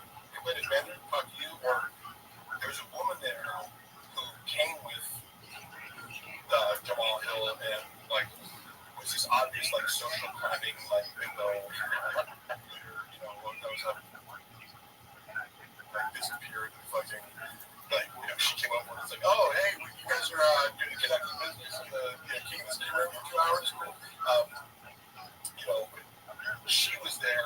shop had left, and she was still there. I think she must have like used it as a predicate to like reach out to shops to like Mark, John, all of that, like as a way to like kind of be like, oh, I know this got your best interest, but like, why am I being reprimanded about asking a simple question to a guest? Like, we're getting productions. Yeah, he just didn't. Was he paid for this whole episode? Like, I like it was just because he had. I'm told everything said no, but Brett didn't even consider it. This was the worst episode of like Food Trip Diaries ever, and I don't disagree. Yeah. And that again, he was not even going to lift his mouth because it was like, you're not going to think about it. Yeah. Just because people were bigger than you, like Laura Sanko, she was fucking so cool, and she's like, gonna be, bigger than, I don't know, I just think she's way more bigger than you on social media. Then Jamal Hill, sorry, I missed something. Yeah, although he is like, I mean, he's become, he's now seen that he's very likable as he copes with his losses. Like, I was not a fan of his. It was funny because Brendan was like, she'll never be champion, and then he was just kind of like, it was funny, kind of like said it to me. I was agnostic as far as his fighting skills, but Megan, no, it was Laura Sanko. Okay. Laura Sanko is gorgeous in person. Like, she looks hot on camera, saying in person, it's like, has Mark Nancy probably making their position? What the fuck is there? Probably George or janitors or Pure Spectrum. Yes, okay, Pure Spectrum also. Great. That's a great question. All I can say is Brendan introduced the idea of the Pure Spectrum lawsuit. It must have been 2021 because we were at Sioux Culture, lifting alone, and my recollection is not exactly the time frame we were lifting there, and I wasn't yet working in Victoria. So I probably know it was like summer 2021. Somehow this gets brought up. He's like telling me that he had to sue that. Yeah. Right? And so his version of that is that when I first know him, so I have no reason to distrust everything he says, which I know, like everything the job says is like take it with a grain of salt, because if it involves him being wrong and other people like and money and numbers, it's like none of this is potentially true. You could be a kernel of truth, or you could be flipping it entirely on its head to like project, his bad deeds onto other people and reverse victim offender. But he told me what is literally an upside down version of this world. So yeah, he said this. I was working for this CBD company. Like, I got an ownership stake in it. They came to me, like, offered me this. And he presented it as I'm getting, like, I own a portion of the business because I'm paying this sort of dividends each month, and everything's going great. And it's slowly that starts to dwindle down. But I'm like, what's going on here? And I'm condensing this, but it's like, the accusation the shop was making is I'm being fraudulently, like, kind of my stock in the company's being deleted or something like that, or I'm being, like,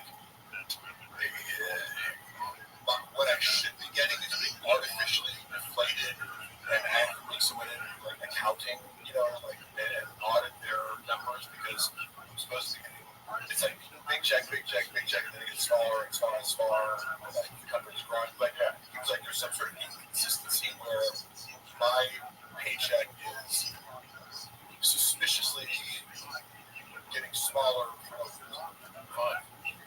Then the lawsuit says this. So like that's weird, like that's crazy. That you like, suggesting legal action in the sky, but in this story, he's the innocent victim of being swindled out of like a business deal. You know what I mean? He was unfairly treated by a guy who like Magic Beans. Yeah. He's like, this guy came in and just fucked me over, and I'm like, I gotta sue him. But then you read the lawsuit, and it's like, I can corroborate what you can hear because I've seen it do the same thing elsewhere. And one way you're getting paid is a flat fee to do social media posts, right?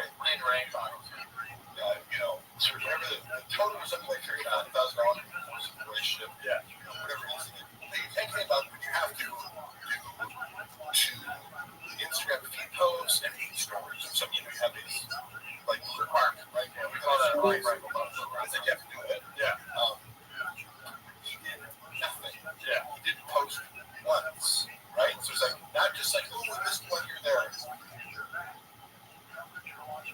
He was doing nothing. Maybe talked about his podcast, something like in his mind he justified it. He was making hundreds of thousands of dollars and just wasn't doing it. Like they look back and put a time frame, they're like, hey, so it turns out you posted no posts and no stories. You have to stop and get or like we have to dissolve the ownership of and then the ownership of the company would be another source of revenue if it pays dividends. And then also like using a code, like use code shops, you're getting the percentages in sales using code. Yeah, so three streams of income. Well, if you're not posting like the code, you're not promoting it, if you're not hitting the post, your code is going to get docked. If you're not getting commissions, you're selling basically docked. And then the ownership stake, I think, was negotiated because they were like, well, instead of us suing you for the $300,000 if you gave us nothing, how about you just give us back the 10% of the company? Yeah.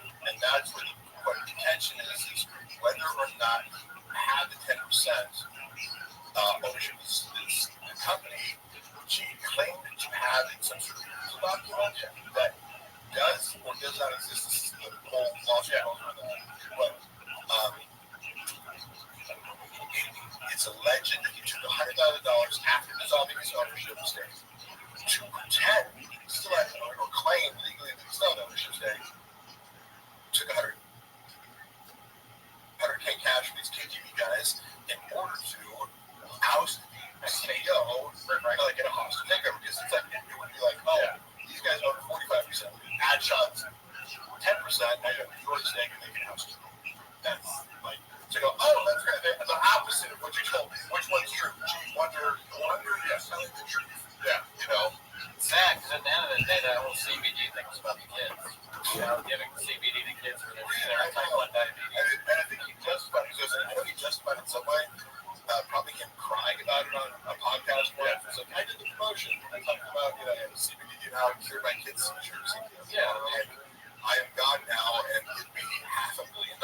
When I see a kid, I'm just like, I see wanting CBD, and I take my jack. Not like he wants a magic wine. He wants a magic wine. I give the kids all. Yeah, this guy's a real narcissist. Boys get tired.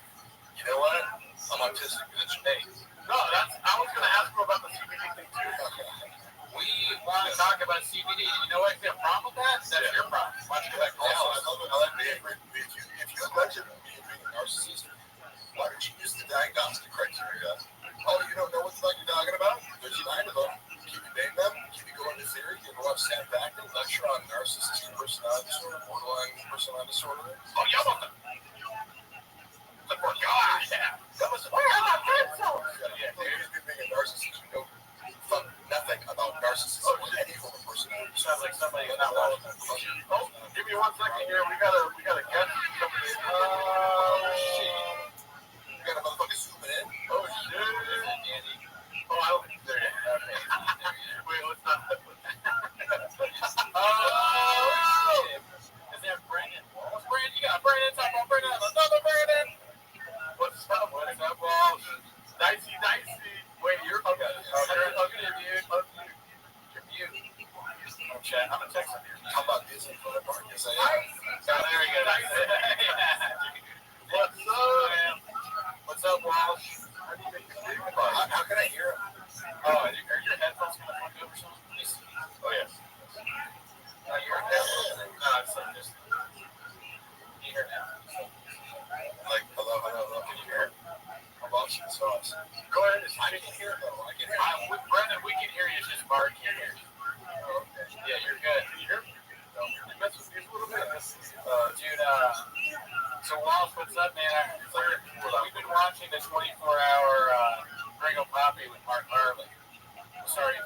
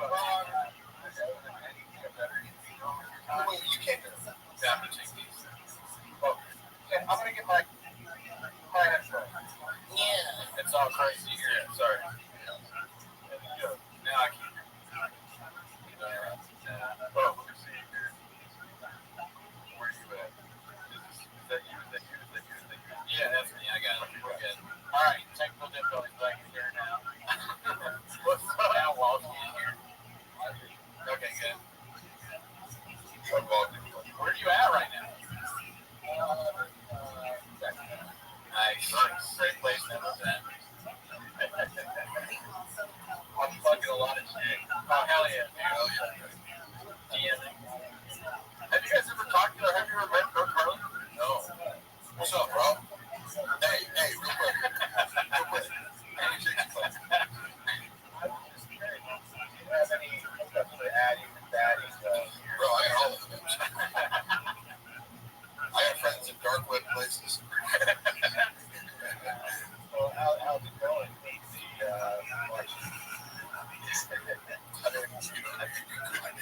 I think we've watched it 15 times. Oh yeah, we watched it a lot already. So, we got, really? Yeah, it's pretty long. Well, do you have a favorite bit from Gringo Poppy? You can remember? Oh, the high one? So you don't get it again? I don't know why. Okay.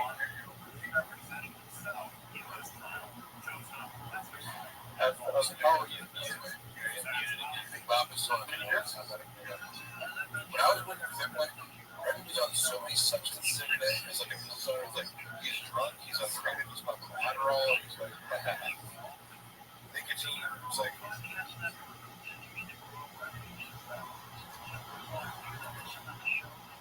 So tell the story because we can't hear Brendan. oh, we're trying to fix the audio. Can you tell the story of what my thing is like? Yeah. Like, wouldn't surprise me if he got off drugs. I don't think he said it necessarily misrepresent that because it was already out in the open for these two. Yeah, now we can hear him well. Sorry, so what was your favorite bit from Gringo Poppy? I think that I like when he makes his eye go like this.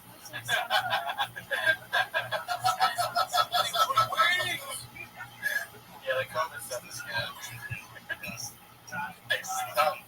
You do stand up?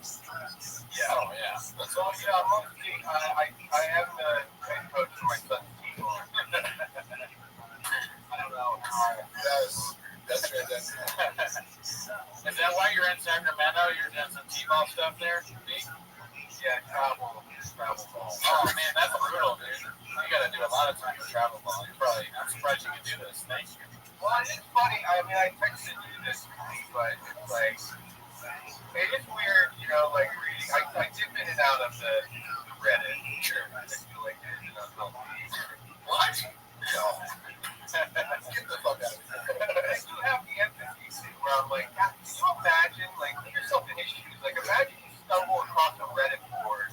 People are just picking apart every second. I feel like that because I didn't know what it was, and then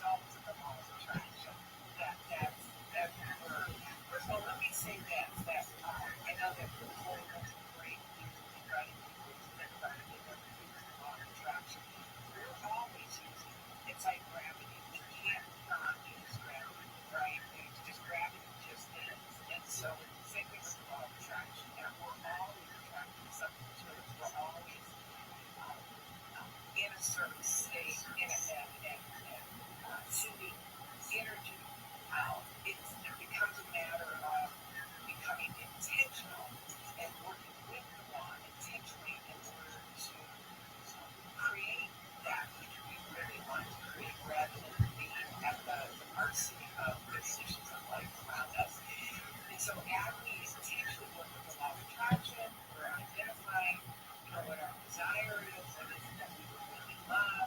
I always like to think in terms of not only what is it that you really love, but what is that desire you ask for you to discover about yourself. Not only are you seeing it, but you're becoming the person that can actually be in that light. And then as you change, things begin to manifest. So the manifestation is the effect of the law of attraction, and we become more effective at manifesting what it is that we really want as we work intentionally along. That's right. Because then we manifest primarily through relationships and jobs, or are there other things there? Well, again, if we're talking about the difference between this default manifestation, we're pretty much manifesting everything, right? And compared to intentional manifestation.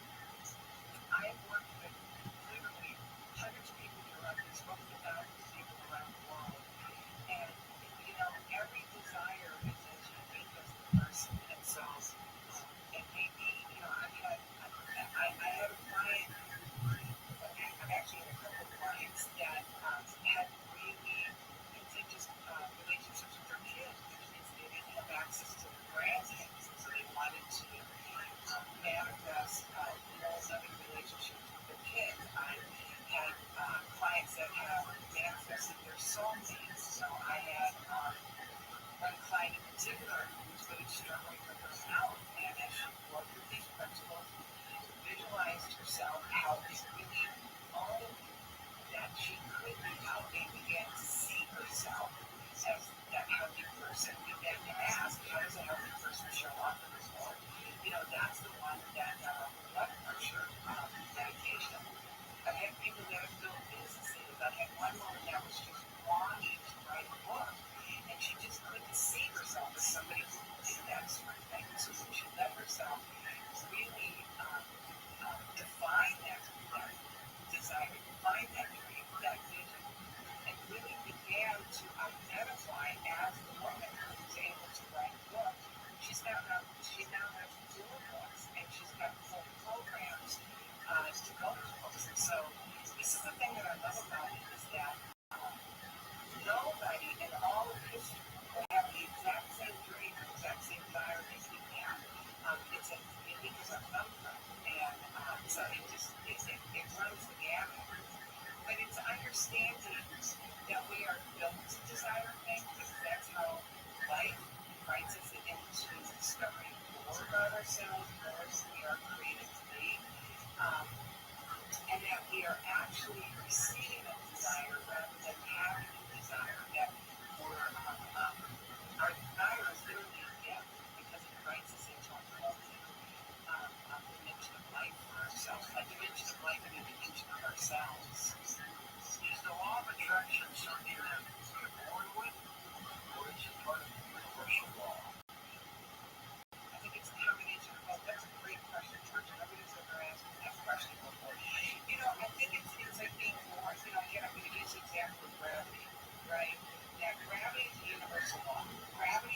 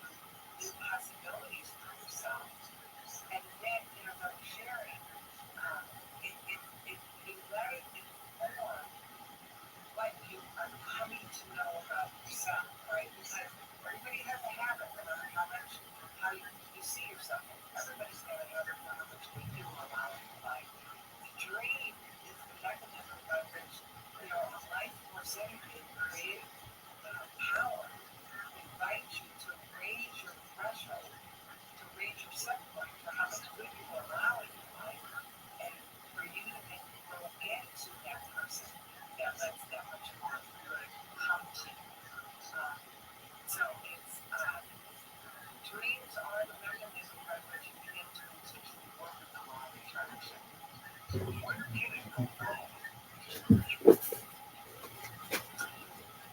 don't know that it necessarily was wrong, but I think what happens is it gets frustrated when they don't receive The first time I ever appeared on TV, like, hey, knowing, barely knowing Brendan or his history or anything, all of a sudden the next day I appear and I'm like, they bring me out as like the guy to talk about lifting weights and anabolics and dieting and stuff. So I'm like giving what I would consider benign advice to people, and then the next day, like, I'm being bombarded with like, you fucking ugly loser, you're the worst act. Like, and at that time I only had like acting videos on my YouTube, and it was like thousands of comments like, you're the worst looking actor. I'm like, what the fuck is this? What am I doing to these people? You know, and having no concept. And then Brent was also like, did you get much hate? I just want to let you know. So I'm like, I dismissed the entire rest as being crazy people. But then you have to, so it's like, oh, okay, yeah, but it's music. But then you go back and go, oh, Brendan has been, you know, a public narcissist who like compulsively lies on air for like a decade before this. So, there's a reason for it. You know, repeatedly makes these mistakes, even just, you know, pronouncing words. It's a little cow thing. But yes, it would be scary. However, if I was him, like my best advice would be like, if you go back and have lean the fuck into it. Like, own the community or participate, or if it bothers you deeply, pretend like it doesn't. Otherwise, it's going to get bigger and eat you up. Well, I'm just curious how he does process all of this. Yeah. Yeah. He's aware of it. I mean, it's just everything in his go-to coping mechanism is anyone who's criticizing me is coming from a place of jealousy, which dismisses any criticism as legitimate because you're going, I'm scared, you know, for 100,000 people. Yeah. And honestly, it's illogical. That's what winds up sucking me back in. It's like, you know, where I'm like, you know, I have better things to do with my time. I can't fucking do this shit anymore. And then, you know, I'll step away for, you know, a month or two, 3, and it'll just, you know, it'll just be one of those things. Like late at night, I'm fucking, you know, everybody's in bed, I go for sleep. My girlfriend thinks, you know, my name's Brendan. I'm a failed comedian. I'm a failed podcaster. Sometimes it's like, whoa, you know. My wife's name is Johanna. Is it really? Taco Bell. I mean, you can relate. That's part of what brings it. See, the thing, what I would say, you asked, like, how tough is it to be in Brendan's shoes? But if you're in Brendan's shoes, your feet are going to be wet, remember? He drinks out of his shoes, so you can't do that. But then, you know, that's what sucks me back in, though, because it'll be late at night or whatever. For whatever reason, I'll be online, just fucking wasting time. I'm like, I'll click on the, I'll go to see, because I can't use the T5K Reddit, so I don't even get any suggestions, so I don't even know. When you go on Reddit, because again, I think Reddit's amazing. You know what I mean? For a lot of, like, as a social media app, I don't know. But I'm going to it, and then I check the difference for a second, and then it's like, the guy, I mean, it's just non-stop hits. Like, I'm like, yeah. What? One time when I laughed, and I came back, and it's when he got the fucking choppy tattoo. Oh, yeah. And I'm just like, yeah, it's goes now. As you're saying, he keeps on doing himself.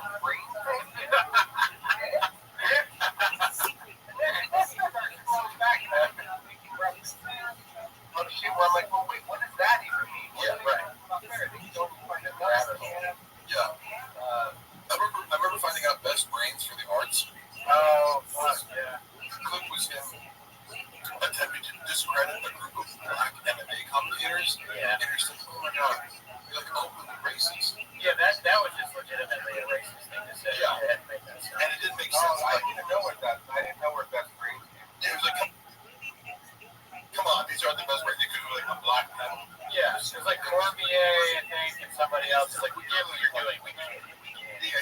Yeah, if you're trying to do like the diversity hire thing, and it's just like, the words that are coming out of your mouth, like, I mean, he said, we were laughing about this today. Well, he said, I just saw that movie 15 Years a Slave.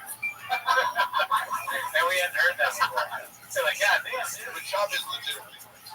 Oh, for Like, I know you privately, I'm not going to say like the exact ways in which I feel comfortable saying. I don't believe it. Yeah, no way.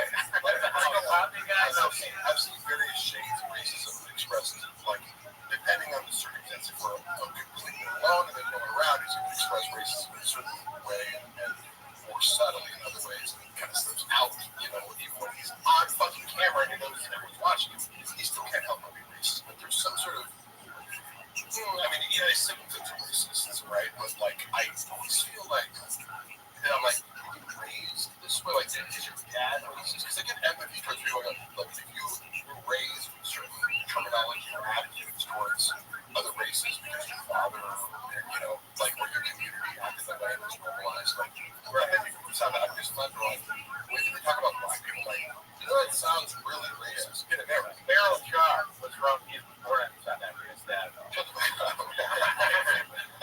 Well, I got a question for you. So with the Reddit time, is it like in the house? Is it like Daddy's doing his Reddit time, or they're just already asleep?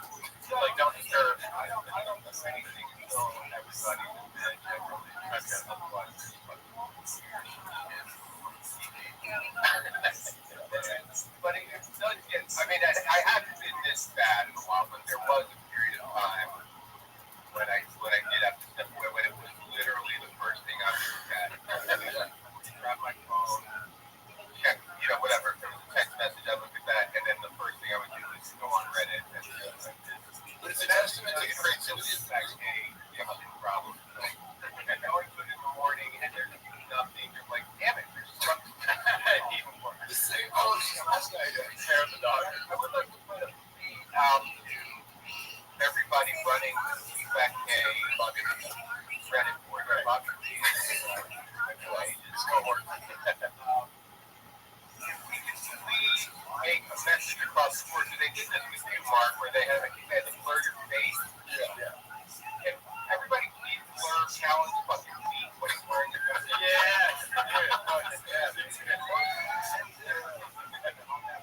That cocksucker sitting Indian style, goddamn flop. Yeah, Indian style. That's his visual. Yeah. What a great call. Yeah, he's like, is anything come on? Or Big gay lion.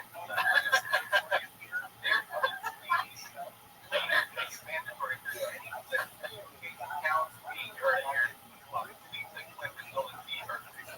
Well, it sounds like you're running for office here, dude. I mean, like, you're going to be in the cabinet. Brian Campbell, watch out. We got a new guy. strong action. Skids and bits party, dude.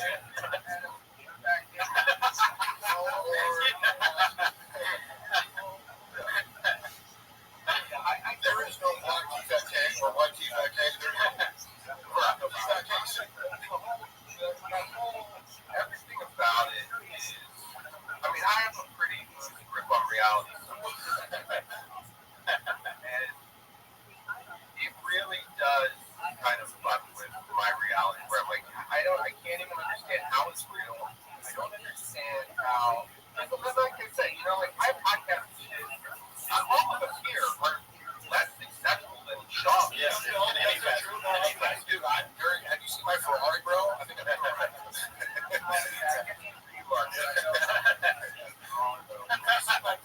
He's like, Brendan Jardo sucks. Prius, bro.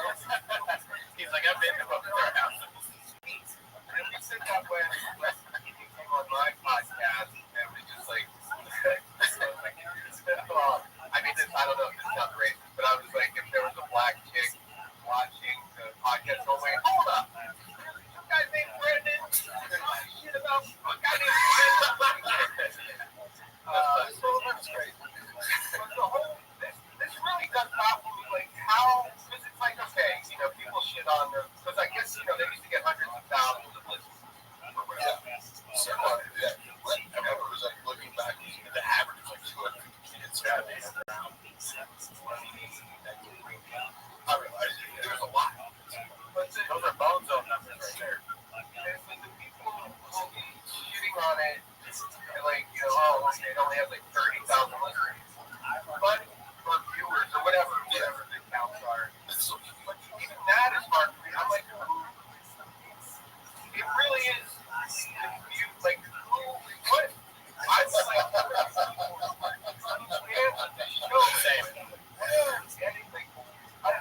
and it's just from a fascination standpoint. I mean, that's where all of my interest in this is. Like, I don't even revel in, like, mocking him, or I don't take any pleasure in his failures.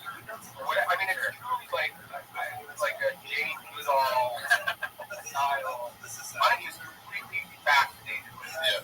And I can't wrap my head around the fact that any of it is real on any level. Like, and I do vastly from thinking, like, I mean, I can't give him this much credit, but I mean, because I do try to look at the, positive. I don't know. I want life to be nice and amazing. Yeah. Like, this is maybe he's some kind of a genius. Like, maybe this is a true, like, next level Andy Kaufman thing going on. And I agree that it's only acceptable explanation, even though I know that it's not true. Yeah. Right. But that would be amazing. What if it is? He mascot, Pagliacci. We talked about this before, but I think it's fascinating too. And I think it's something that, like, is evergreen and keeps going. Because he has all these hits, like you said. And he is fascinating in a moronic way. Either way, I mean, it's like every time, and I don't check in on it every day now. One of the funniest things I said recently was that I have no skills, which is like so ridiculous. I was like, that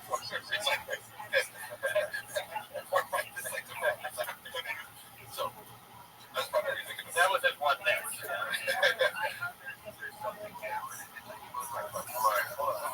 The new stuff that I remember, like the last one was the moon thing. He said land moon thing. That was big. Yeah, even just as I said, the malapropisms and dyslexia based. I don't know enough about dyslexia, but it's the most innocent form of things because you're mocking somebody like a speech impediment, like some sort of what would you classify dyslexia? Like a learning disorder? Yeah. Right. So, but sometimes people stop and go, "Oh, that's not funny." It is funny, but it's like you could be like, "Don't be a bully," but it's like, wait. Watch this guy further and start to understand that he's actually a narcissistic bully. And then you have a whole world of like things to justify it really hard. And you know that one, but on the surface level, that's the basic mind. Matt, what else have you done recently? We got a poll in the chat. I just wanted to check in on the viewers, and I asked them because Ross was talking about the hair of the dog chicken chain in the morning. How long do you spend on chains? And the winner is 8 inches. Of course, classic. The Reddit board. It's another thing that blows my fucking mind. Because like when he sees these, like if he is in fact looking at this, right? I feel like if he is any level of a human being, he would have to. Like this, if this was happening to me, I would just have to stop. Like, just make like it doesn't exist. Now, I don't know how I can cope with it. But if he is checking in on it, because like one of the clips up top here is him shoving those fucking nicotine pouches down the cushion of his chair. And that's the thing. It's like anytime you try to find a shred of humanity in this guy and have some kind of empathy, all you have to do is open up the Reddit board and within 2 seconds, you're like, never mind. Like, it's just like that. Because it's a basic feedback mechanism. If you had even 100 people in subreddit commenting on the things you did, I would be curious enough to go like, is what they're saying true? Like, should I be ashamed of things like, people who make fun of me for saying like, which I do. Not enough for me to really try consciously to expunge the word like as an album for nothing, but it makes me self-conscious. It makes me think about, should I try, but there's none of that. Because he has very he does not listen to Summer because criticism is very threatening to people of this sort of personality. So I mean, he obviously was raised in a certain way. I have some insight into that I thought was interesting.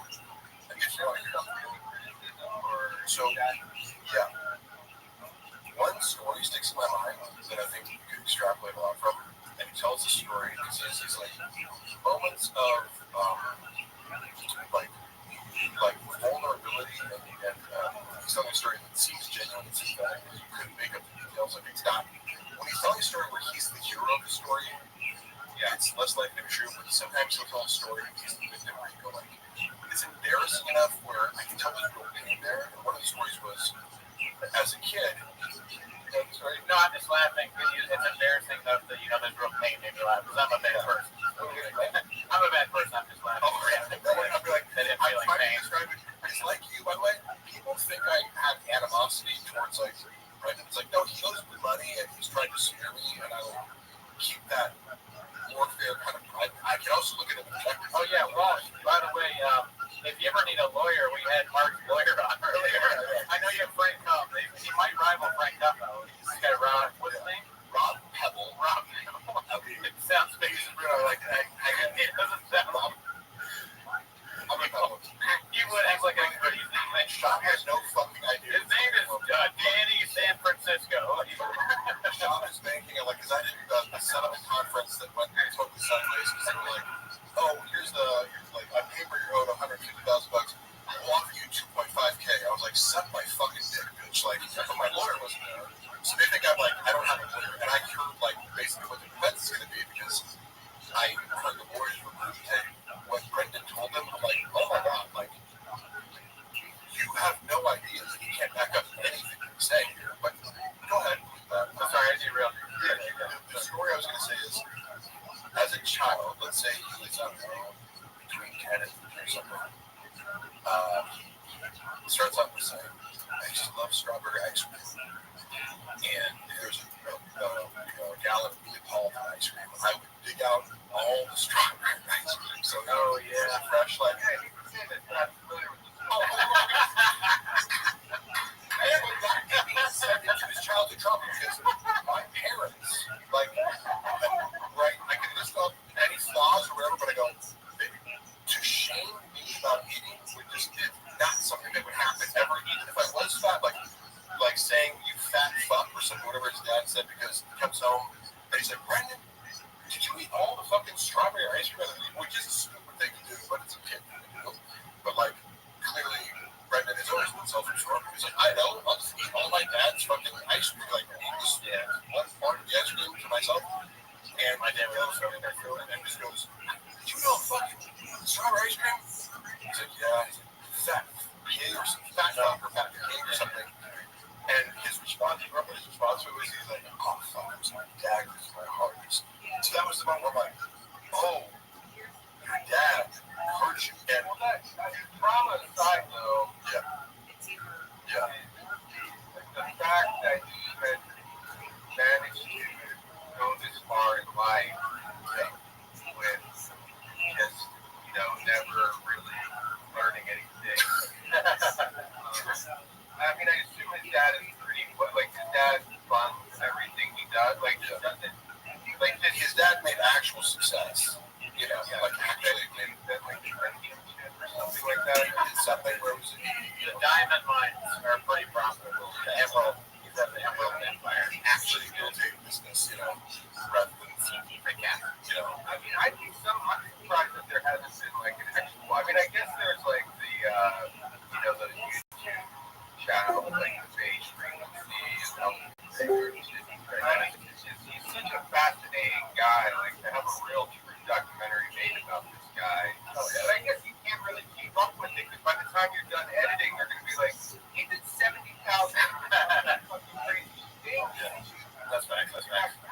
Yeah. So there has to be like an ongoing like reality show. Like I don't know. Like a reality show would just be like a fucking Such a good idea. It's high minding. You're just gonna watch all the shit and like find the footage that matches and contradicts contradicting himself and these things. I never watched that Beige Frequency documentary or whatever it was where it exposed all like the lies and his like before I met him. Because I met him and was like, oh, this is a guy, Chappelle Lacey, opens were like, I had a clean slate as I was meeting him, so he just seemed pretty normal to me.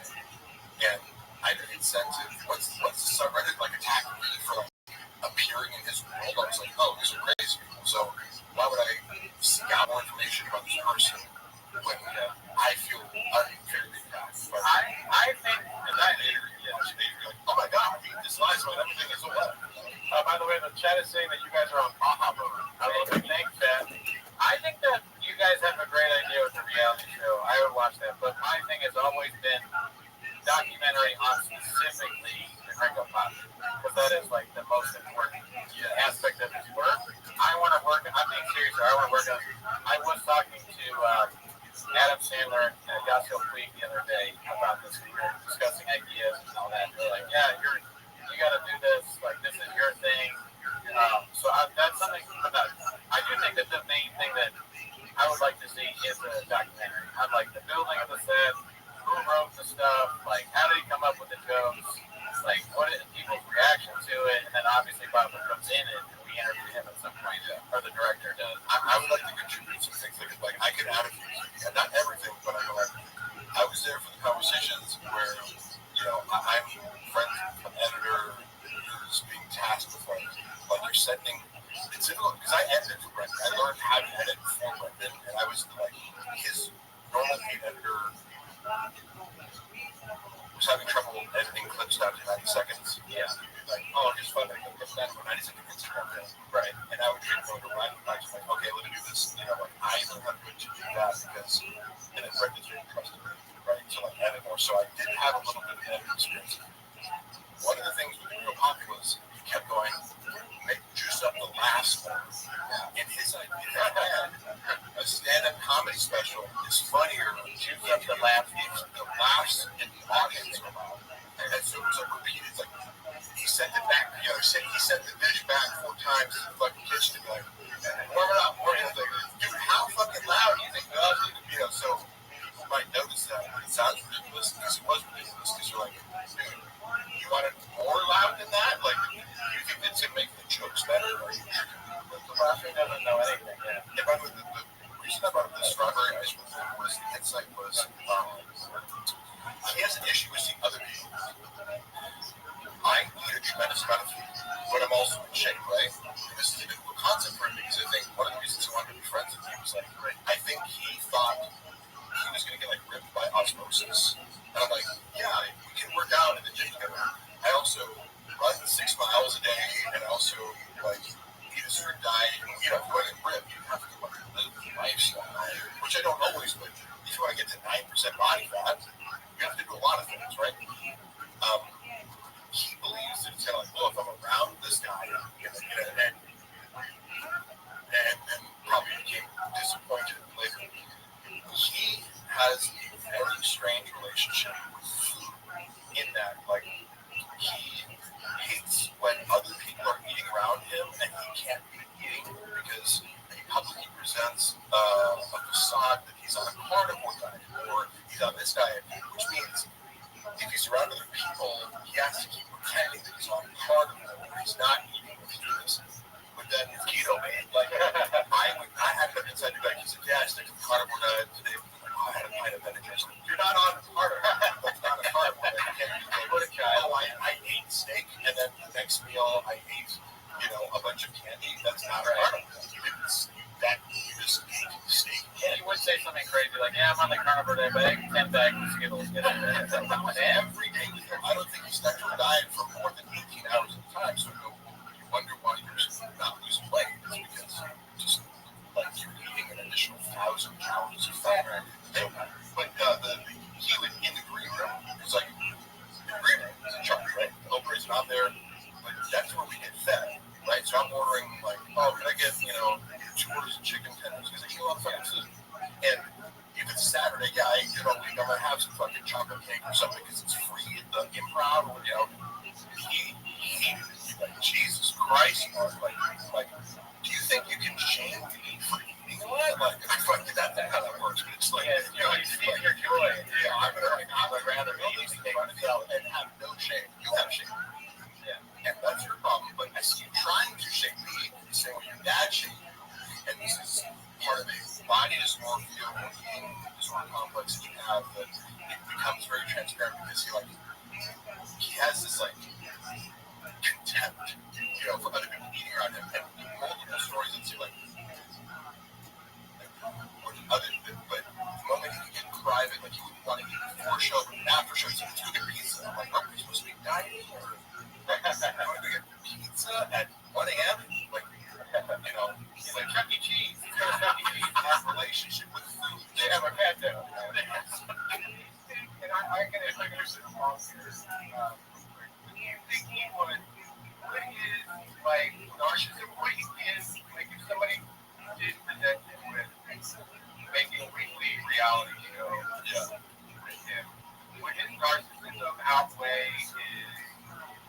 Do you think he would allow that? So would he allow a camera crew to film him and his family? If it was, yes. If the direct invitation to him is this is something that's going to glorify you and humanize you, which I when I came into this world, I was like, because I'm a writer, I go, and a student of storytelling, I go, the best thing you can do is to counter the narrative of the subreddit, which they co-opted your life story, right? And they're telling it for you because you don't want to tell it yourself accurately.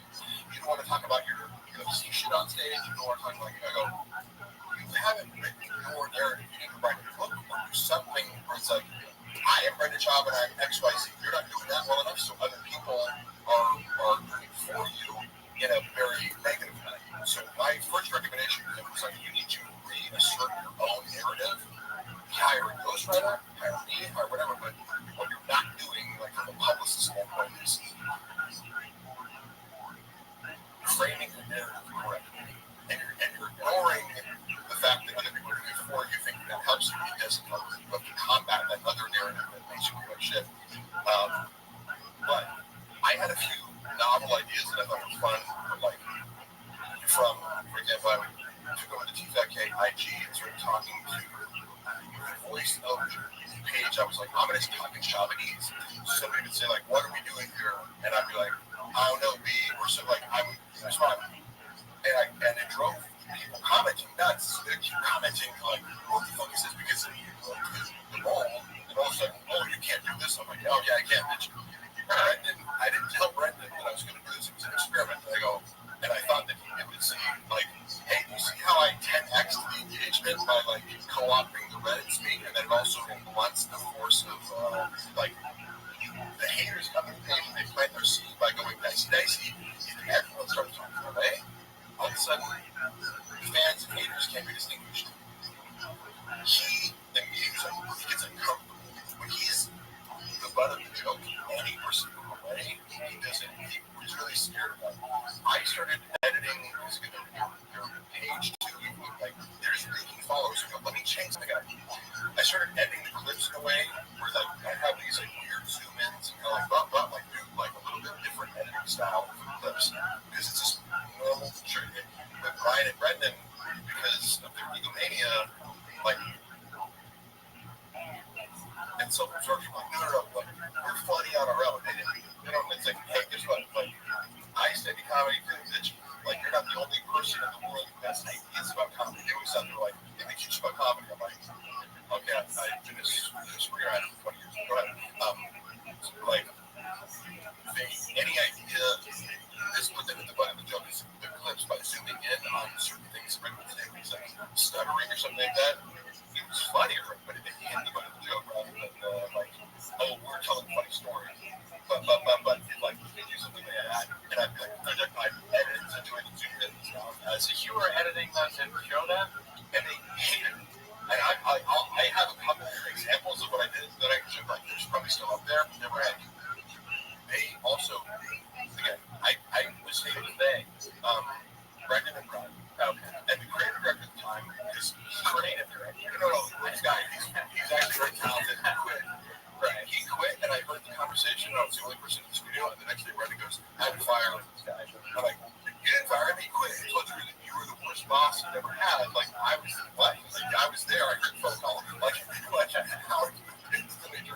something that's the complete opposite of what happened. But he had to explain to Brendan because he tells me he's like, Brendan's like upset about the rules where you're editing him, and he doesn't understand that like you're open to feedback and just trying things, and that this is a style, like an artistic style that you're experimenting with. And Brendan thought that I was like going to be too sensitive to. I'm like, I can eat it. This is hard. So like, you're going to edit it the easy way. Sure, I use normal shape fields, but these ones are getting more icky because it's weirder, more kind of like watchable, you know.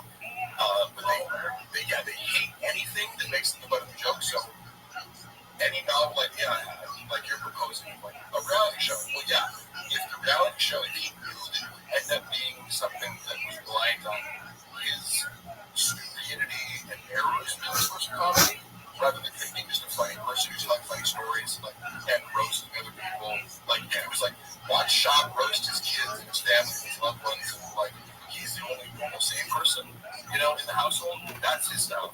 Everyone around you is stupid and incompetent, and obviously from a cool guy ignoring all the idiots around. That's how he perceives like his role in his comedy universe. But when Brendan's the butt of it, as the butt of the brains are, he's out. You know, he would not even, you know, entertain it in any facet. So you just got to trick him into it. Right. So we got to figure out a way to trick him into it. Yeah. You have to do a long form and edit all those. Well, yeah, he's got to be kind of so detached from reality. I don't know if his wife would point out that, like, because I don't think you have to have an angle of, like, making fun. I think it just presents reality, and it's like, you know, He wouldn't necessarily be aware. Yeah. Okay. It wasn't overt. You could make it seem to him like it was great, and would sort of do it as funny. And, okay. I got an idea. I got to leave. Okay, sure.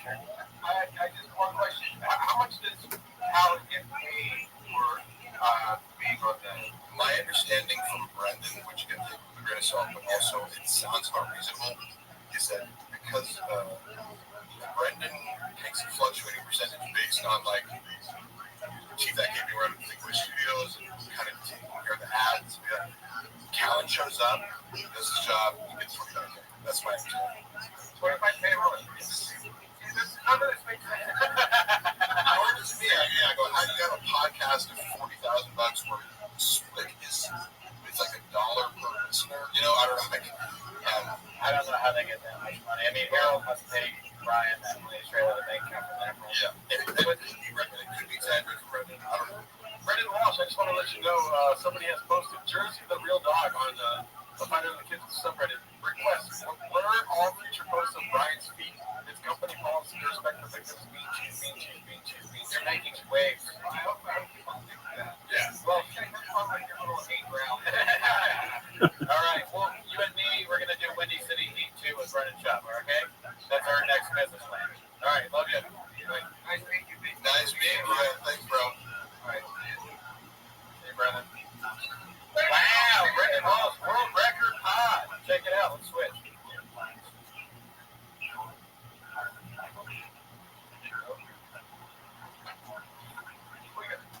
Oh my gosh. Sorry, I've been running around. Let me see here. We have been playing the Green Poppy in the background that whole time. If anyone's wondering. How do you guys originally know? Yeah, first I was going from the Skits and Bits online. Yeah. So, Mark, what's the stuff on college about that? Oh my God. Joe Rogan is a redacted unfortunate. And it has a very low consequence. Like, you can fuck up steroids and have some other consequences. Like corrupting others out for some funny redactors to the top of the industry. Okay, so Three worst comedians of the Roman sphere. great question, Truck Flip.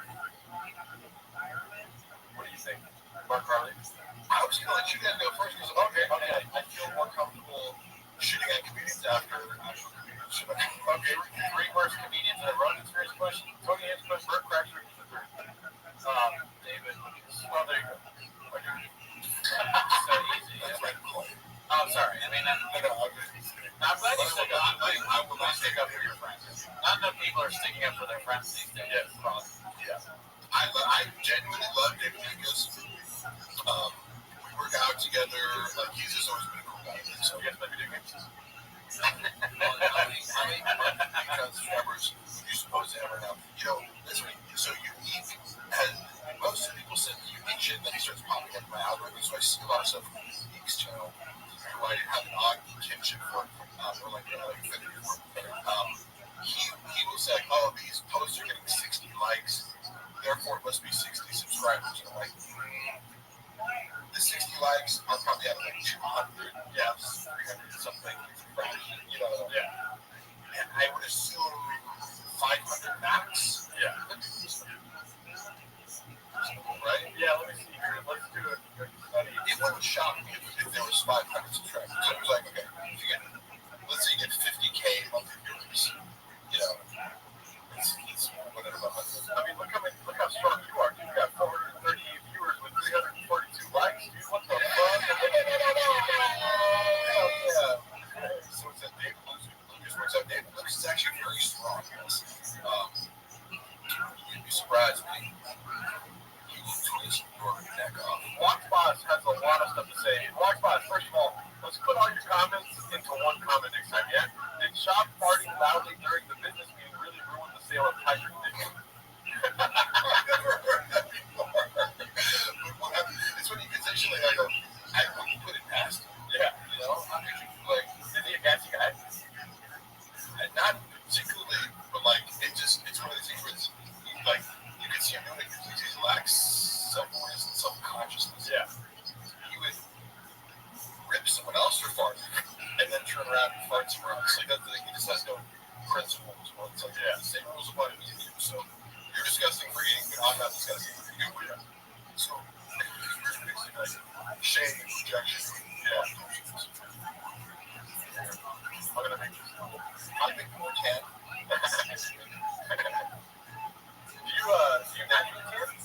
I go to tanning beds and also when like if I hate to admit it, but it's like I look for my conditions and usually get it. It's like if you're looking for like I get like the body rolls are really kind of it's like I've gone on trips out tanning. It's like when an audition comes up, they typically for the roles and like that.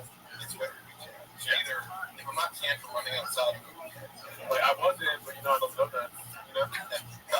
Oh, what's that? The shop. What are you talking about his mom and like getting her vaccine because she likes donuts? oh, free donuts or something. I'll stop the shop. Oh, wait, no, because I triggered something of the memory of Yeah. Yeah, I remember that. He was kind of obsessed with vaccines. Yeah, let's see what he has to say about vaccines here. He's like, did you get the Johnson and Johnson? Yeah. There's always one guy.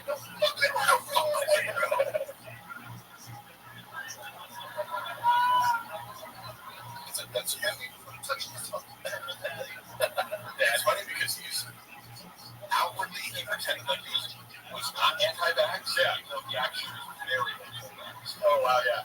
And I'm agnostic by like I got the vaccine because Luana was paranoid about it. Yeah. But I'm like, I don't get the fucking way. But it was funny watching somebody have this, cognitive dissonance of like, you feel like you have to tell people that you're not like against vaccines. You have to go and you're like, look at that. Well, you see the most recent Joe Rogan episode with him, right? Where he talks about vaccines. And autism, and it's funny because it's like, that's a conversation. Like, I've read RFK's books just because I'll be like, when someone's like, this guy's a lunatic, and then I hear him talk, and I'm like, if you can get past his frog voice, then I was saying earlier, as a total joke. I didn't actually have to think of because I go, this guy's coherent and clearly has an encyclopedic knowledge of certain things. So I go, I'll read his books and hear him out. Like, I'm not, and I realize he's polarized. Yeah. So I've read the arguments about the connection between vaccines and autism, and I don't know enough to actually, like, I didn't dive deeper into it, but I'm aware of that. Yeah. But somebody like Brendan Chop should not be discussing this. That's not your place to discuss. Thank you for standing beyond the fire and they get it asked for that. How much can we live for? I fought 5 squirrels last night.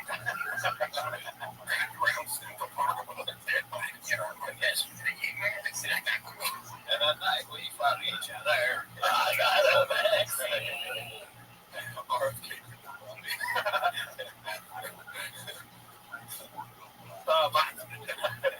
I transferred the comments over to here just so we have. Oh, no, it's BGL's like Bradley Martin went to South Beach.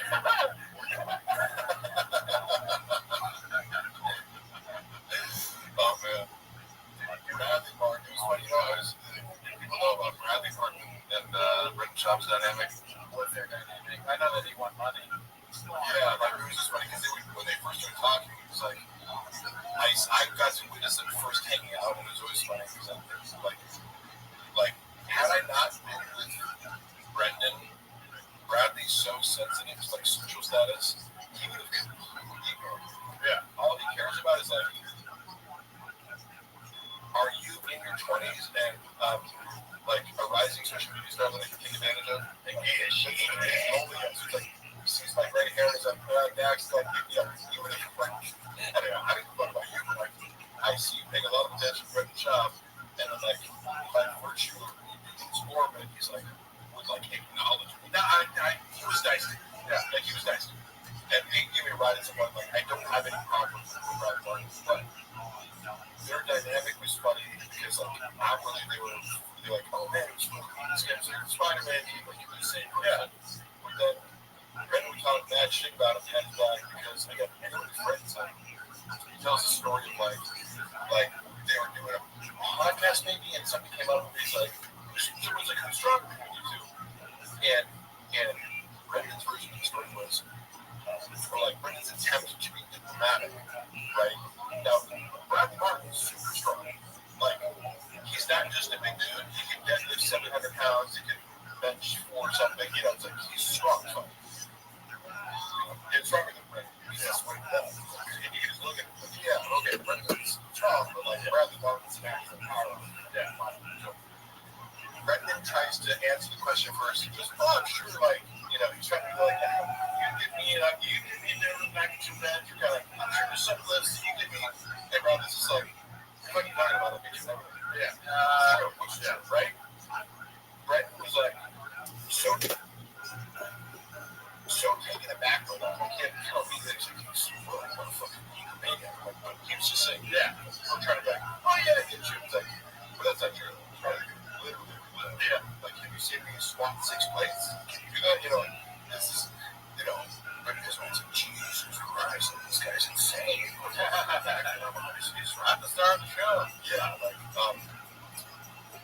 there's the question I wanted to ask you that was in the chat here. And then he accused Bradley Martin of being gay. Because he was like, Brendan saw his girlfriend. That's like saying, like, I read today. So literally, I'm trying to tell you, like, that's another part of this whole, like, your gay fascination. It's like, how many people do I have to hear you talk about being gay who you have no evidence for being gay, and it's either, are you lying about the person being gay, or just super fun? Yeah, just for a gay rumor about straight. It's like, how socially aggressive is that? Like, passive aggressive, right? Equal, bro. Yeah, it's like, and then if the guy is actually gay, you think it's cool, then it's like, how do you want to be out and like, what? You know? Like, if you walk in and a guy's sucking dick, like, you can, yeah, you know, if they Mark might be gay, I walked in, you know, have a cappuccino with him. You know what I mean? So, yeah. But the amount of times that I would watch him, like, someone being gay with evidence, the only evidence being he does something better than me.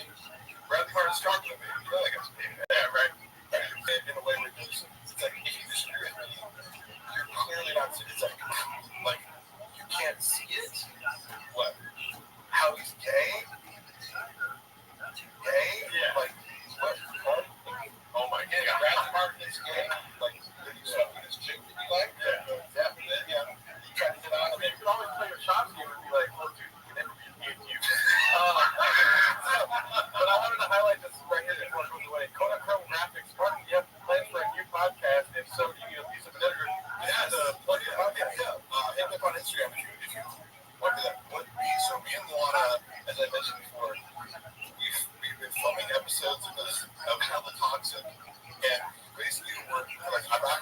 without permission, but we're arguing over the source of like the comedy. I'm like, the fact that you're walking off and your dad and we're fighting is the source of like that's what. So we're kind of arguing. We shot a bunch of stuff, but and I empathy for Luana, which is she doesn't have experience podcasting, and I am a little bit impatient. Like I go, I could be more gentle. However, it's like as I'm setting everything up, and it's like hot outside, and throughout the AC, it's like it's how I sit there sweating buckets, and she's like getting pretty. I'm like, hey, could you like like did you wait a little bit, or just not be in a bad mood? Like, I'm your other worker, girl, swim my ass up, and then you're like, I need to be here, Luana. I'm Luana. He's a Luana of the pod. I'm the Luana. He's the Luana. Oh, yeah. I lose my shit. Yeah. Is that true? Oh, yeah. Oh, you like get set up and stuff like that? Yeah. All right, I have this on camera. I'm like, I'm annoying the fuck out of her. And then she like walks off. But I'm like, no. Like, now she's mad about it. She's like, it doesn't make me look good. I'm like, nobody cares whether you look good. Like, I don't look good. Yeah. None of us have ever looked good in front of her. But so I'm currently trying to convince her to release this footage. I'm like, no, that's like, people don't want to see two people getting along. Yeah. So it's like, hey, here's our like perfect fine relationship. I'm like, no, it's all hella toxic. I know. And then you guys are just getting along and everything's working. And that's why I like the joke that it came up with that she admitted. She was like, she even told me on camera, like she walked up and said, so fucking thinking about the last episode every time. It's so stupid. I'm like, no, this is because you're doing what I predicted. Yeah, you're hella toxic. I'm not what you're talking about. You should, in the intro, have you, like, get up in the car. That'd be great. That would be fucking hilarious. Yeah. Then, like, the intro theme song. Yeah. And then have her in the car, like, rolling her eyes, like, here we go again. Yeah.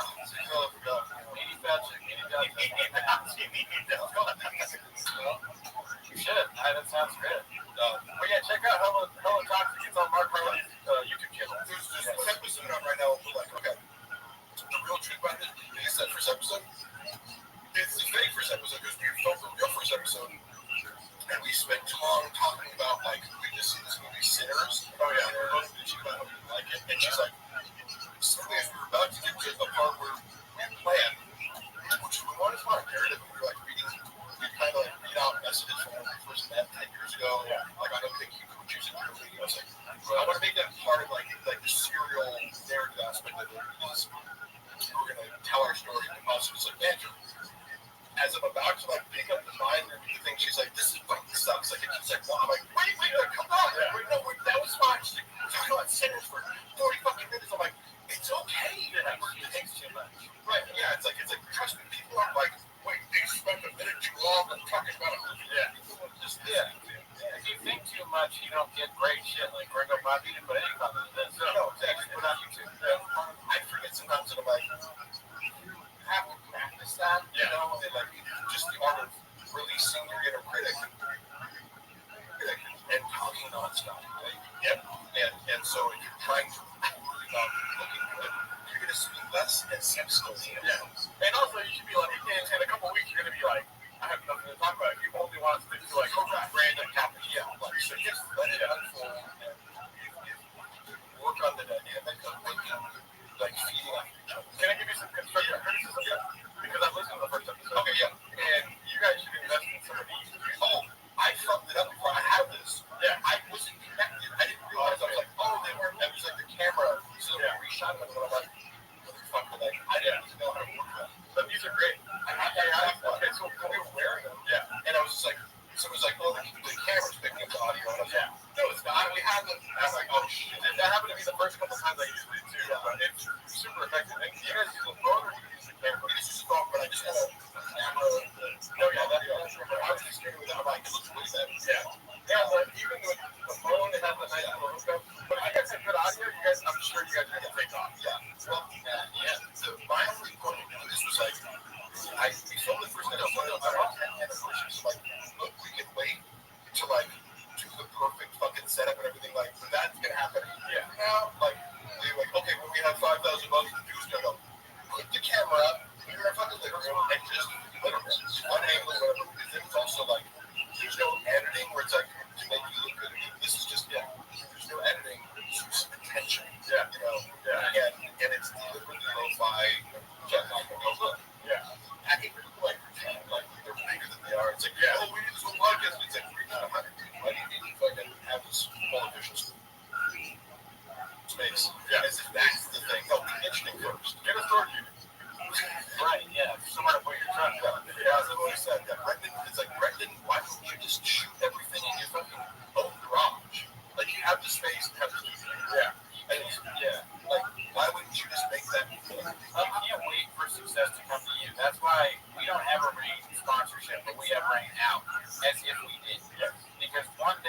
Daniel's finest. They're like, you guys are great. You like what you're doing. We're a marketing team, marketing geniuses, just like our forefathers. I've actually been waiting for the board market. Can you do me a favor, please? Yeah. What I need you to do right now is focus really hard, right? And please use the keyboard here. Spell my name. It's G-E-R-D-O. Oh, D-O. Sorry. Let's go. That's a good guy right there. Most people spell it with an F. I was thinking Fardo. That was Fardo. That was great. I was supposed to rap. Gallardo. It's kind of like not knowing about Australia isn't Europe. You go, how did you like figure out how to feed yourself? Yeah. You know, how did you like make this job?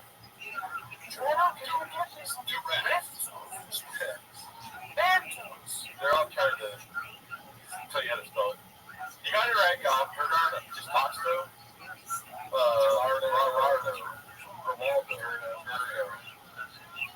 Okay. Got the ass.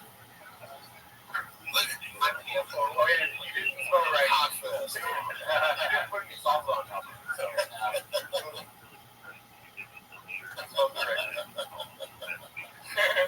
I like, okay, that is probably my favorite joke, special because it's so, that was like the viral bad joke.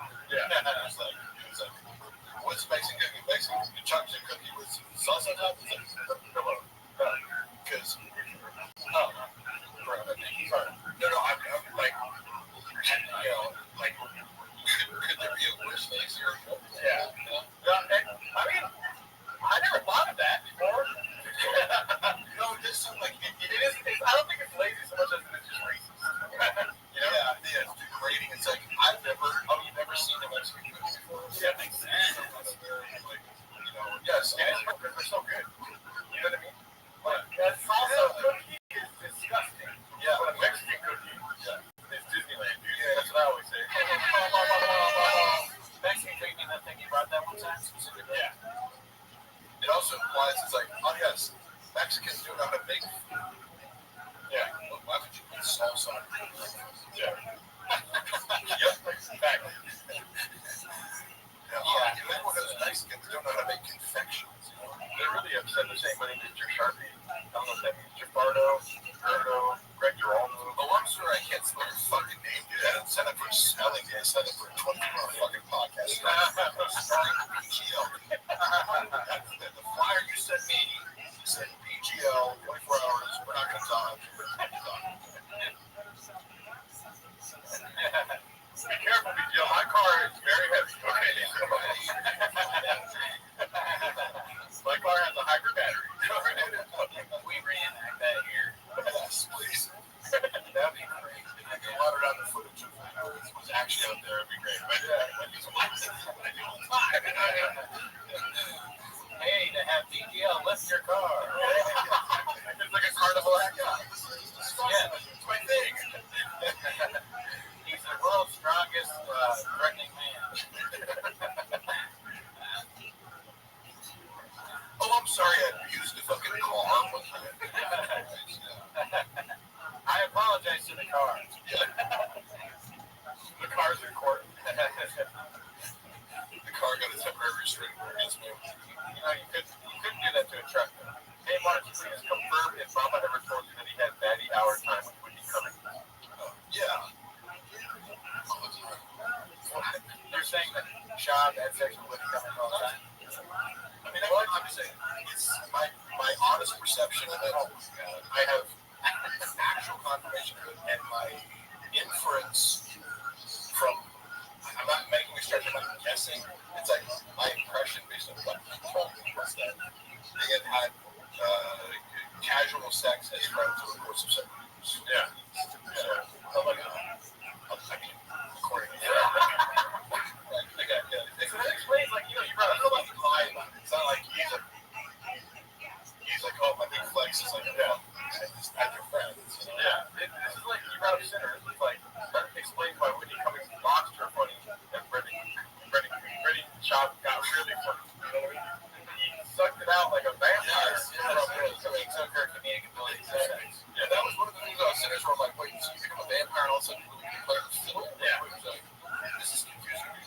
reason I like it is because this is the vampire. I'm like, what is the? Okay. I'm like, it's introducing the vampire rules to me. Suspending your disbelief, like running over hurdles. Like I gotta suspend it. Yes. Well, it was, and then it was like Whitney Cummings is like sinners because she's a vampire snake. I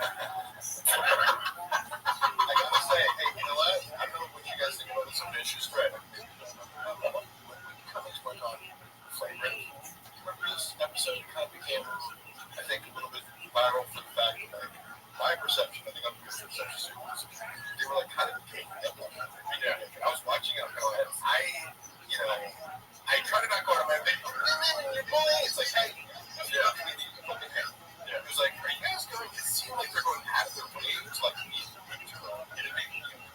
Well, now you're talking about the hierarchy of stuff, which is like, where is Whitney Cummings compared to flagrant? I don't know about the comedy or comedy. I'm just like, why do you have someone on to be a dick to them? Yeah. You know what I mean? Like, I watch porn, but I'm not gonna fucking shit. You know what I mean? If it's actually mean, it's probably like, you could have poked fun. I guess I didn't see it. But she's fun. She's better than they are. Like, I would say this. Whitney Cummings funnier. Who's 60? Whitney Cummings is funnier than Akash and Andrew Schultz and those good ones. Yeah. Like, I know some people who one of her specials, and I was just like, oh, people like, I'm not gonna. People are like, where the boat sucks. I don't really feel the need to watch shitty stand-up specials. Yeah. Right? But like, so you watch it every week. Like, I've seen Whitney. There was one where she had like an AI robot, and I was like, oh, that special was good. So I like I think something about it. It was a joke. Joke doesn't go on with the robot. I'm just saying, I don't think Whitney Cummings is a bad. Like, I know maybe some stuff she's put out was kind of machine, but I've seen them do like, yeah, she can write jokes. She's better than Brendan, whatever. But,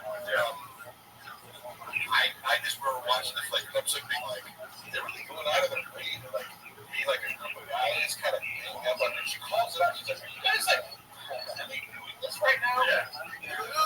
They kind of gaslight her. Like, it's like, but you're being meaner. Right.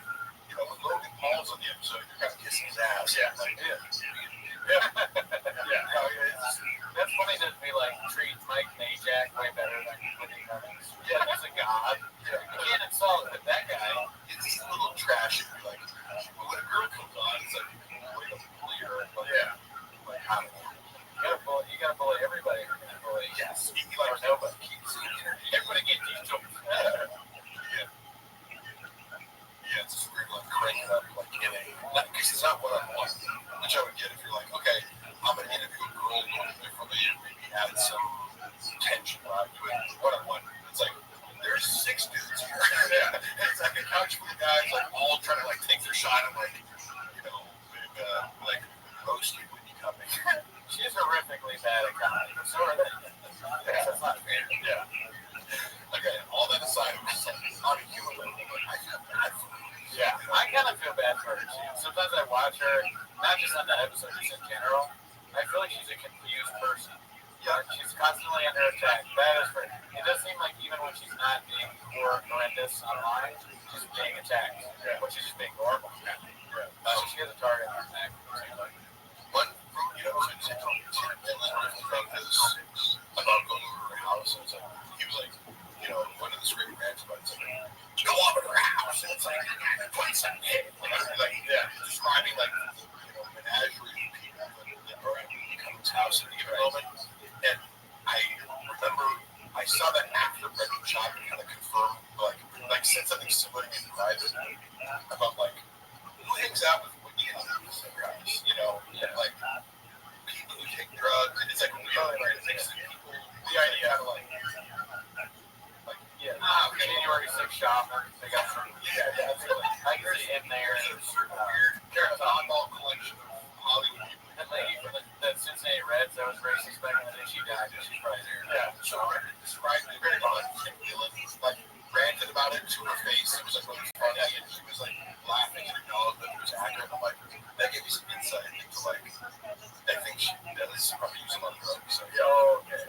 Yeah. Who's the guy that killed Khashoggi? That guy. He's probably there. Oh, Khashoggi.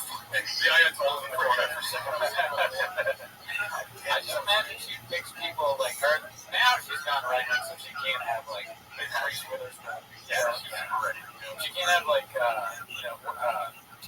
fucking Disney stars over now, but she's transitioned a little bit. And she's gonna have more like right wing people, like truckers, maybe whoever Christine Levitt and the women that are conservative, I guess.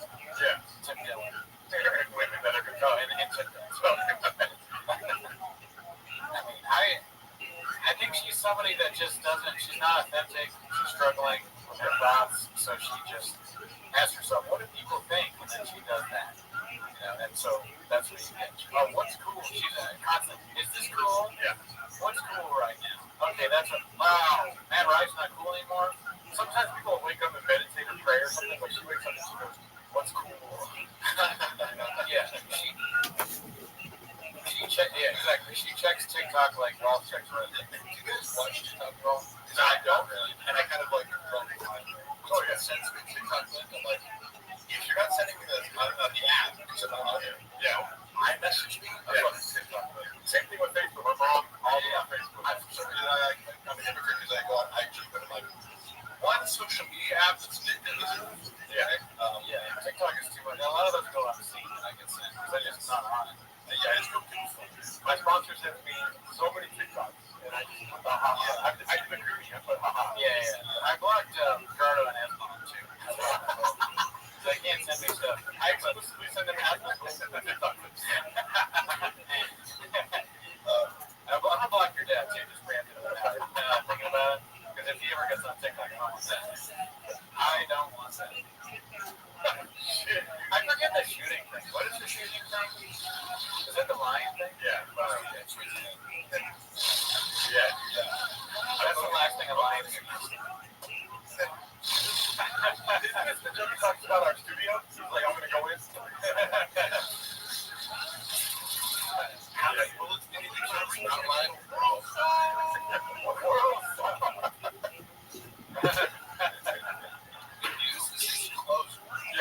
Crazy. Such a bad joke. Yeah. Someone say the words. I heard that he wears those night vision goggles, but they're not on, so he's just blind. Can you imagine? Could you imagine going to his house and he has those? Yeah. Like, are these the goggles? We're wearing them. Does he really have goggles? Do you know? He would see night vision. I know he has guns. He's also like when he was claiming that I like broke into his house, I'm like, why would I visit my ex-boss who like has AK-47s in his house? Like, kind of fucking, you know what I'm saying? Like, wait, it's like, why would I go harass like a UFC heavyweight fighter who has an arsenal of weapons? Yeah, I'm like, and he's like, father-in-law is like a military officer. Yeah, that's like on the bullet. It was engraved that if you're reading this, you're redacted. Homeless cat. Yeah, this homeless cat. Fuck, man. Catch this, you block myself. He's definitely coming for us at some point. I'll fight till the death. It's a matter of when it was. I remember because it's funny, like when you chose to. I would love to. Earlier you asked about caution notes. Yeah. And what did you want to comment on was like, how do you give notes on somebody on a stand, especially with a film? Yeah. You shot it. Yeah. It's like, hey, can you give me script notes on the movie? It's like, well, that would be the script stage. You have to watch it set. Yeah. Right? So he was doing a lot of, like, can I get feedback on this, on his finished product? It's like, well, unless I have access to all the footage and angles and jokes you took out, I can't, like, unless I have the raw footage, how can I keep notes? Somebody that would take way too long. So I heard he was just, like, thirsting for, like, this is good? Hey, Rogan, is this good? Then he doesn't get back to him. He says, oh, yeah, I'm proud of you. Later, he didn't watch, that's where it was. Watch it, you watch it, Yeah. He's like, well, he didn't fucking watch it, He's like, yeah, hey, good job, buddy. Yeah. I'm doing 8 3-hour podcast. I mean, there is precedent for that, though, because I think it was Joe DeRosa that did this special, and he said that he had already filmed it. I keep thinking this, whenever he's in the Let's Up Ballot. Anyway, that's our donation. But Joe DeRosa filmed the special, right? Ladies and gentlemen, I'm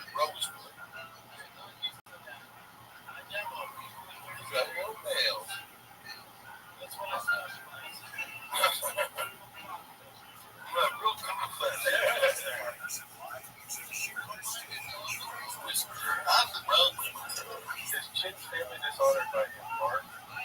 Oh my god, that's like aggressive. Probably not, because he's maintained steady employment. And I told you, and I don't know if you remember, the connection that I see between Korean culture, what I know about Korean culture, you have Malcolm Gladwell books, and Mexican culture. Yeah, how, like, I like what Malcolm Gladwell was, just focuses on these little interesting, like, anecdotes and groups about it, and nationalities. Yeah. One of his books talks about how Korean Airlines had a disproportionate number of crashes. Yeah. And they try to trace it back to like basically the communication between pilot and co-pilot was stunted or stifled. In Korean culture, hierarchy is so important to every aspect of how things are done socially. Yeah. Like, you don't, if you're above me socially, you can't drink tea for me. Like, it's very not close to your boss. And so it's like, shit's for employees for president. Yeah. I'm a negative. You understand? Like, because I'll talk back to you when you're wrong, you know? Shit's like, whatever you want, like, I'm just abiding by who are above me. I don't get the question. Yeah. You know? But also, he likes that. Yeah. Despite the fact that shit isn't offering new creative ideas. Well, you can't be one of them. Yeah. Loyal solutions. Or utilitarian. Yeah. So he loves it, but I do see that as part of the reason. How do you survive in the job? You have to be totally compliant. You have to be a shark. You never stop swimming. Right. You gotta be gay. Yeah. It's like he either has to have some sort of legacy attorney or be so vital or whatever. It's like, like I said, Chris D'Elia, it's like, if you're funny enough, Chris D'Elia can be wrong just because he's like so vital.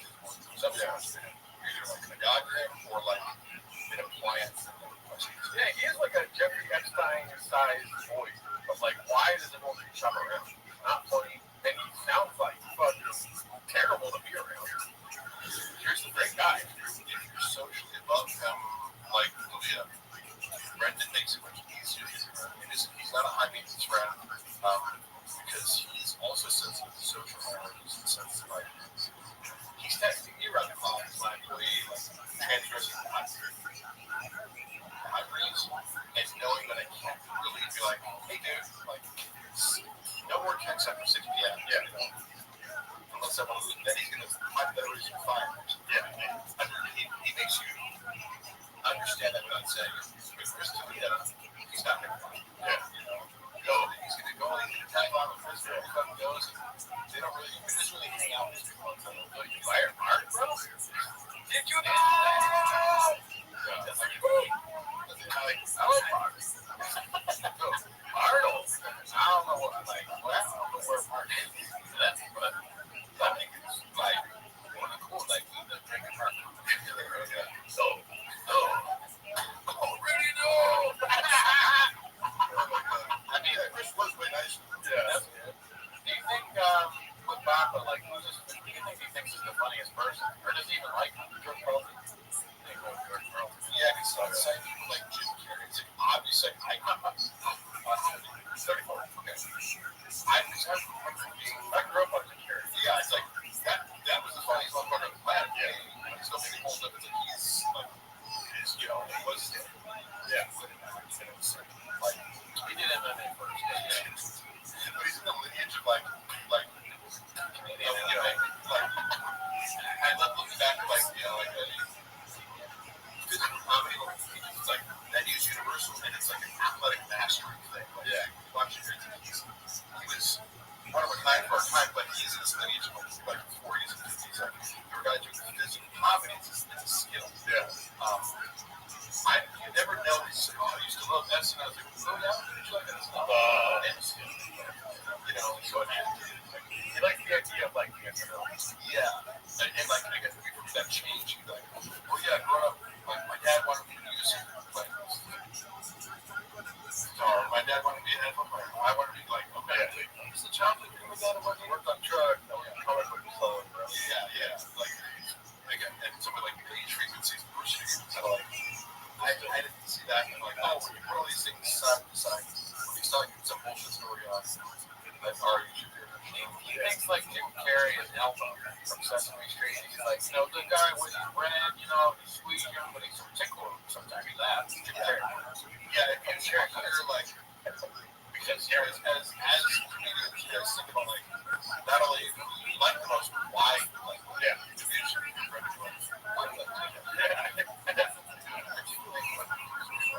but I have romance, or I go to a date, there's getting something on the shit parking lots of it. I heard that. Oh shit, I don't know. That's what I have a parking lot.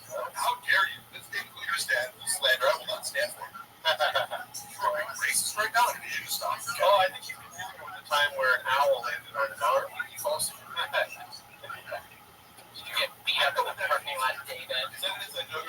Yeah, he thinks that Timmy on your arm feel like an owl landed on his arm. Pretty fun. That was kind of special. He get fucking. Is that actual rumor? I don't know. This is the first I heard some truck flip area. I heard some stuff about him at the Comedy Store. I'm not sure about the other shit. Yeah, I think I heard that. I forgot. Yeah, what it was. Does that surprise anyone? Right. Like the neighborhood party of Ray is like he got conquered by Graves. Yeah, Graves is the fourth Reich in his reign. You know what I mean? What's Graves? That's kind of does sound like a nickname for Elton John. No, I have Graves disease. It's like it's not a big deal. That's ironic. Never heard of it. Yes, but I think yeah, yes, exactly, dude. This guy's a doctor. Wow. I mean, listen, he knows his stuff. I'm a doctor. Like Joey Diaz is a doctor, and she felt that this is like you can be more of an expert in certain specific issues. Like a lot of body was probably know way more about animal compounds with your body, which is you probably know vaccines. Sometimes they'll go into like a checkup and they're like, you're taking too much cholesterol. I'm like, oh, they're like, you should take 50 milligrams a week. Well, yeah, for sure. Like, yeah, shut up. Yeah, should be able to be that small. Come on. Yeah, how many fucking things can you lift, dude? Yeah. What is that? How many cars can you lift? That stethoscope helps you fucking man. Shut up, dude. Yeah, he's on some medication, but we are also trying to come up with merch to solve his dreams. I know, if we could just get a few more Patreon subs, I think I might be able to overcome this. Wait, you guys should come. I mean, how many Patreon subs you got? We have like 400. Yeah. Oh, wow. That's interesting. Yeah. So I was going to say, like, my guess for you, like, was at 500. Oh, okay, yeah. I give this segment 5 things with us.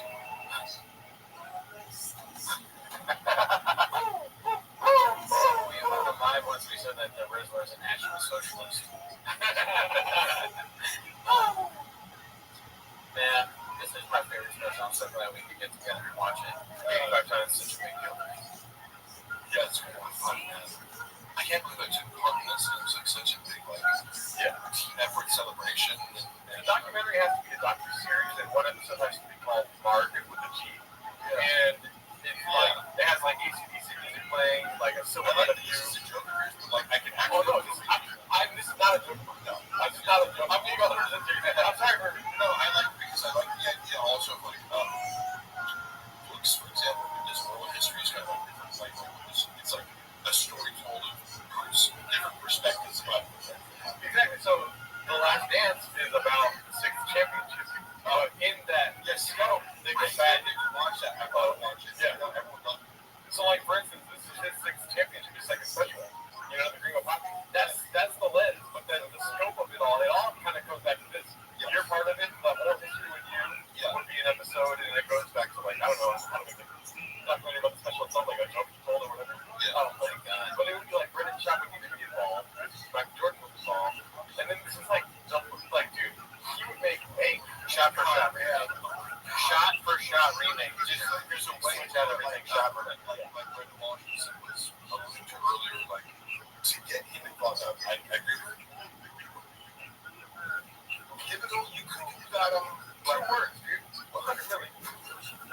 You think he's gonna take more than that? Of course not, guys. Yeah. This guy committed fraud for $100,000 like after he already got like 4 words actually for you guys. We are rich.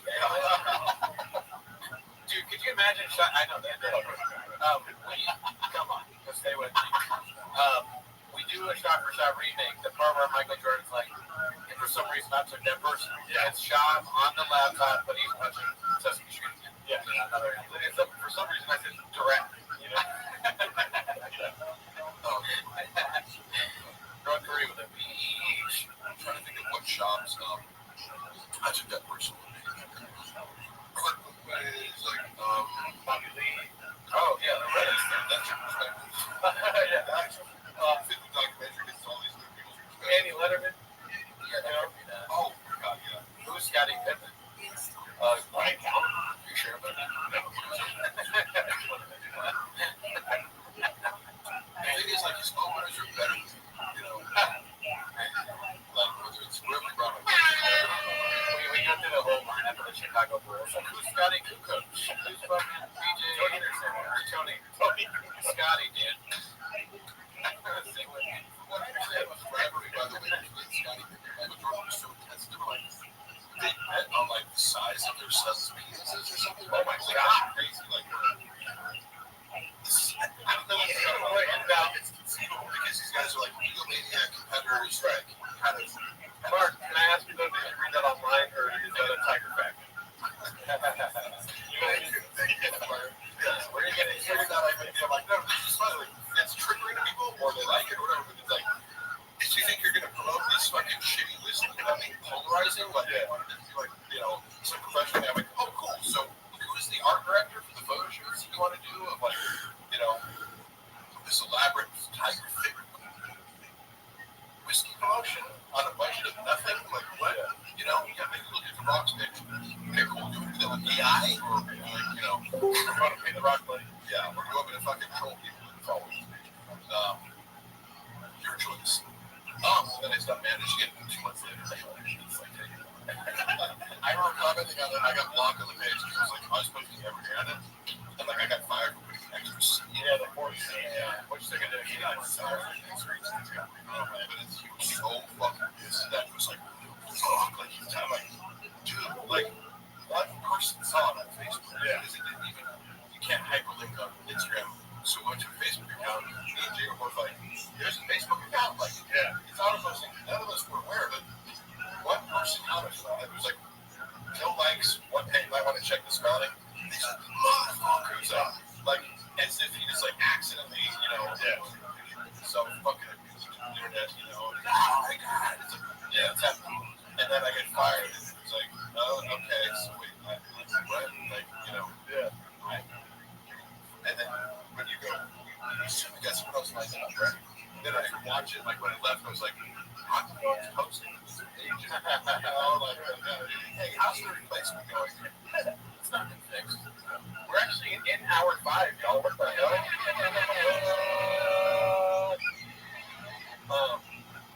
Yeah, we got more guests coming through, y'all. I want to say I wish you'd come home right now. I said, something I will come outside. Okay, sweet.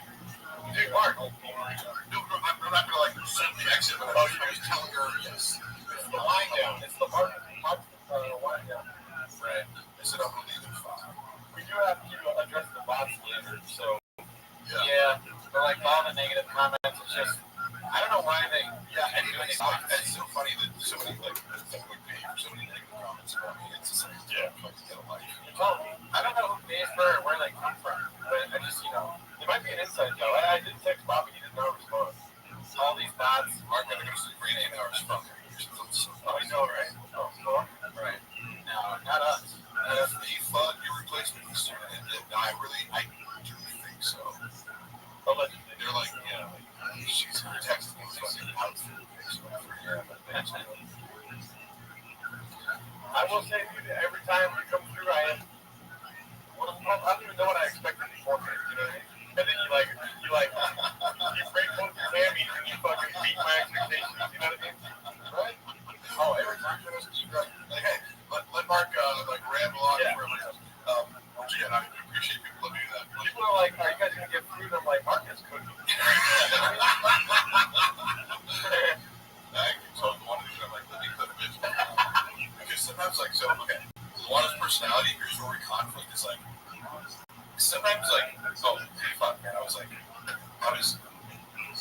along with some evidence that I was like looking at old shit on my phone. I'm like, I found this recording of we lived in some apartment and my cat was killed by somebody.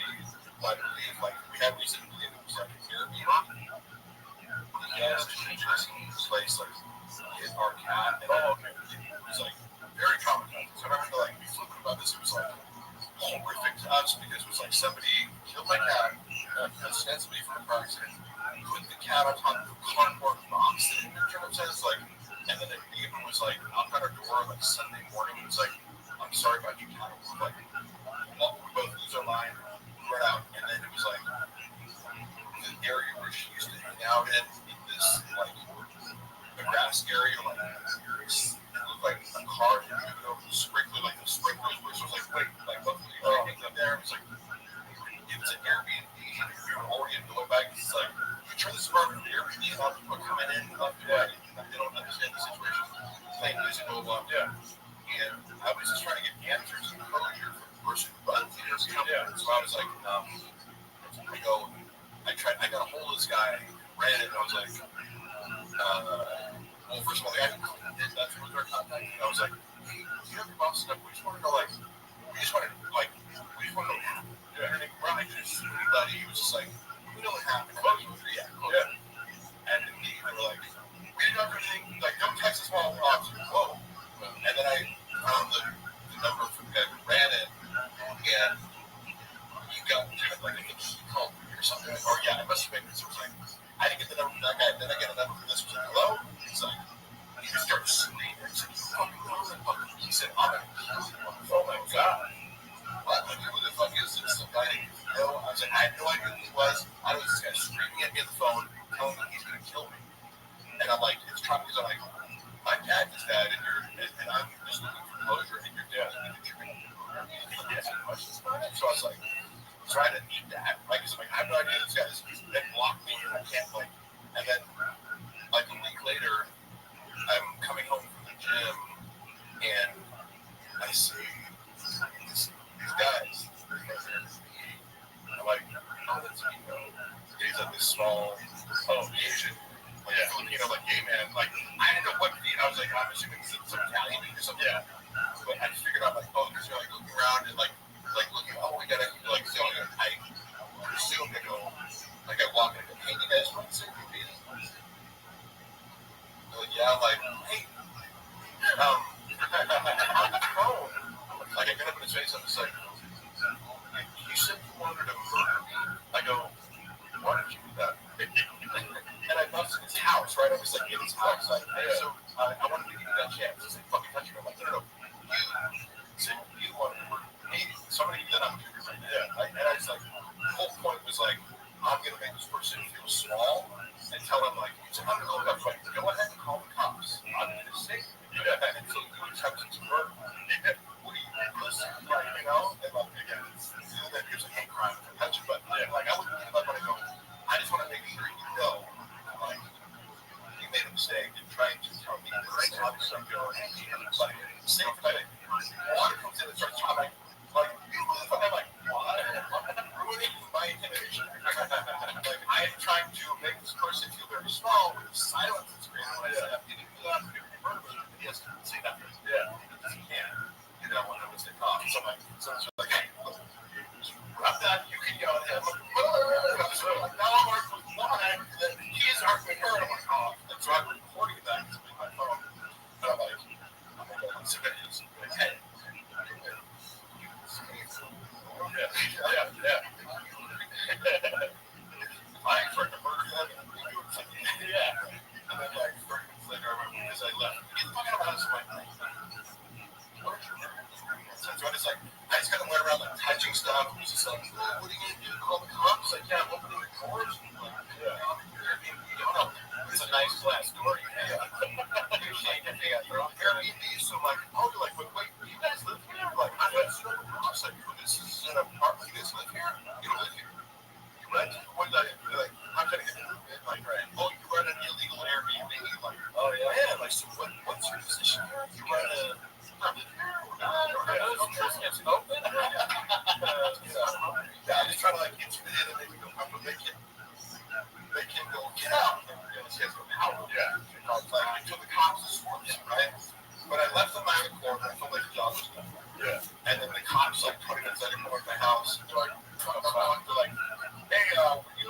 his house? I'm like, yeah, it was. You can't do that. I'm like, yeah, no. Thank you. No shit. Trying to arrest a lion officer? I don't know if that's a good idea for you. Yeah, bro. Try. I'm trying right now, dude. There's a guy in college that was speaking of a shirt. One of the guys in the track team. There's a big rugged disorderly that takes up the police. And he like ripped the things out. He goes, I'm an athlete. I can take it. Yeah, I'm sorry to hear about that. Yeah, sorry. No, yeah, I didn't like it. It is sincerely like losing a pet. Yeah. Super emotional. If I wanted to go there and think about it, I'm glossing over my emotions about it right now, but it was to get to the point of like the humor of like when you want to be a tough guy and your wife's like nagging you, it's like, yeah, just tell her right now, like I'm, yeah, because then I'll have with a strong personality, like want to, yeah, it's like, hey, have your shirt in a second. It's like, no, I mean, which one? Okay, yeah. Okay. I can eat something. I don't have a sausage for those. Would you like Coke or something? Oh, that's what I told my right hand that night. Yeah. But what is this? Right. Dylan was like, red chips. A gay man. It's gay man. But it's accurate. This is a gay man on stage. But I just want to say before you go to that, I'm so grateful that you came through. I'm so grateful you guys love me. And also, having worked with a bunch of influencers who like, one of my biggest pet peeves last year is like, both of them spouse. So yeah, so influencers who goes, hey, you shoot right now. Like, what? Like, you didn't give me any warning whatsoever. So Brenda would probably be like, hey, like a month from now, yeah. And then you give me like every like appropriate updates. Oh, that's awesome. I could need that. Yeah. Oh yeah, all right. Today. Yeah. I mean, if never out there, she's trying to remember that. Try to get the actors show up and she's like, come do it. Hey, can you come to the boy goes right now? She's scared. Yeah. Yeah. I'm in Seattle, man. For what? You're fucking TikTok? Yeah. I'm hanging out the Empire Campus. Get in line, bitch. Yeah, the fans love you. I got 10 minutes to shop. Sincerely, all this stuff that they said about it being a very out of all the Brendan Schaub-based reaction content. Yeah, like I think you guys have probably the most positive, like kind of good-spirited crowd. So thank you guys all for watching. Because like I said, I wanted to say for 24 hours. Oh God, no, dude. It's gonna be hard for us. What you gonna do? You got upload. You got. I'm sorry. I should have left some more veins. Oh, that's good. This is my favorite thing. I'll let you say it. Here you go. Yeah. Oh, here. No, real quick. Yeah. Okay. Yeah.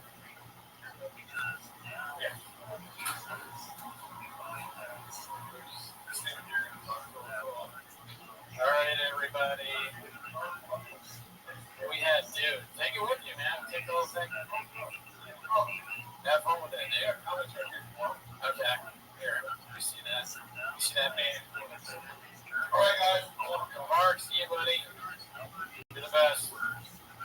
So, that was Netflix. Mark came in, destroyed as usual while we were watching the greatest stand-up special ever done.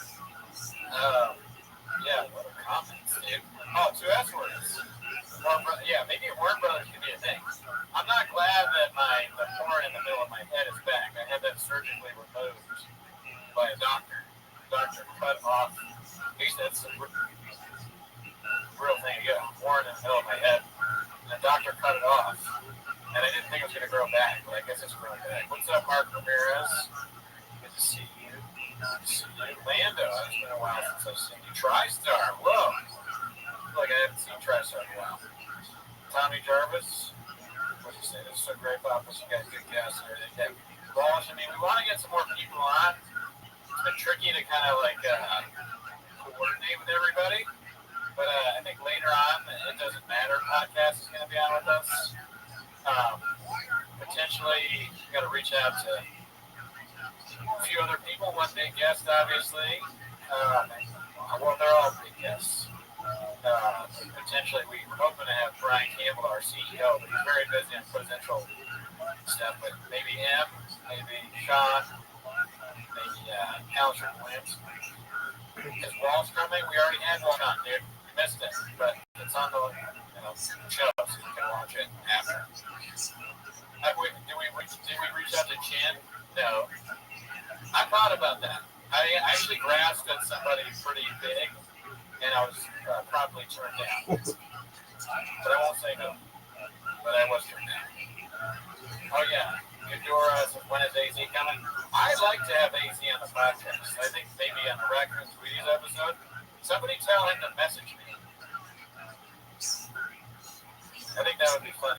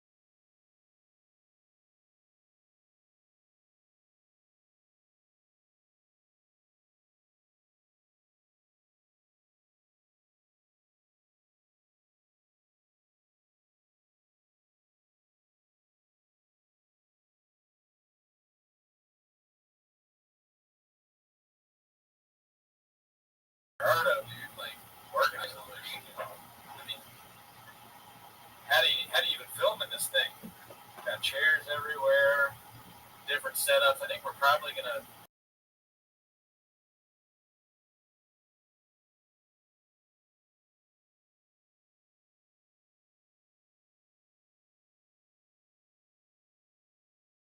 Person. Oh, balloon fart. We don't matter. We don't count, dude. Oh, hell yeah, guys. Give it up for a short quote. We gotta put back on that. Oh, unique. Yeah, I don't know about unique. I don't think so. I wish him the best, and he's funny, but I don't think I want to do all that. Too much. That's a little too much. Oh, that guy really talks a lot. Shout out to Marco. Shout out to you guys. We got a lot of people in here, dude. Cody, Quail, shout out to Kinkar. Kinkar. Somebody from the beginning, Cody. What's up, dude? Thanks for watching that long. Got your phone? I did. It's over. I did have it. I'm not sure where my phone is. Oh, it's over there. It's over there. Check on that. Yeah. Did you respond? I don't think. Not yet. Oh my god, that was a lot, y'all. I think this is the longest we've ever streamed. Definitely the longest we've ever streamed. Are you kidding me? Yeah, dude. What did you want, Nikki? HSG on. Who the fuck is that guy? I gave her a birthday shout out or something. She's nice. I guess I'll wish her the best. Oh, the stream's going. Oh yeah. No audio. Oh yeah. Sometimes we got a lot of audio in here. It's true. As he says, he's taking a nacho. Nacho cheese. Yeah, Mr. Whole Foods. Oh, my bad, Mr. Whole Foods. Not bad. Is your back hurting at all or no? No. Okay. Just gotta constantly adjust. Yeah. Yes. Been watching you guys forever. Never get to see you live usually as just fine. Really trying to this dude. They're like, yeah. I am struggling. I won't lie to you, because I probably have undiagnosed sleep apnea. Yeah. Probably the brain kind. But I'm fine. I'm not gonna fall asleep, but my head hurts. Yeah. I got Advil. I want it. Okay. Oh yeah, thank you. Yeah. Oh, that's good. I'll take the whole bottle, please. When I walk out, push number 2. Okay. When I walk out, okay. Will I be able to do it? All right, dude. Awesome, just me. Mark gave us all Graves. Does anybody else? Am I the only person with Graves' disease? Does anyone else have any thyroid issues? I'm gonna keep the special plan. Vladimir, what's up? Dude, I got a lot of stuff. I got Graves' disease, small teeth, zinc gums. I got a headache. My wrist is maybe broken again. So that's the thing about, I'll tell you about podcasting. A lot of your favorite podcasters have chronic diseases. In fact, most of them do. Part of having a black belt is being very good at talking for a long period of time about nonsense. Is you have to have something that's threatening your life. In 20 to 30 years, I could be dead. But right now, all I have is a headache. So it's not really that big a deal. Thanks. I got it done. I got that done. I was telling them part of podcasting is having chronic disease. I think that's true. What is it that got you? The Mark Harley being here or the Regal Public Bank? I would say it was the inherited traits. And probably maybe the drink. Just blast them all. But I'm fine.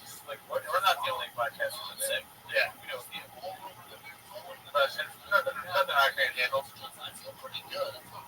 Rudy or Gerardo? Wait, what are some? Holy shit. This is the payment for our Reckoning Treaty Special Edition Rain. Thanks. Listening to Mark it up on you. Need Graves too. Mark thinks the singer strictly needs work. What is he going to be? I don't know, but I was like, I just assumed that meant Dicey. Oh, yeah. It's like everybody likes that movie. I've not talked to anybody who doesn't like it. It's surprising. Shout out for the fan did say they didn't like the tone of it because they don't like vampire shows. Yeah. But I don't agree. Yeah. So is that your takeaway? You know what I mean? Yeah, I mean, it's that movie is fucking ruling. Also, shout out to Oprah for being in here, dude. Oh, hell yeah, dude. Both men should be on the show later. Yeah, he's able to. Still a little early. I'm not locking this back. IBM boys. I can't go through another lockdown. Straight up. I think you opened, you know, over that last. Nice to know you. I donated over $20 in less than 10 minutes. Thank you, Tony. Yeah, dude, I stayed up until like 1 in the morning setting up. The MNXT says as soon as Goody transitions to the couch, he's falling asleep. Yeah. I should DoorDash Red Bull. Yeah, I would drink this at gunpoint. I can get you Red Bull if you want. Do you have Red Bull? No, but you know. I can go to the Aldi right here if you want to. Yeah, I can do it. Yeah, sure. Yeah, I mean, listen, I'll just keep talking to the chat. Okay. Okay. I'll go get 2 Red Bulls from you. Yeah. I got fast too. That's when, yeah, when Gerardo leaves and he's getting a drink from me, and I'll just make fun. I also, what's it called? I got a free trial on it too, so we're good. Oh, sick. I gotta cancel that. Yeah, I'll keep an eye on that. Yeah. And, you wanna, would you rather sit on the couch or not? Up to you, bro. I'm fine here and there. Everything's already set up for the couch if you want. That's, okay, cool. You always suggest you. Alright, yeah, dude, I mean, Red Bull Run seems healthier than what my original suggestion was, which was the order DoorDash pizza. Every time we have pizza on the stream, it goes really bad. So I think I'm just going to live off the equals. Earlier, when they were like planning this shit for the stream, it was kind of, you know, we've been telling you all about this for weeks, but I'm not going to lie to you. I want to sugarcoat it for you. I want sugar all over your dicks and vaginas and tell you it's delicious. We didn't really plan a lot, I would say. Like, we were just reaching out to people like, can you be on? Can you be on? They were like, we need Diet Coke. So Gerardo got Diet Coke. And I was like, what kind of food should we eat? I've just been streaming for so long. So I was like, what bakeries are open? This is my coffee came on. You know, I wasn't going to get donuts. I wasn't, but you know, I love donuts. So I got a bunch of because I'm so tired, I forgot where I was going. So let's check back in with the chat. So I got this first thing. Brian Hardy, where did you get the Puig jersey, Eddie? Okay, I got the Puig jersey on, what is that site where you, it's like, I've never used it before, where you bid on things. That's how the Graves thing hit hard. I got it on that site where you bid on stuff. I wasn't sure about jersey sizes, so I had to ChatGPT what is large jersey size. If you don't know, 48, 80, eBay, that's it. See, you asked the question, you knew the answer already. That's the kind of fan we want. Thank you for helping. I got on an eBay, I bid a little bit under, and I wanted to be alien. I was like, damn, I should have bid way less. I said, you're in a group chat with other parents, dumbass. But it wasn't that expensive. And it came, and then like yesterday, I got a little surprise for you, Gerardo. And he was like, oh, I think I already know what it is. I had forgotten that I texted him. Oh shit, Gerardo's calling me. All right, you're on speaker. You know I want sugar free. Don't ask me a stupid question. Thank you. I appreciate it. I'm sorry. All right, Larry. Dude. Would you guys are sugar free people, I'm assuming, right? I mean, is it, I'm glad that he asked, but sometimes people aren't, but I gotta. But anyways, I was talking to Gerardo, and he was like, I think I know what it is. I'm like, what do you mean? He's like, the Yasal Puig thing. Apparently I texted to him, and I forgot. It's just, you know, I mean, the Greg's is really, recently, I just don't remember anything. I might have even just said that twice, I'm not really sure. Yeah, dude, I mean, all sugar-free soda is pretty good, so I think it's all great. Nina Bone, would have been cool if you guys would have gotten Matan. I don't have any connection to Matan. I think he's funny. Sure, it'd be great to have him, but I don't know anyone that knows Matan. So if you all know Matan, you can tell him to come on our show. If he has the time, we'd love to have him. He cracks me up. Originally, I was sort of like, I don't know about this guy, but I think he's just terrible.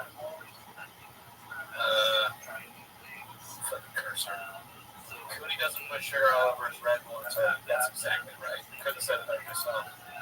Thank you, FB. Appreciate it. Thank you. Thank him. Is the light count good? I haven't looked at it. To be honest with you, I don't even know how to check. Or I have to check the light count. So I'll just trust your word for it. But yeah, definitely like the video.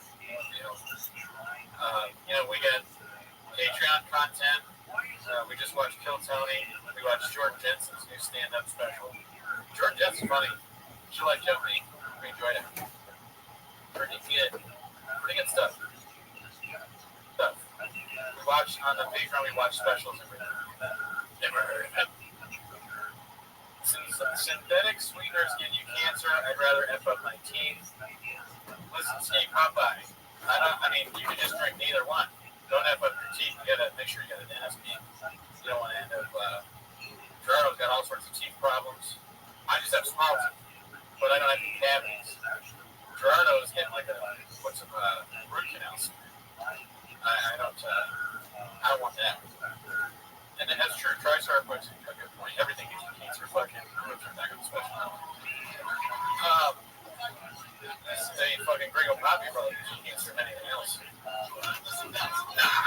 Thank you for the food, but I don't. Field Tripper 0. His singing his ass. Disagree. He's got a good voice. He sings well. The real deal. The real deal. Holyfield. This shit is. Just never went to the wrong. Never worked out. This morning, boys goes, dude. Hit 2 when Gerardo logs in. It's already, I think probably 4. But, Gerardo, yeah, I should hit 4 just slow. Should I hit 4?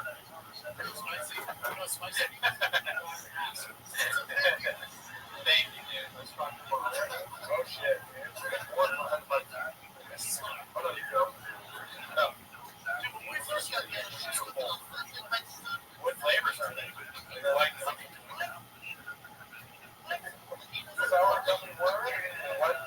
White gummy bears is a strange choice. Why white gummy bears? That's so weird. Rain is like racist or something. What is the question? Gerardo trusts me so little with streaming that he is doing a poll with 3 energy drinks in his hand. He might do if I let you do it. The computer will break. White gummy bear. White gummy bear. See that? I fucked it up already, dude. Shortstop for the Dodgers. I haven't had a Red Bull in 5 or 6 years, dude. Sounds pretty good. But I'll do it for anything for you all. We aren't sponsored by Red Bull. We have loyalty to Rain. However, I will not drink it because it is poison. Shout out to you, Timothy Woodville. Oh my God, it's so good. I miss this. I will regret this in 30 minutes. Dude, let me ask you a question. It's a tough question. Let me ask y'all a question. Anybody ever remember 5-hour energy drinks? I used to like to drink those and watch the girl Bobby Solo. But no, those are like Sal Volcano. We watched him on the Patreon. And the one thing I agree with him about is the feeling you get from having a 5-hour energy is indescribable. Yeah. It is not a good feeling. Yeah. The second you drink it, you're like, oh my God, why? Why did I do this? What kind of job is this? That I need 5-hour energy to do it. That was when I had the most hourly of hourly jobs. Bookstore, restaurant, smoothie guy. I was slamming 5-hour energies, making smoothies with apple stickers. Hey, mine has a sticker in it. What's the guy making it? Oh, I'm sorry. I accidentally left a sticker on the apple. I apologize. Dude, giving me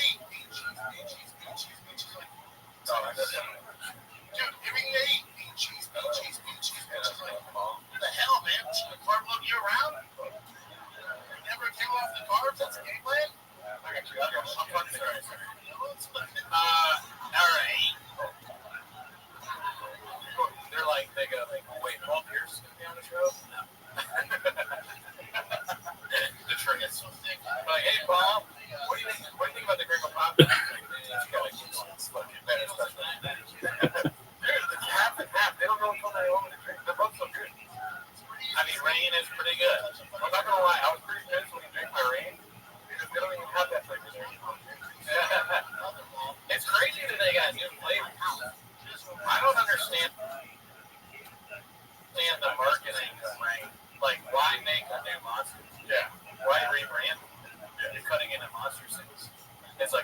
coming for Gen Z. And you kind of, I'm fine with it.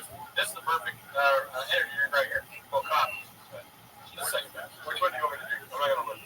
I mean, I think white gummy bear. What's your best call? I fucked up. As you do. Don't vote for me. Don't vote just like I do. Okay? Don't copy. Don't be a cuck. All right? That's the last thing you want to do. Don't cuck on me. Vote with your heart. I'm going to wait till this 5 minutes ago. I don't need sycophants, okay? But if you criticize me in any way, you're a bum. Yeah. I was so upset we should have started the stream up with the bot finish. We kind of killed the bot joke, but I forgot everything I was going to say anyways. So We met up last night and talked for 3 hours about this bot finish that we were going to do. It's not a finish for real. We're done with the bots. yeah, no, there's no fit. No more bots. You know what I mean? We're going to focus our attention instead of on the comments, on coffee cake, stuff like that, donuts. It's just crazy, like the comments where they go like, "Oh, go back to Timo's every week." It's like, all right, bot. Yeah. Like, you think I was born? Yeah. You think this is my first rodeo? Yeah. That's what I told Jarlo the last week. I was like, there's a lot of people that don't. I told him to sit down. I was like, take it. I was like, I got to talk to you. There's a lot of people that are watching us right now that think it's actually the first time that we've been to a rodeo. And he was like, you know what? Yeah. Right. So then, you're right. Yeah, I told you I was like, there should be bots that put sugar all over our dicks and tell us it's delicious. You know, you're like, both of us have been to many rodeos. Yeah. We talked a lot about rodeos after that, bull riding. Yeah. And we came to, after we talked for a long time about bull riding, we were like, you know what? Bots need to go. We have a no bot policy. We don't read the comments, so we won't know. But if we did and we saw a negative comment, we'd be like, oh, that's a bot. Bot, yeah. Don't leave them up. I'm not going to delete them. Yeah. But we'll know that any kind of criticism whatsoever, anyway, even if it's not just like enough reverential, like it's something that's not like you guys are advising, then I know it's a bot comment. Yeah. And, You know, it's like, who's going to read it? The other bots. So why would we delete it? the bots are communicating and liking each other. Elizabeth Marsden, peace myself laughing. What up, Ireland? What up, Irish bot?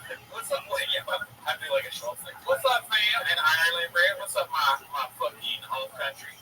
I saw some Irish comments, so I was happy to see the Irish flag. And, you know, yeah, I went to I went to see Swell Season last night at the Greek Theater. Shout out to Irish people. I don't know if any of you are fans of Swell Season in the chat, but it was pretty good. Never heard of the movie once. Never heard of it. Take these broken boats.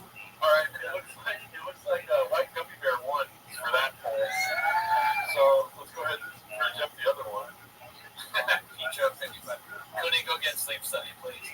I agree, dude. I think Othman was right. I don't know if I mentioned that earlier. Othman is the one that told me I probably that because he's got it, but it makes it small. His brain is so small. Yeah. That that's why his sleep apnea. Because the brain, they measured his brain is very small. The bots are voting each other. It's another bot telling us what's happening in the bot room. I know. I mean, for all I know, bots can have sex with each other. I have no idea. Check this out. I've been at Belfast. Belfast. Truck flap, were you in truck flap? Truck flap and Belfast, I'm really busy. But I have been. Here is the swing down. Yeah, but that very neck.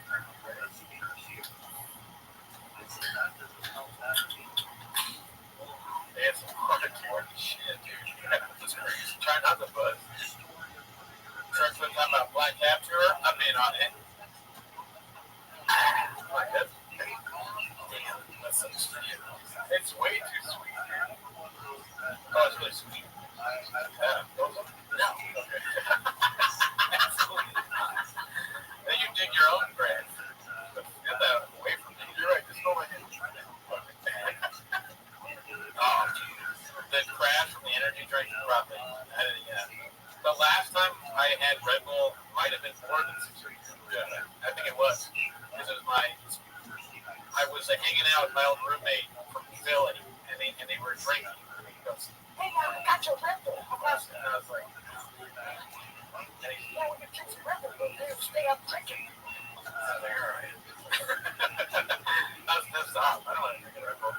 But cheers.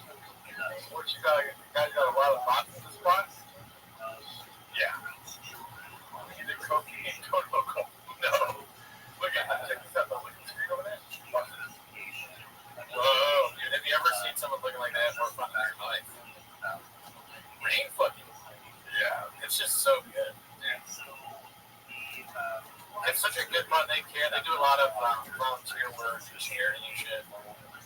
There's a rain charity where they give sour gummy worms to like mothers in need. They're pregnant.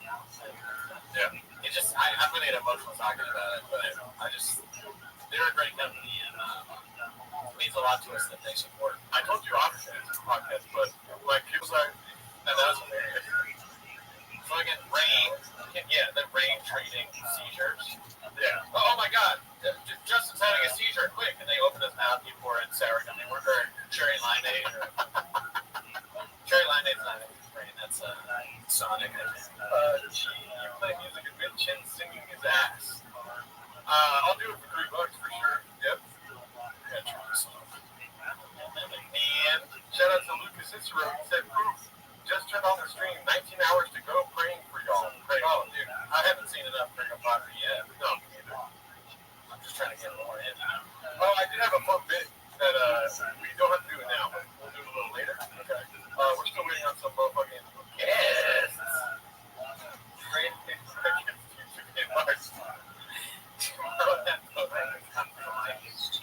Okay, no. When I saw him with the second coffee cake, it was amazing. I cannot believe I've never had a Boros coffee cake before. That might be the best coffee cake I've ever had in my life. Don't say that. I didn't get the bite. How does it? It's easy to get this cheap. We'll go there after. But listen, how does it? Coffee cake with icing on it? Whoa. What the fuck? I didn't know it had icing on it until I took a bite. I didn't see the icing. I was like, oh my God. I didn't think about this. There's a cookie left. There's lava cheese roll. That donut is disgusting. Oh, really? Yeah, it's horrible. What do you eat? Like cookies? If the donut's not from Florida, so I won't say, oh, it's not from Antigua. I went into Antigua and I was like, go for it. I don't know what you got going on here, but I don't like what I see. So, that's right. I mean, it's Lucas's birthday yesterday, so let's just say, happy birthday, Lucas. Happy birthday, Lucas.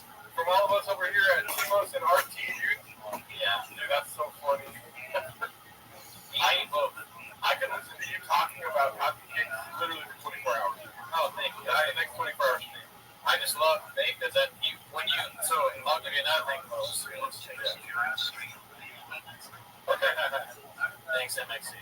I mean, to let you in behind the curtain, when I came here, Gerald was I told him when we were recording.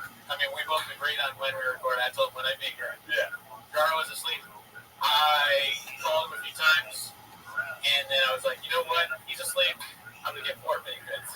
I tried to get coffee cake, but I was like, I'm not going to drive far away, so I went to another coffee shop. Yeah. And a bakery. And then I came back, and he's still asleep. So I honked my horn. And then I went behind his window, and he's charging his car through his window. So I started screaming his name, and then I called him again. And that all happened. Yeah. Then, I woke up at 6 a.m., and I was like, it's like a beer for a couple.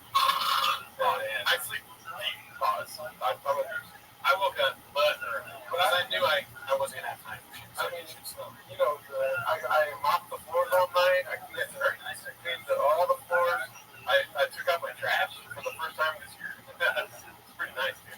It smells good. Last time you came here, it smelled like, and you have bad smell too. Yeah, I have like bad smell.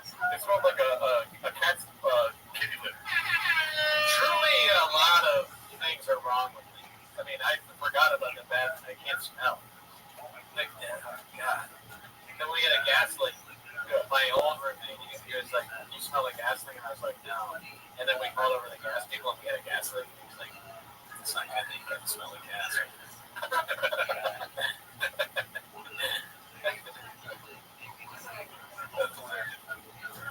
Fucking gas leak. The guy that did the gas leak claimed to have fixed it, and he didn't fix it. He just left the leak. So we had to have another gas guy come out and try to get me out. Shop there with flappers. Does anything I'm doing work? Taste. 11. I can still taste. I can see. My eyesight's okay. That's one of the things that goes crazy. Nice.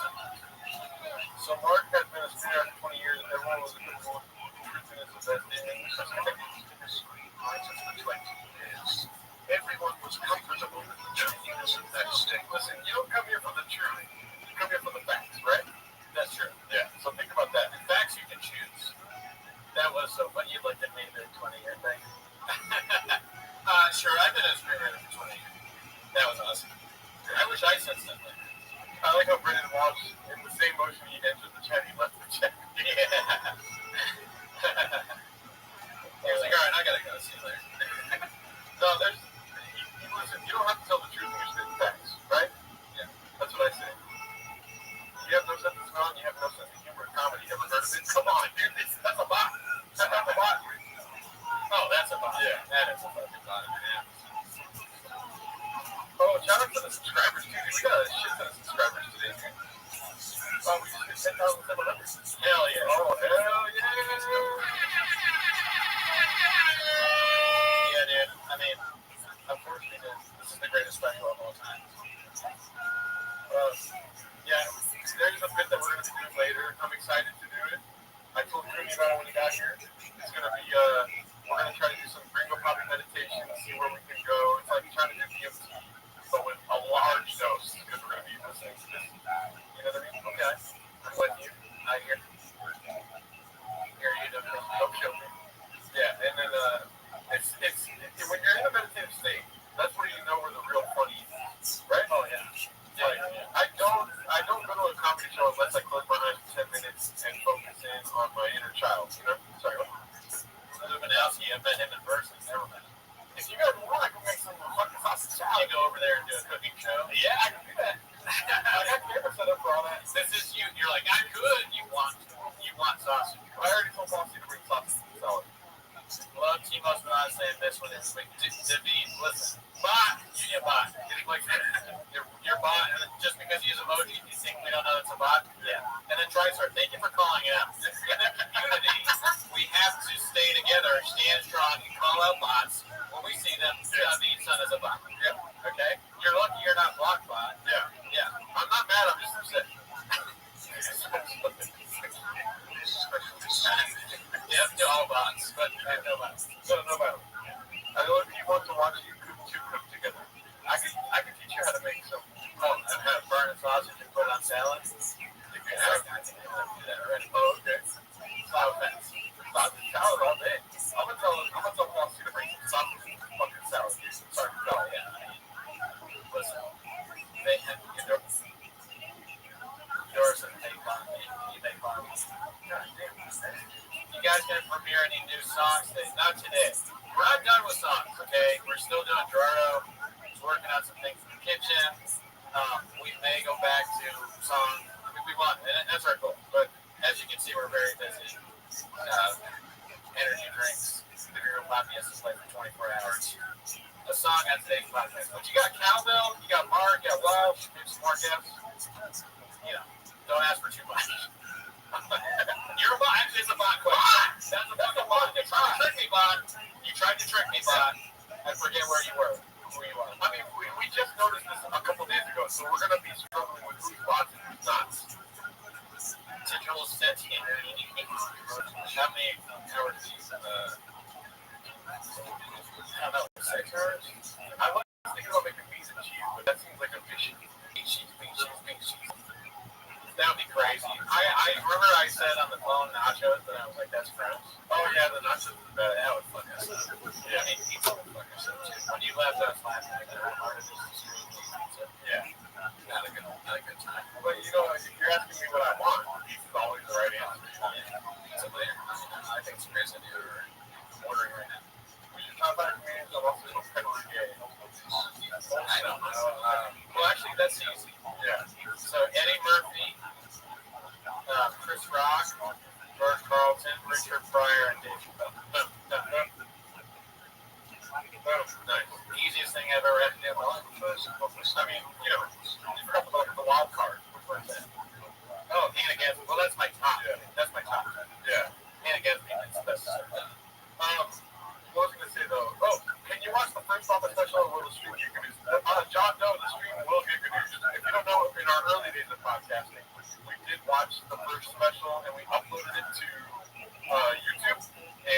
What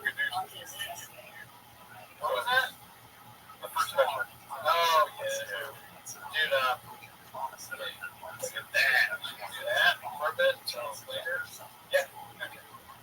Hell yeah, same link. Hell yeah, Papa. Yeah, same link. Wait, no, that meeting's over. Okay. I'll leave this over here. Yeah, gotcha. All right.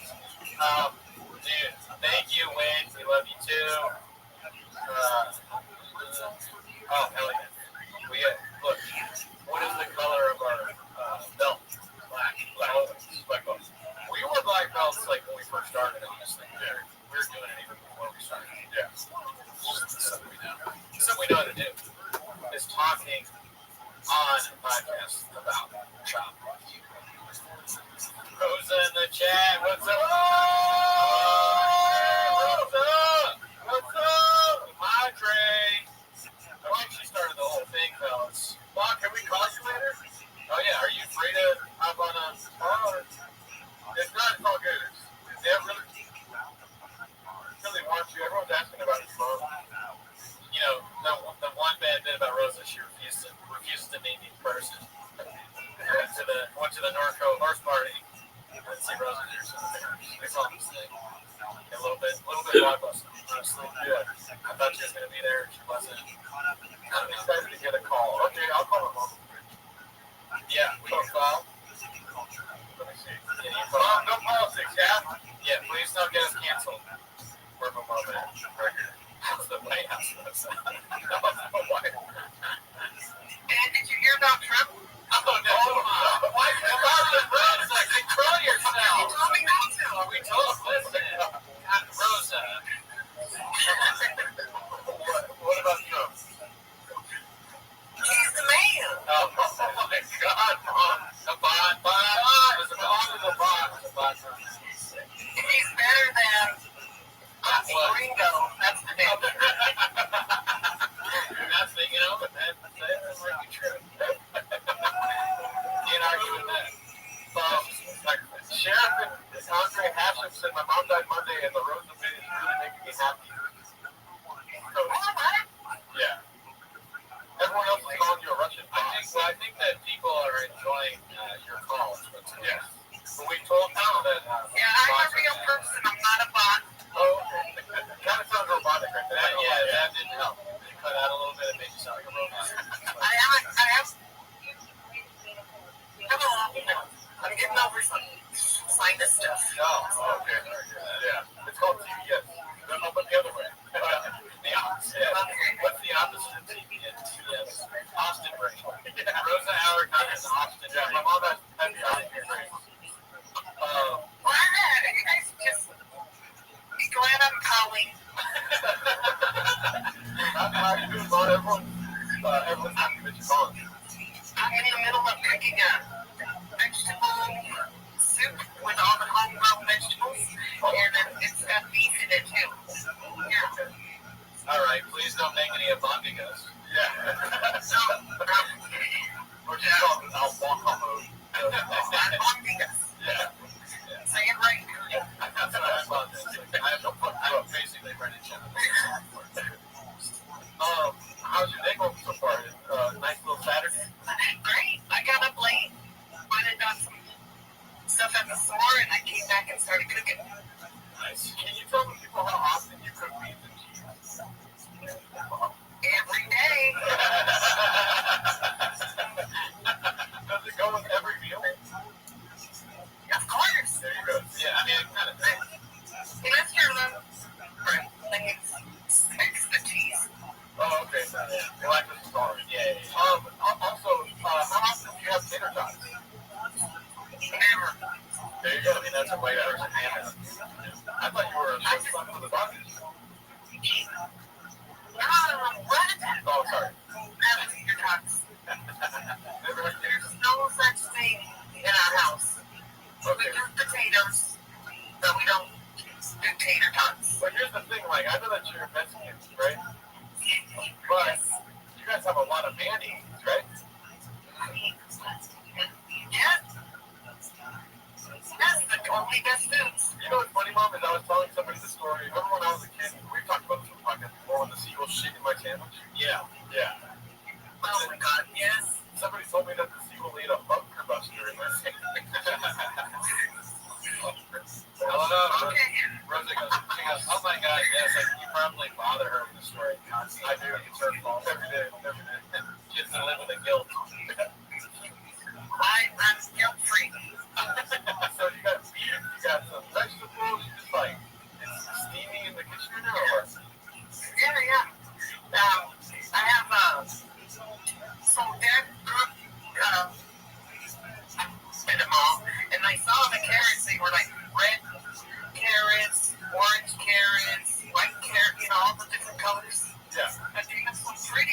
want to make a soup of that. Yeah. Yeah. So here I am. Okay. Nice. Nice. Well, thank you for talking to us. I know that you have no interest in watching the Ringo Pop. Never seen it, right? No, he's an idiot. Why do you guys even give him so much glory? Thank you. I appreciate that. You think that won't be the story or something like that. Glorifying his. That's true. Did you see the guy that I had in my apartment earlier? Big muscle guy, Mark. Big muscle guy. Which one? His name is Mark, but we call him BCL for short. No, I don't. I missed it, but missed the early part. Yeah. No, I haven't been tuning in much. Oh, okay. You would have had me have to look at the line and seen him on here. But thank you, Mom. I'll call you later. Maybe tomorrow. We have another guest chime in here. Fine. Then go ahead. All right. Have a great night, Rosa. Not as important as your next guest. You're the most important. I love you. I hope the moms haven't taken you too, Mom. I love you. All right, thank you. Oh, shit. Look who it is. Come on, yes, fucking W, dude. Alex, live from the beach in North Korea.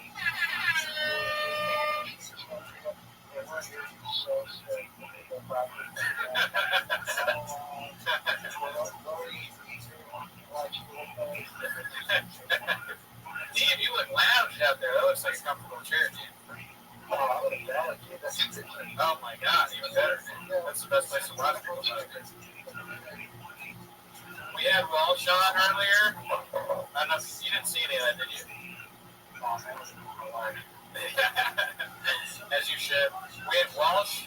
You get this. Walsh talked to Mark for a while. Mark Barley and Walsh. Yeah, it was pretty cool. I gotta say. That's fun. Oh, well, how long have you been going? We've been going since 9, Danny. Don't laugh that hard. Dude, Gerardo showed your record. Oh, yeah, at the very beginning of the stream, I told that your record was like, shout out to Alex for we're trying to get people to buy your record. Yes. Yeah.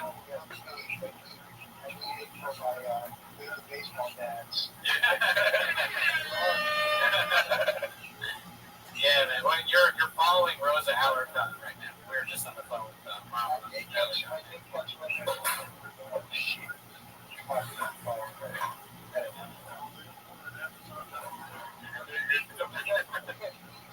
We were earlier. We got some quarters. Yeah. We were trying to do a Ringo Puppy fast, but that didn't last long. Because there's like a coffee cake that we've been doing, so we're going to test coffee cake while watching the Ringo Puppy to see if it was any better while we had like coffee cake. Yeah. If it enhanced the viewership at all. Yeah. We asked Walsh this, what's your favorite part? What's your favorite bit from the Greco comedy? If you had to choose. Well, I gotta say, I was born in Dallas. Okay. So, as a Dallas boy, I think that it's local humor. It's pretty good. Stuff out to me. What?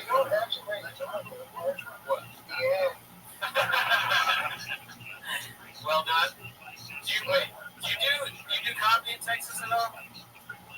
I actually did a show, I think it was called the Dallas Comedy Club, which is big fun. But it's just so weird because from you go outside the club, like to smoke a cigarette, you can see the hospital building. So it's like, I had to come far off. But, and then, I've been to Austin. I recorded my album in Austin. Oh, okay. Yeah, but yeah, I think I've only ever done Austin and Dallas. So, do you find the observations that Sean made about doing comedy in Texas to be true? Is it better? Yeah, it's definitely better. It's just Texas strong, Right. They don't make you wear a mask and all that shit. Like, you're not gonna be woke and all that shit. No. It's different. It's definitely different. It's different. Yeah. Different. I think that Rico probably is one we talked about. No. That's the first one. Yeah. You'd be surprised. You'd be surprised. Jamal the Asian Jamal. I think my favorite joke is North Korea on the beach. My Rico Pop. That is a pretty good one. I think that might be mine. I like Mr. Wolfman's a lot. That sticks out to me. Yeah. Now that we can celebrate the special himself on a glorious day like this Saturday, you know? Dude, Alan, you gotta, if I could be so bold as to give you advice, I think you gotta do the Addison Improv. Yeah, no, you're right. I think you gotta do that, dude. Look, I just, right now, just trying to focus on my kids. And we all got cookies, so whenever we're canceling some years, we'll get that. Dude, COVID's not real, man. I mean, and also, I know you know about the double placebo blind studies that happened, so you're on. Wait, I didn't realize, I wonder if you get absence in Addison. Yeah, for sure you do. Yeah. You think they can get the Rico Pop without Adderall? Did you see the thing that Moses Storm did when he did the Addison Improv, like the IG story? No, I don't think so. Oh, I should have asked him. Oh, I didn't think about that. But Moses, he had a show at the Addison Improv, and he posted this really funny video of how honored he was to be doing it, and he edited in clips of the most offensive shot that scene. So he's pretending to cry, and then at the end he put us in. I was like, holy shit! And that's how you get our favorite. It's just including us in English. That's how we do it on a bot. Yeah, so yeah. If you want to not be a bot, you have to be on the Patreon or be friends with us. Yeah. Otherwise, you're a bot. Yeah. So you got to do it too. That's what I'm saying. Please make a video. As Improv. Look at this. Yeah, we should do a live 10 minutes. Oh, that's cool. That would be holy shit. If we get the game together, fucking Addison trip. I think we might be going on 10 minutes. Never. Right. We'll share a hotel. So what are you going to do? Actually, is it on a loop right now? Yeah, it's on a loop. It's right behind you on our screen. Yeah. What part is it like? Let me see. Not sure at the moment. Oh, Punto Cabron. Right now. That's the one. You know, you call that just from the visuals without art. Yes. We're almost there, yeah. Yeah, no, I can tell from the timestamp on the bottom, the red line. I sequence that with my finger like that, and I'm like, oh, yep. Yeah, we have a huge general setup. We have 3 screens back to back to back. And I'm not joking around. It's like everything feeding me information while we stream here. Wait, so how is it going to go? Oh, yeah. Yeah, dude, Harley in the beginning of the stream, and he has the energy of 1,000 men. He did three or 4 hours straight of Bapa intelligence. Facts, Tiger facts. Oh, that's great. Yeah, and I mean, it's hilarious to have him meet people. So I wish he could talk to you as well. Yeah. But watching him talk to Boss was pretty fun. Yeah. It's a good time. Something's going viral on James right now that he said. What's one? Apparently, Bob would ask the Betty to talk. Oh, okay. Yeah. I want to read that one. Well, you can just go on the subreddit, or I'll send it to you. Not right now, but I'll send it to you. I got you. Yeah. So when Walsh was on the stream, he was talking. How he talks to us about how he's obsessed. He's trying to get off of it. He did that bit. It's pretty good bit. This is crazy. You're not deep in the stuff. You send clips sometimes, but you don't have the same kind of addiction that Walsh had, right? No, I'm with Walsh. I think because Walsh has a family, that's why he's so addicted to it. I think he relates to as much as Sean. Relatability, yeah. I'm just a one thing boy on my own. Yeah, I'm more of a Joanna than a shop.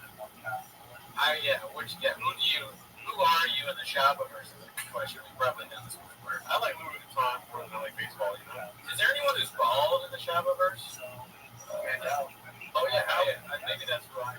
Yeah. I can see that. Oh, actually, right now, there's a coach. I'm watching college football today for my parents. Yeah. And the coach of Kent State has a very Oh shit, I gotta check that out. I think they're playing Yeah. I mean, how's your team doing? How are the Jags doing? Jags are okay. I mean, that's tomorrow. My parents are in Florida State. I've been watching that with them. And Kent State sucks, so they're winning. But they haven't really they beat Alabama in the first game of the year. Besides that, they haven't really played anybody else like it matters. Shab would have started on all those teams, probably. Yeah. No, I saw Sean play today.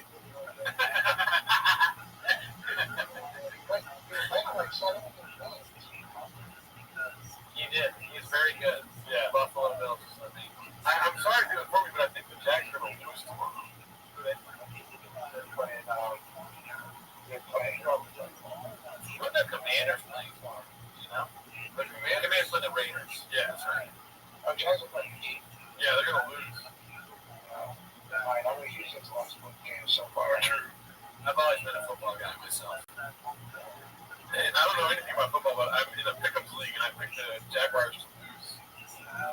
I'm sorry, I didn't know they were your team. If they were your team, I'm picking the fucking Commanders every week.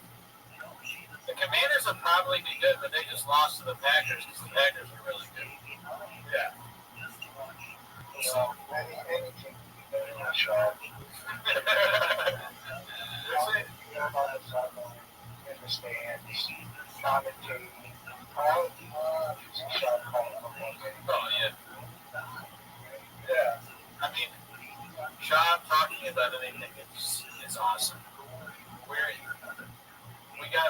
We were talking with Walsh about like a reality show. That was a new idea he had, the Chef reality show. But I still think the Gringo Poppy documentary is what I'm most interested in. Oh, yeah. I can be in the shop. Exactly. I could see that. I could see Sean hosting like hosting a Love Island or something like that. Sean Island. It's just people who shop first that have to live together in a house.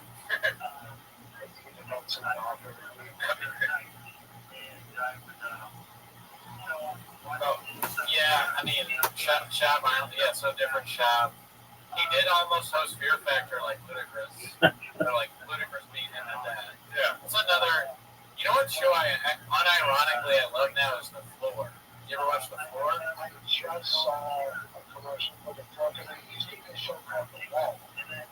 No, what's The Wall? The Wall was, the guy that was the voice, he used to be a weatherman in LA, and he still is, but he would play announcer for a lot of things, really be public. Hey, here comes The Wall. And then it was like, like, why they call it for the wall. Yes. Yeah. It's basically like a wall comes back to the weird thing, and you have to Get through the wall, make the close. It'll knock you off into like water, like whatever. But yeah, so like I saw it was the floor. Okay, so yeah, The Floor is totally different from that. What you just described sounds like a show that Simon Gibson would host. But this show, The Floor, is a little more intellectual. If you like things like that, it's the guy. Rob Lowe is the host. He does a great job, and he's. So It's so all these people on the floor, and they are experts in different categories. And there's a randomizer that picks one or two people, and they battle against each other. So it's like a picture of like whatever, like let's say it's history and R&B artists. So like if it's R&B, the history guy goes against the R&B, and it'll show a picture of like Brian McKnight, and they go back and forth. If you get the answer wrong, you lose time. There's a timer, and it goes. It's like it has all these categories. It's fucking. I'm not doing it justice, but it's a great show.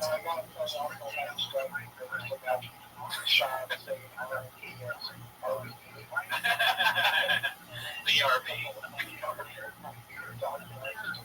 He's like, I love Usher. BRB, dude. It's my favorite kind of music. Oh, really, dude? Fucking love that shit. Oh, man. But yeah, no, the new season's coming out. It's hosted by Brendan Shaw. Check it out. Yes, it's going to be pretty good, dude. Oh, yeah. No, I mean, what other shows are you guys? What other game shows? I mean, Price is Right would be good because he wouldn't have the price of anything, and he would probably start arguing. But he would also this way he would be my friend. It's just that he goes together. He sends the thing out, someone gets it right, he goes, I heard your place. He doubts, yeah. He like argues with the actual answer games where we don't play right. Yeah, not yet. I'm not sure about that one. What's the capital of Massachusetts? Boston. He doesn't even know. Boston.